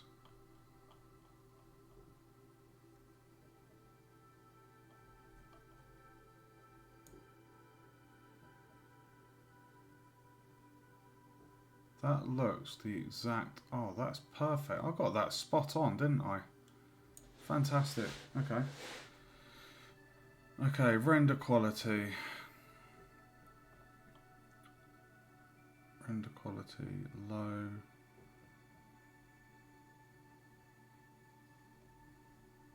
And then what I can do, I can actually kind of fit that in the middle there. Okay, so that's that, the graphics done there. Okay.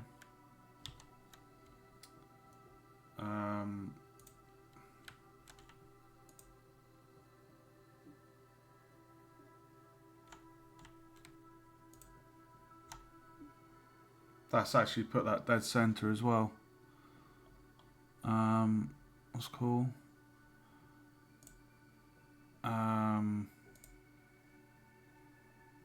Settings button. Oops. Oh god. Okay, so those two buttons are perfect there. Okay. Right, so that's the render and that's the low. So now what we need to do is the tricky bit, which is oh god, settings back. I'm just going to move this down. So we have the panel, that's the main drop, and that's the dim.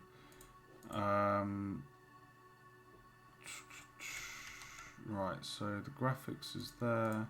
So we need to do resolution. Now, I know how to do this in Unreal. I'm uncertain how to... Let's just have a look and see what's in the thing. So what we're going to be looking for is something like resolution, maybe. Screen resolution. Oh, there's a full screen mode.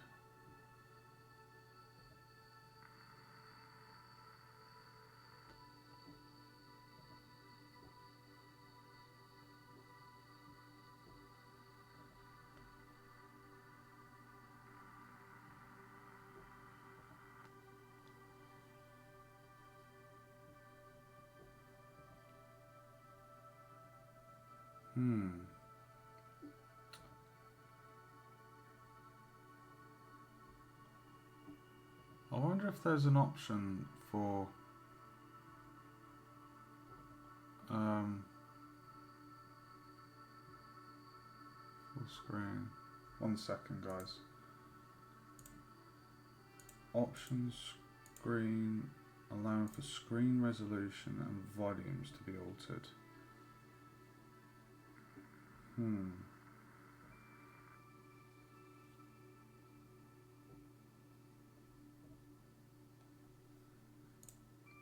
screen resolution.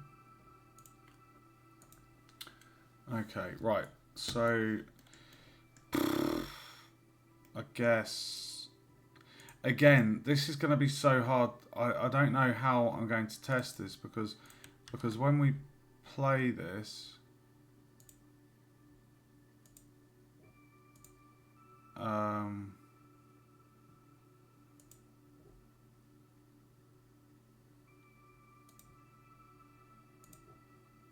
does play maximize do?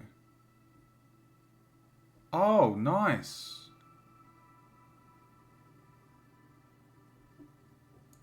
Okay.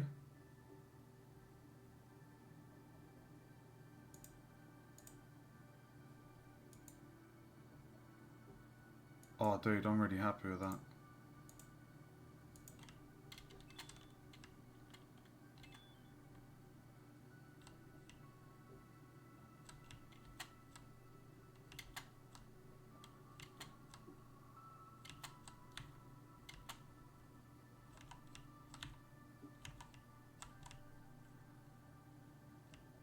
Dude. Oh, baby. That's really cool playing that maximized. I like that. That was really, really cool. What does this do?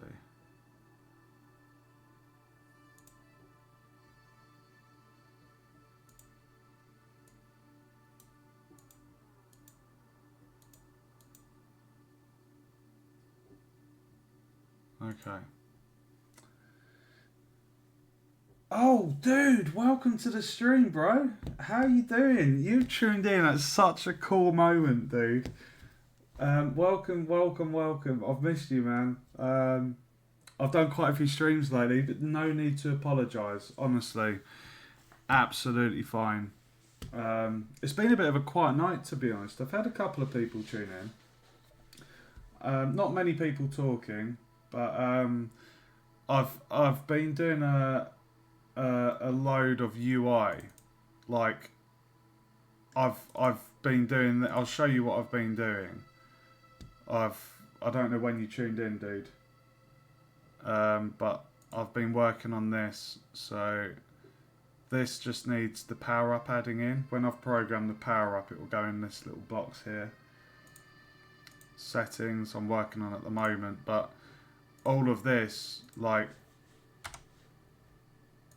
I've got the UI. I'm just wrapping up the settings. It's 20 past 3 in the morning, but I've been working on this for nearly 5 hours, and this is the last bit. So I just want to push through, get it done, and go to bed. Oh, nice. How's like the parallax scrolling background? What game are you working on at the moment then? Is it a platformer? 2D? 3D? What engine? Unity, Unreal, Godot? Or Godot? Godot? I have no idea how people pronounce it. Right. We need to do the resolution.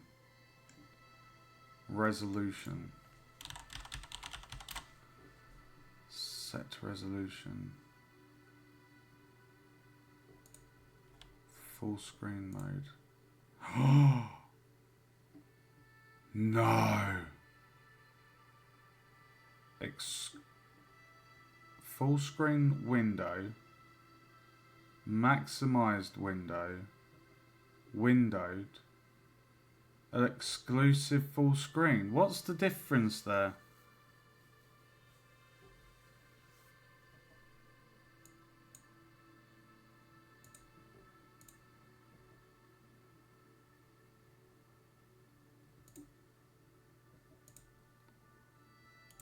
Oh my god. I don't really want to give the option for...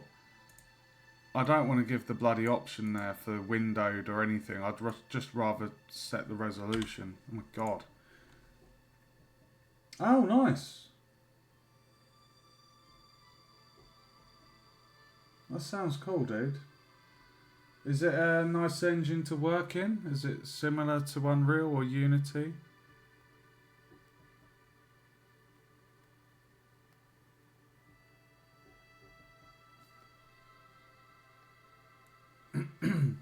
I might query that with my AI companion. Let's just quickly ask it. So.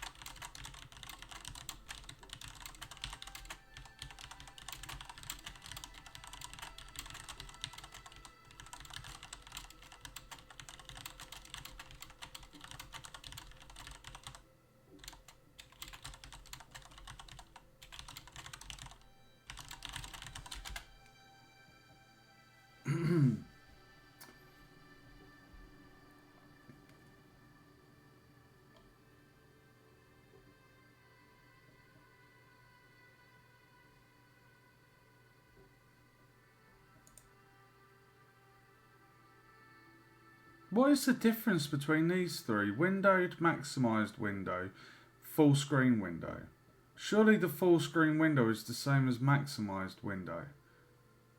I can understand if windowed, like if you had, I don't know, 720 resolution and it was windowed, it would be at that size, but.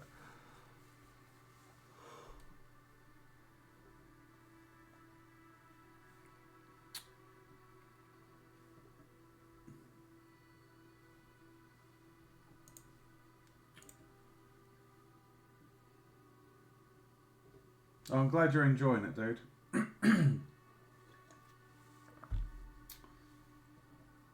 I'm just sticking to these two engines at the time being. I'm making 3 games this trimester. Like, the Greek project's coming along really well. The Space Invaders game, it's really fun. It's really fun. You can see some of the previous streams I've done on that. It's coming along so nice, dude. And this game, like, I've got a list of what I need to do to meet the criteria for the marking.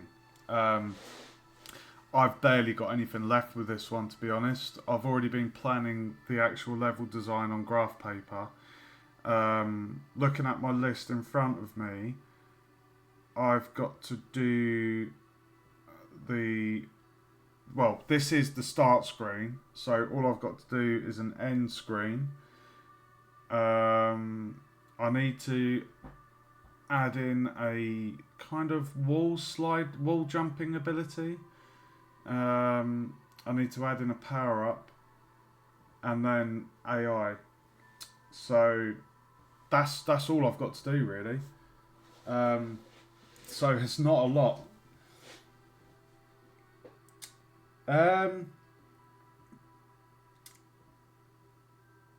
Think about the player.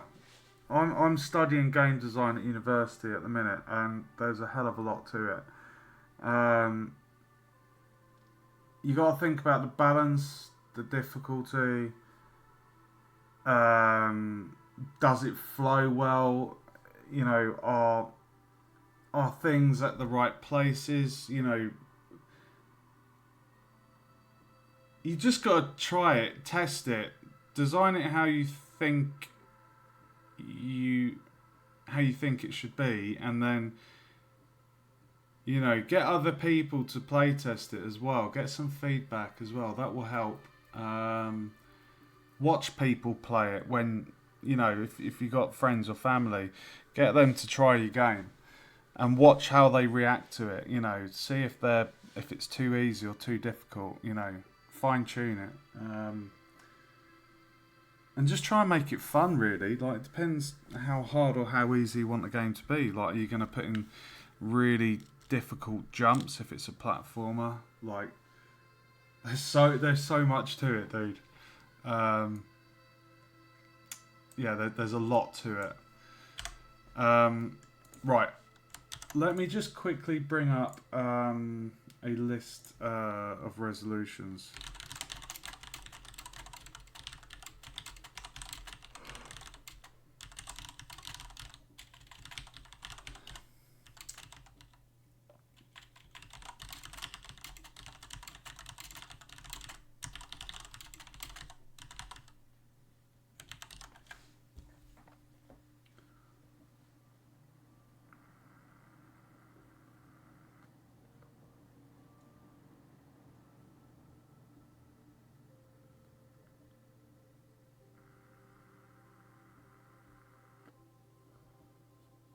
Oh my god.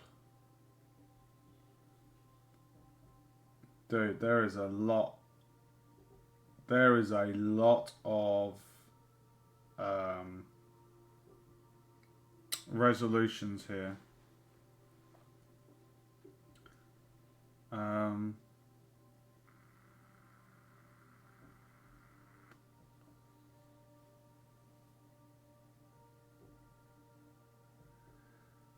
Wow, there's like four. I've just asked AI, can you give me a list of like the standard resolutions? There's like 14. You've got 16:9 typical widescreen displays. Then you've got a 16:10 ratio, which is common in laptops. Then you've got 4:3 ratio for older monitors. And then 21:9 for ultra-wide monitors for immersive gaming. Like, that's just ridiculous, isn't it? That's ridiculous.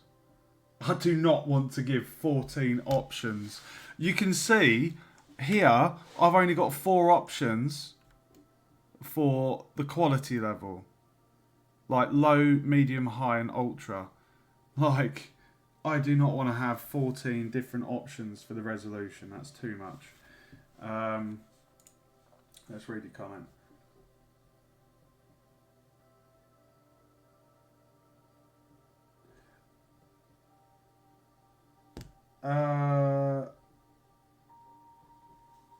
No, well, I'm setting this up. I'm doing the UI. I'm doing the system settings. So I'm giving the user the option to pick their resolution. That's this whole thing tonight. It's all been UI, and it's taken me a lot longer because, like I say, in the Unreal Engine, I've done this before. I'm really quick in Unreal. It's very intuitive and easy to work with. But in Unity, it's a whole new kettle of fish. And I was saying earlier in the stream that YouTube, when you're searching for tutorials on how to do certain things in Unity, there is next to nothing for Visual Script. Like, you'll find a video and you'll watch it and then they jump into C# and the hard code, and it's like, I can't work with this. I need to see a tutorial for the Visual Script. So it's taken me longer because I've had to figure it out. But this game is pixel art, yes.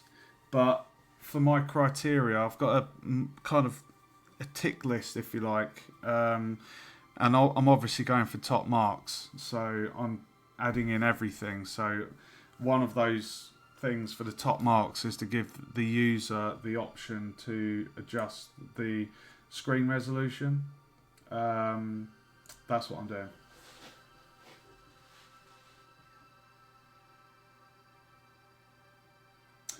The wall jump, yeah. So at the moment, my game it's got like a ground check, so it does a raycast beneath the player. So it's going to be a matter of raycasting to the side. So if the player's airborne, like, has the player jumped, if they're touching a wall, cast to the sides, and then allow the player to jump. So I think I'll be able to do it. And the way I want to do it as well is when the player jumps, I want to add a little bit of force. So if they're on the wall and then they press space to jump, it will kind of propel them, to the left or to the right. So I'm a little bit nervous about it. It's a mechanic I want, and I will do it. But I can understand when you say it brought you to tears. So yeah. Right, let's crack on with this. Right, so I've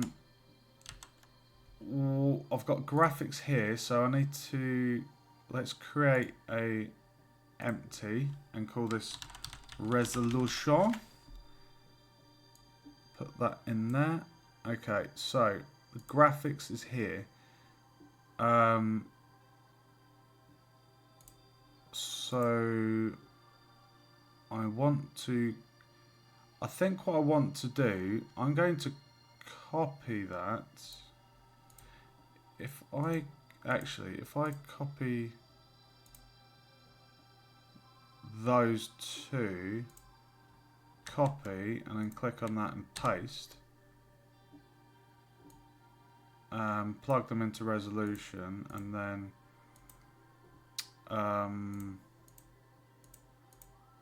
we can rename this to resolution, and we're going to just move this down. So let's just get it. Is that too close? No, that's okay, isn't it? That's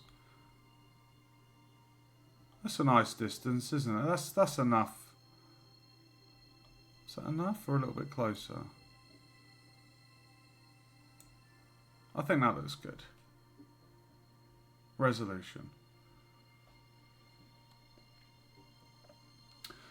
Okay, right, so the resolution text has been done.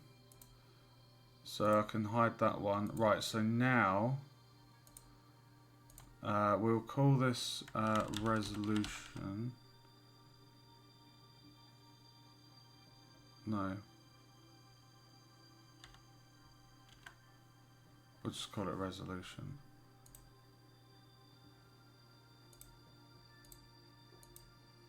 Okay, right, so resolution, and then the drop down,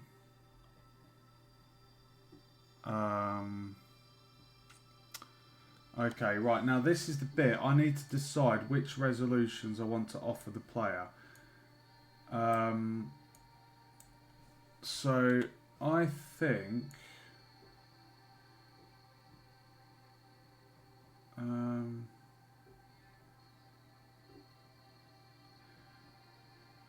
right, we definitely need to have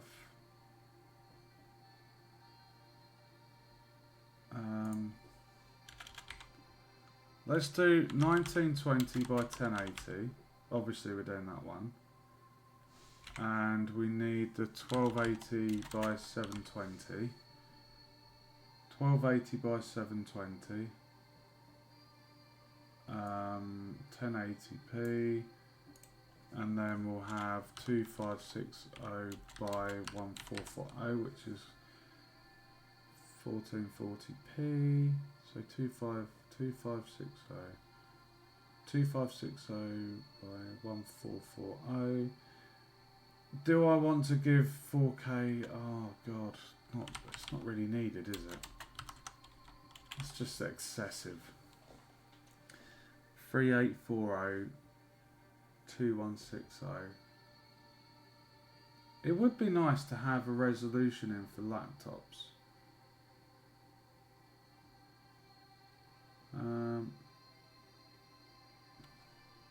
Is that enough for resolutions? Would you say that's enough? Yeah, 1920 1080. Do you think 4 resolutions is enough? I mean, there's a whole list. Look, I'll literally paste it in chat. This is the whole list. That's how much is there. It's a bit excessive. It's a bit overkill. I might go for the one that's HD plus, commonly found in laptops.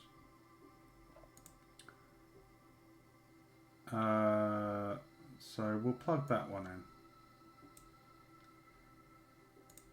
So that would go in after that one. So 1366 by 768. 1366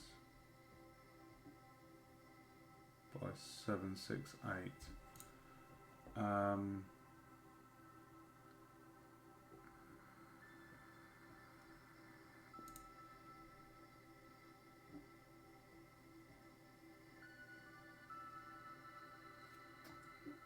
I don't really want to go any smaller than that.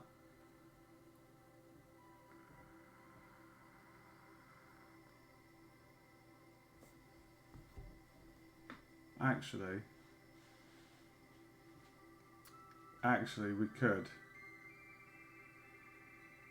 could go 640 by 480. 800 by 600. 1024 by 768.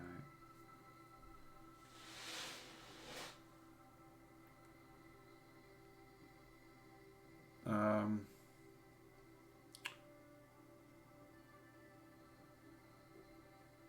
480. Yeah, we'll go for that one. We'll add that last one in. 640 by 480.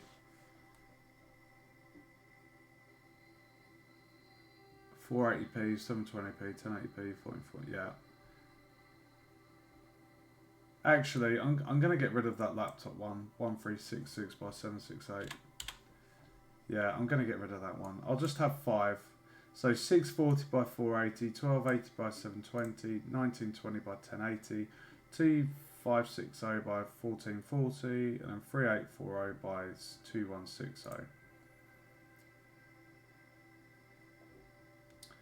I've been putting so much work into my projects, dude. Like, I've been pretty much getting top marks, like a first for this first whole year. Like, I've really been smashing it. I had the presentation the other day for the group project and I got 9 out of 10.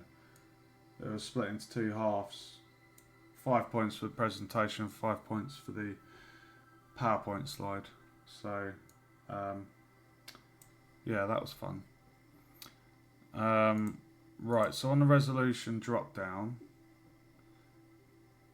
in here, we're going to have that.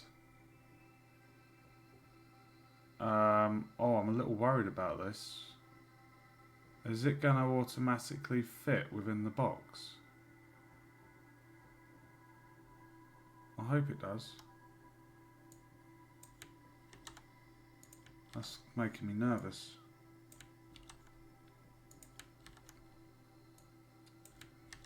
That's making me nervous. Oh my god. So 640 by 480. Okay, let's just see how that displays. I'm hoping it stays in that box. Oh, perfect. Oh, look at that. It's beautiful. Look at that. It's... Oh, it looks so cute. I love it. I love that little it's almost pixely art. It's not full pixel art text, but it's a nice pixely type font. I love that. Oh, that looks really cool, doesn't it? That looks really cool.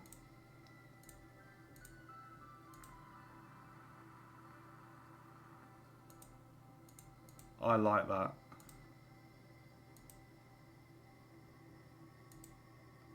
I was worried that the text would not fit in the box, but it fits so flush. Does it work yet? What, the resolution? No, I've literally, all I've done is plug in those bits, dude. Oh, that's all I've done. I've literally just added the... all I've done is add in the 5 entries. So basically, what happens is, you see on these options here, computers count from 0, so whereas we count like 1.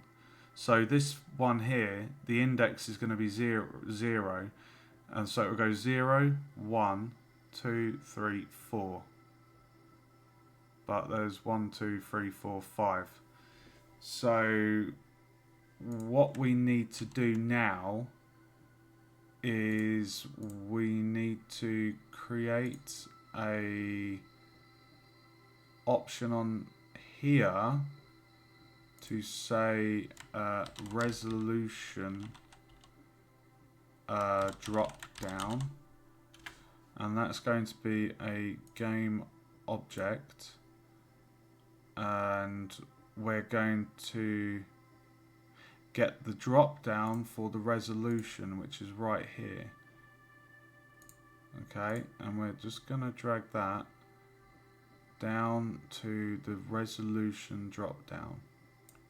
Okay, now that's in place, one other thing we need to do is create a user resolution, and I'll have this as a variable. This will be the last thing I do. It's going to be an integer. So if I go back to the object, right, so resolution drop down. This is going to be crazy, bro. Right, so you see this massive chunk here. This handles the graphics. So what we're going to do, we're going to have something similar. And if I just zoom in here, graphics drop down. So we have, was it 5 entries, I think, for the drop down? 1, 2, 3, 4, 5. So 1, 2, 3, 4, 5. 1, 2, 3, 4. Okay, right. Let's. Oh my god. Oh my god. Right. I'm going to have another on update because I do not want to add to this code because this whole section is to do with the graphics. Does the player's position get rounded to the pixel? I don't understand that question, dude. I don't understand. Sorry, I don't understand the question.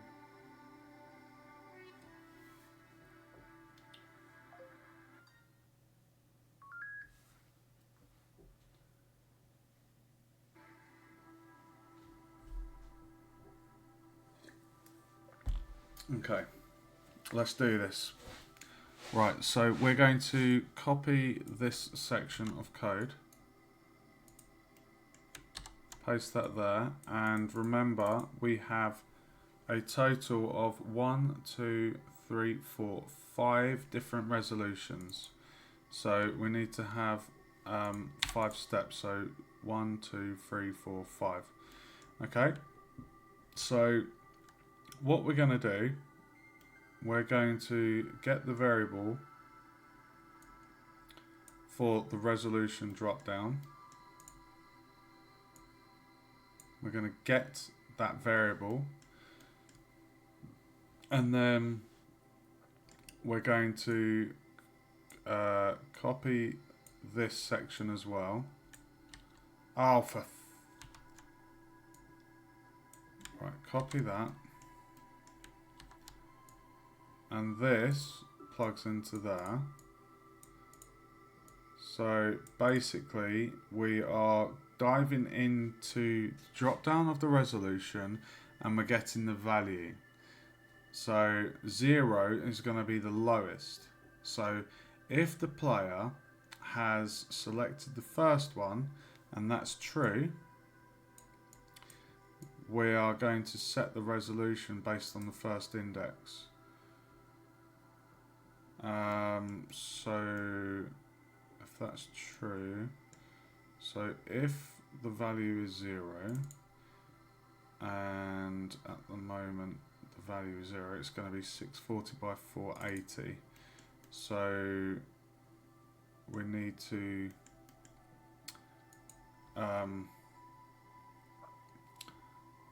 if I get the resolution, full screen mode.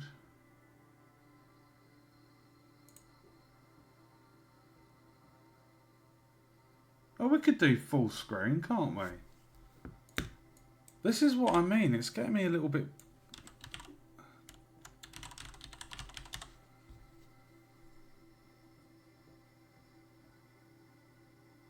Oh my god, there's a refresh rate as well.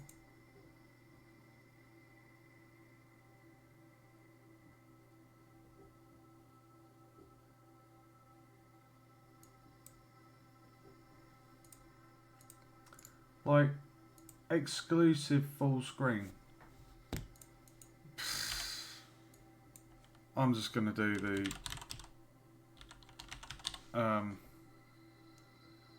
just going to do that. Right, so if they've said 0, the width is going to be 1920 by 1080. Yeah, so 1920 long, 1080 up. So width 640 by 480 full screen. Oh, let me just read your comment, dude.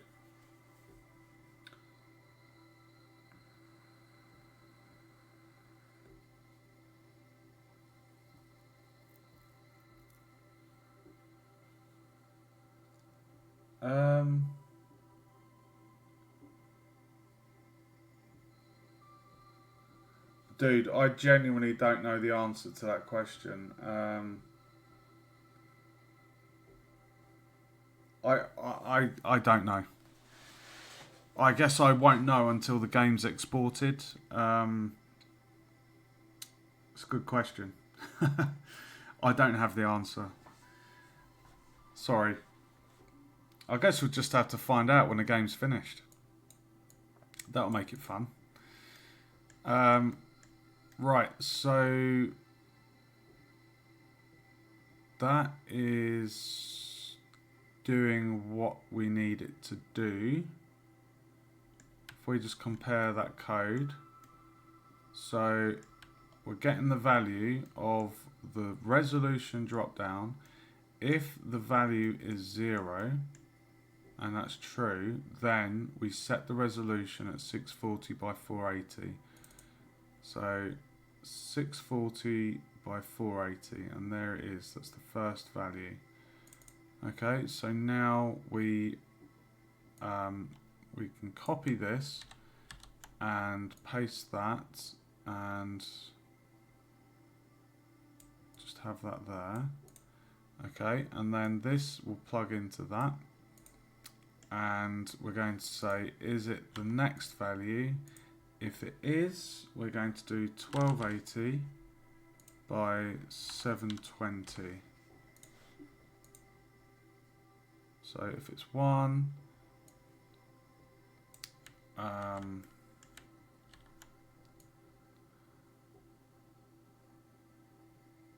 then do the same there. If it's 2, it's going to be 1920 by 1080.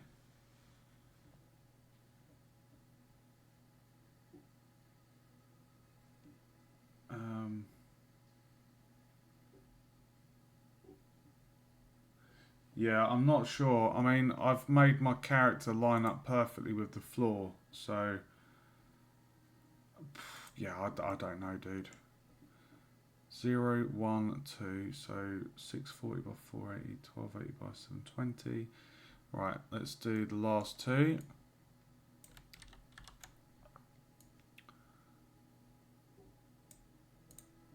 Get that one, plugs in there. So 0, 1, 2, 3. And this is going to be 2560. 2560 by 1440.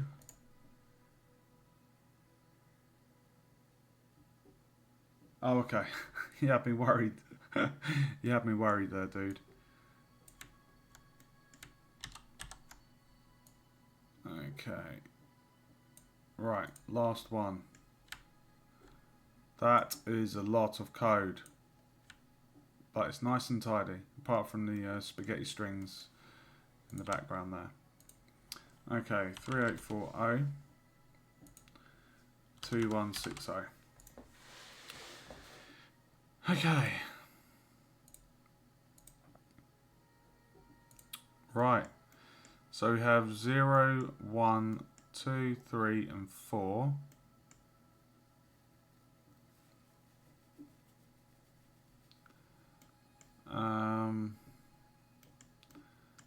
So 640 by 480, 1280 by 720, 1920, 1080, 2560 by 1440, and then 3840 by 2160. All full screen. That is, I believe that's it. So what I might do, I might quickly just get the user resolution, and we're going to set that. Okay, so this is basically, think of it as saved data. That is what this is basically doing. So we're going to copy this for each part, and just bring that down.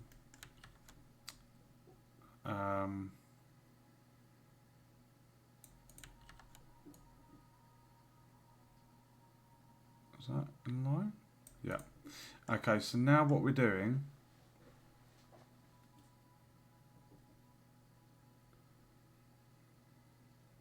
oh really? Maybe you should suggest that to as a feature request or something. Thanks for the spam view, Acacia. Appreciate it. Right, let's plug in the saved variable for the user resolution. So similar to how we've got the user quality level, we're just going to get the integer and plug that in. So this will go into that, and that goes into that, that goes into that, that goes into that, that goes into that, that goes into that, into there, into there, into there, into there. And that is a big ass bit of code. But I mean that's basically the resolution. So set the value. Oh god, we're gonna have to do the same there. Right. So what this little bit of code here does, that makes sure that whatever the user chose reflects truthfully when they're on the settings menu, because if you don't have the value of this drop down set, it's not going to match up. So it just remembers what the user last chose, and then that value will correctly be displayed in the drop down box. So we just need to do the same. So we're going to copy that node, and we're going to get the resolution drop down, and we're going to get the that one. I need to move this up. Okay. Right, so these two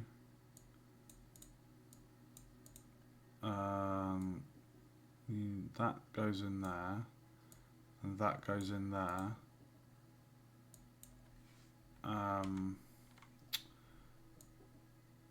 And then that will plug into there. Settings menu inactive at start. Value of drop downs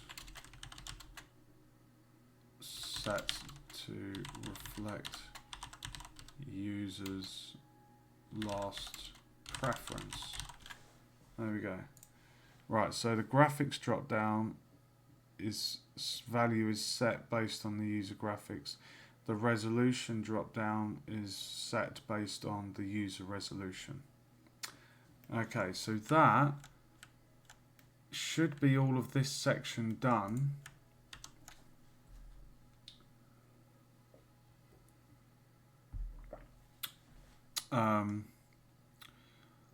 So I'm going to give this a big tasty comment box. We're going to copy that and paste that in there.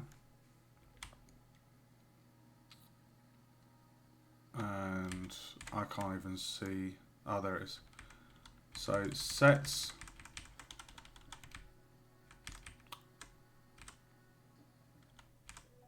sets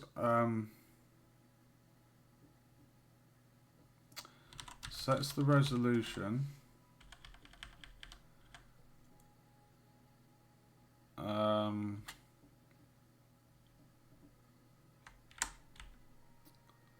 sets the resolution based on the player's choice, based on the player's preference. Let's copy this color and give that the same color. Okay.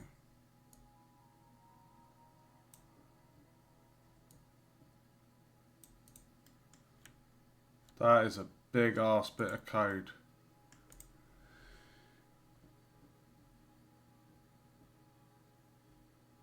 I'm gonna go bed soon. I just want to get this bit done because it's really cool seeing that. The last section for this is just going to be the music and sound effects. I haven't got music in the game at the moment, but I do have sound effects, so I need to see if there's any music actually on the Unity store.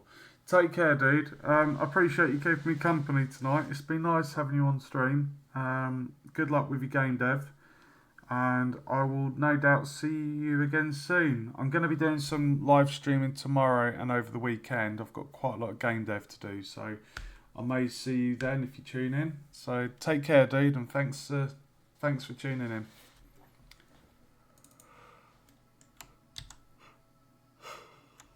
Okay, right. Let's just quickly recap. That's all set up.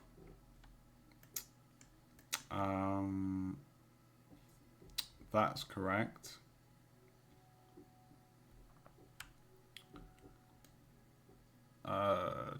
So that should be doing what I need it to do. So what I now need to do is go on to the... Actually, if we just test this, it should remember.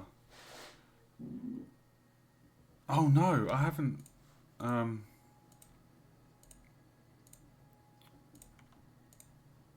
on. 1 second.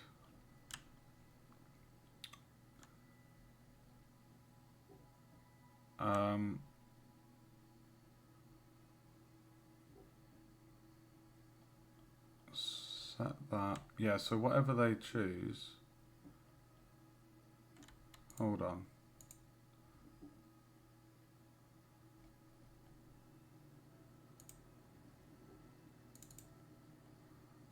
I want to see the code in action.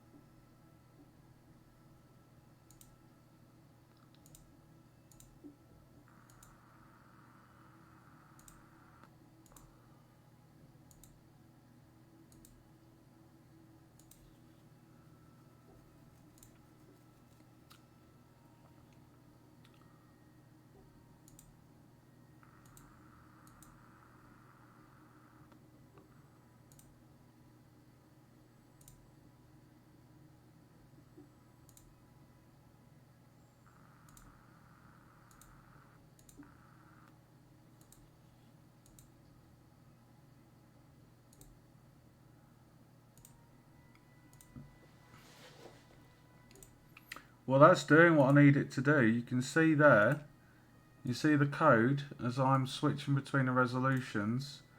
you can see these little white dots are going into the right one. That's perfect.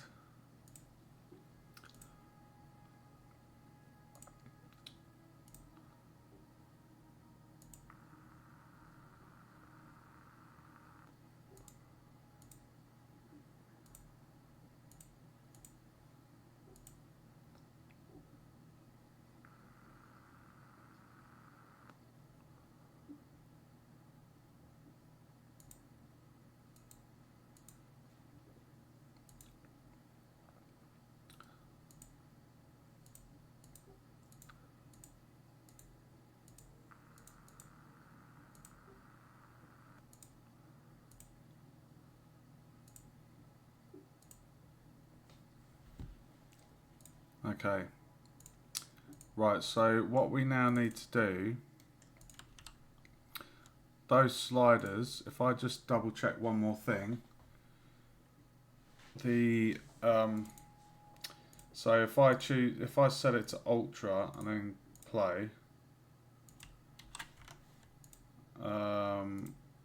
just remembered that, that's perfect. Okay, so at the minute it's 1920 1080. And then if I play it again, it should remember it.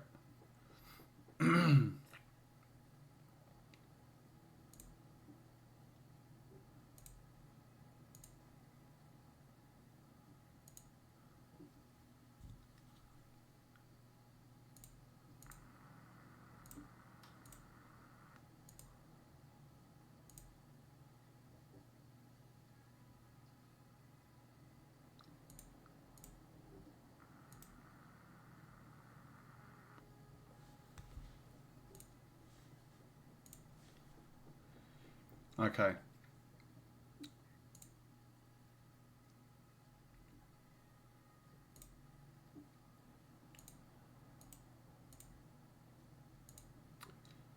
Right, save that. Right, so done, done, and done. So what I need to do is on the main menu, I need to make sure that the main menu has this bit. Oh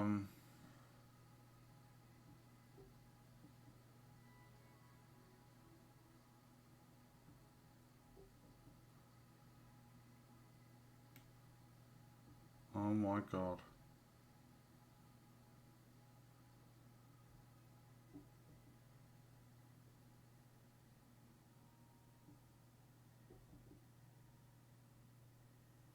Sod it, I'm just going to add it onto here. I'm going to get rid of that. And if I open the scene, the player, I'm just going to delete that, get quality level as well. And then we're going to go back to the main menu.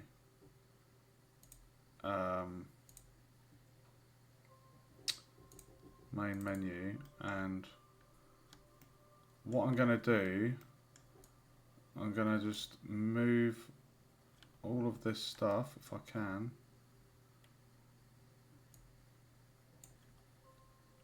Just out the way. There.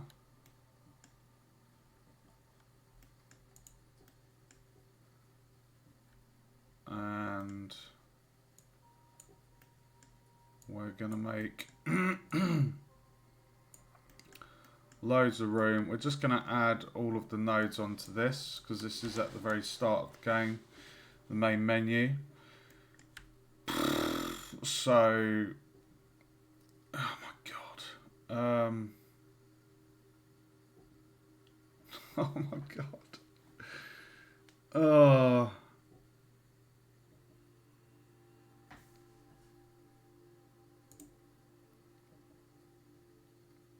Hold on.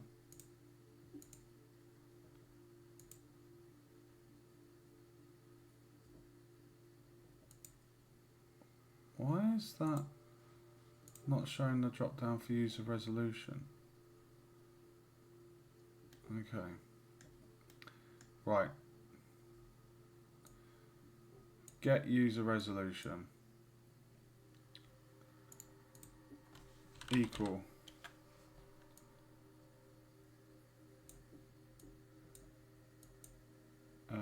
Integer.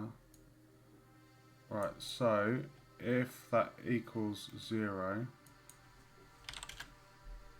and that's true,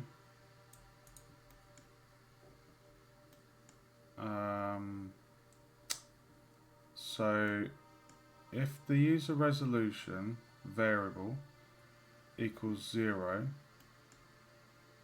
we will set the resolution based on if it equals 0,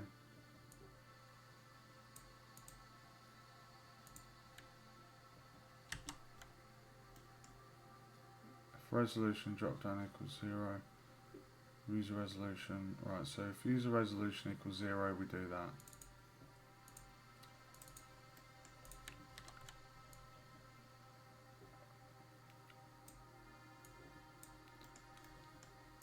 And then we need to copy that a few more times.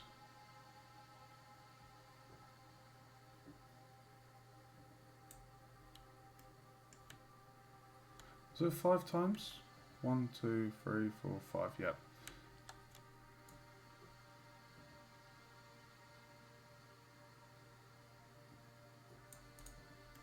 So 3, 4, 5. Okay, so 1, 2, 3, 4. 0, 1, 2, 3, 4. So that's 1, 2, 3, 4, 5. And then if I just go into the settings, I should be able to just copy these ones here and just plonk them just there. Boom.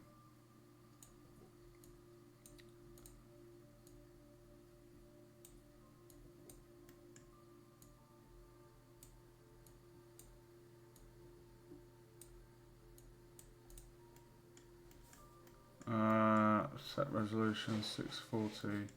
So if it's 0, 640 by 480. If it's 1, 1280, 720. If it's 2, 1920, 1080. If it's 3, 2560, 1440.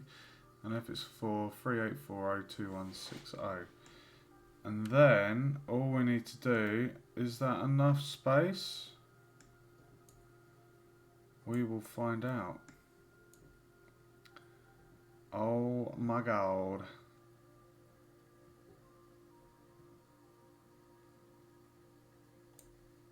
Just enough room there.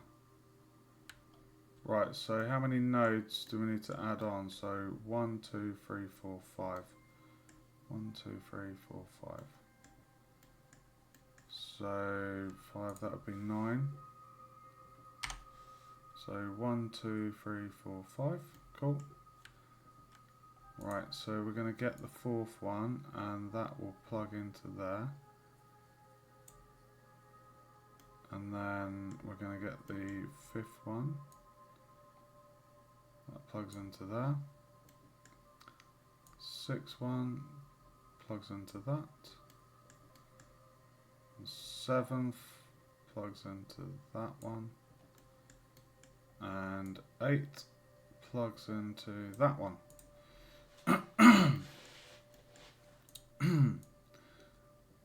Shorten that.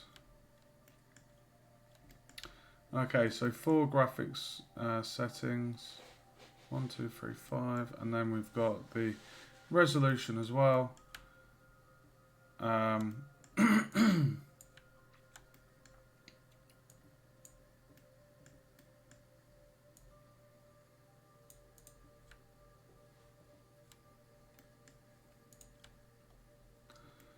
Right, I think that's all set up, guys. What I would like to see is a debug. So on tick.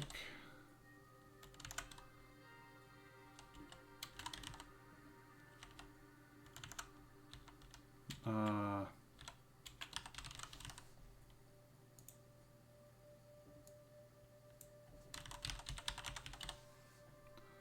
want to get the resolution.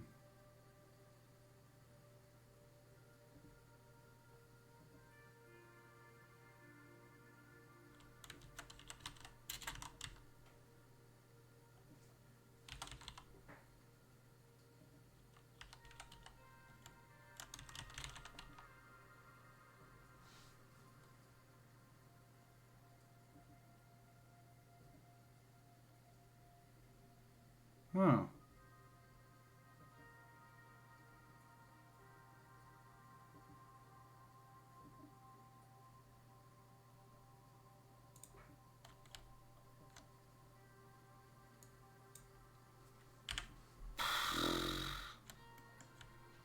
Right.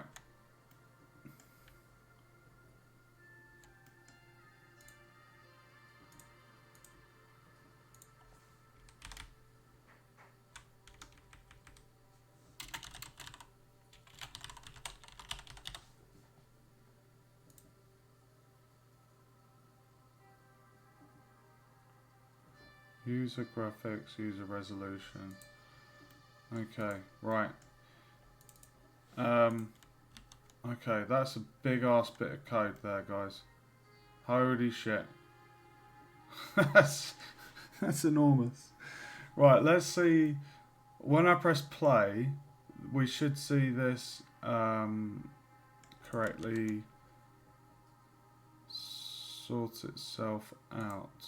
I might not see it if it plays maximized.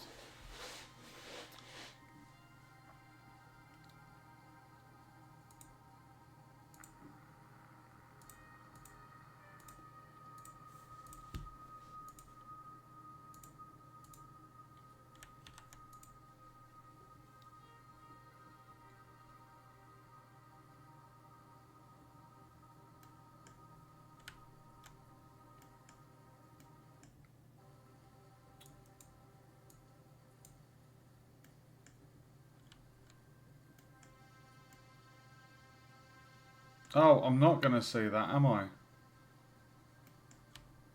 Because that's on start.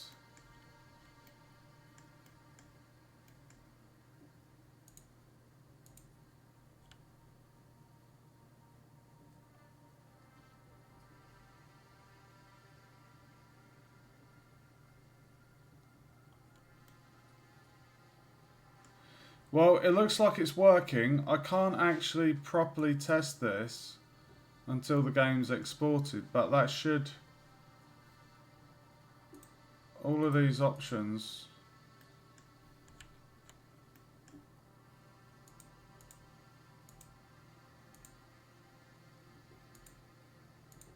you can see it's changing. It's setting the resolution, so it is doing what it needs to do. So if we have it as ultra and 1080, 1920, 1080, and then go back in there.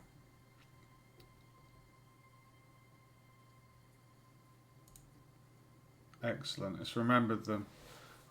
And you can see there that it's doing it. Everything is working, guys.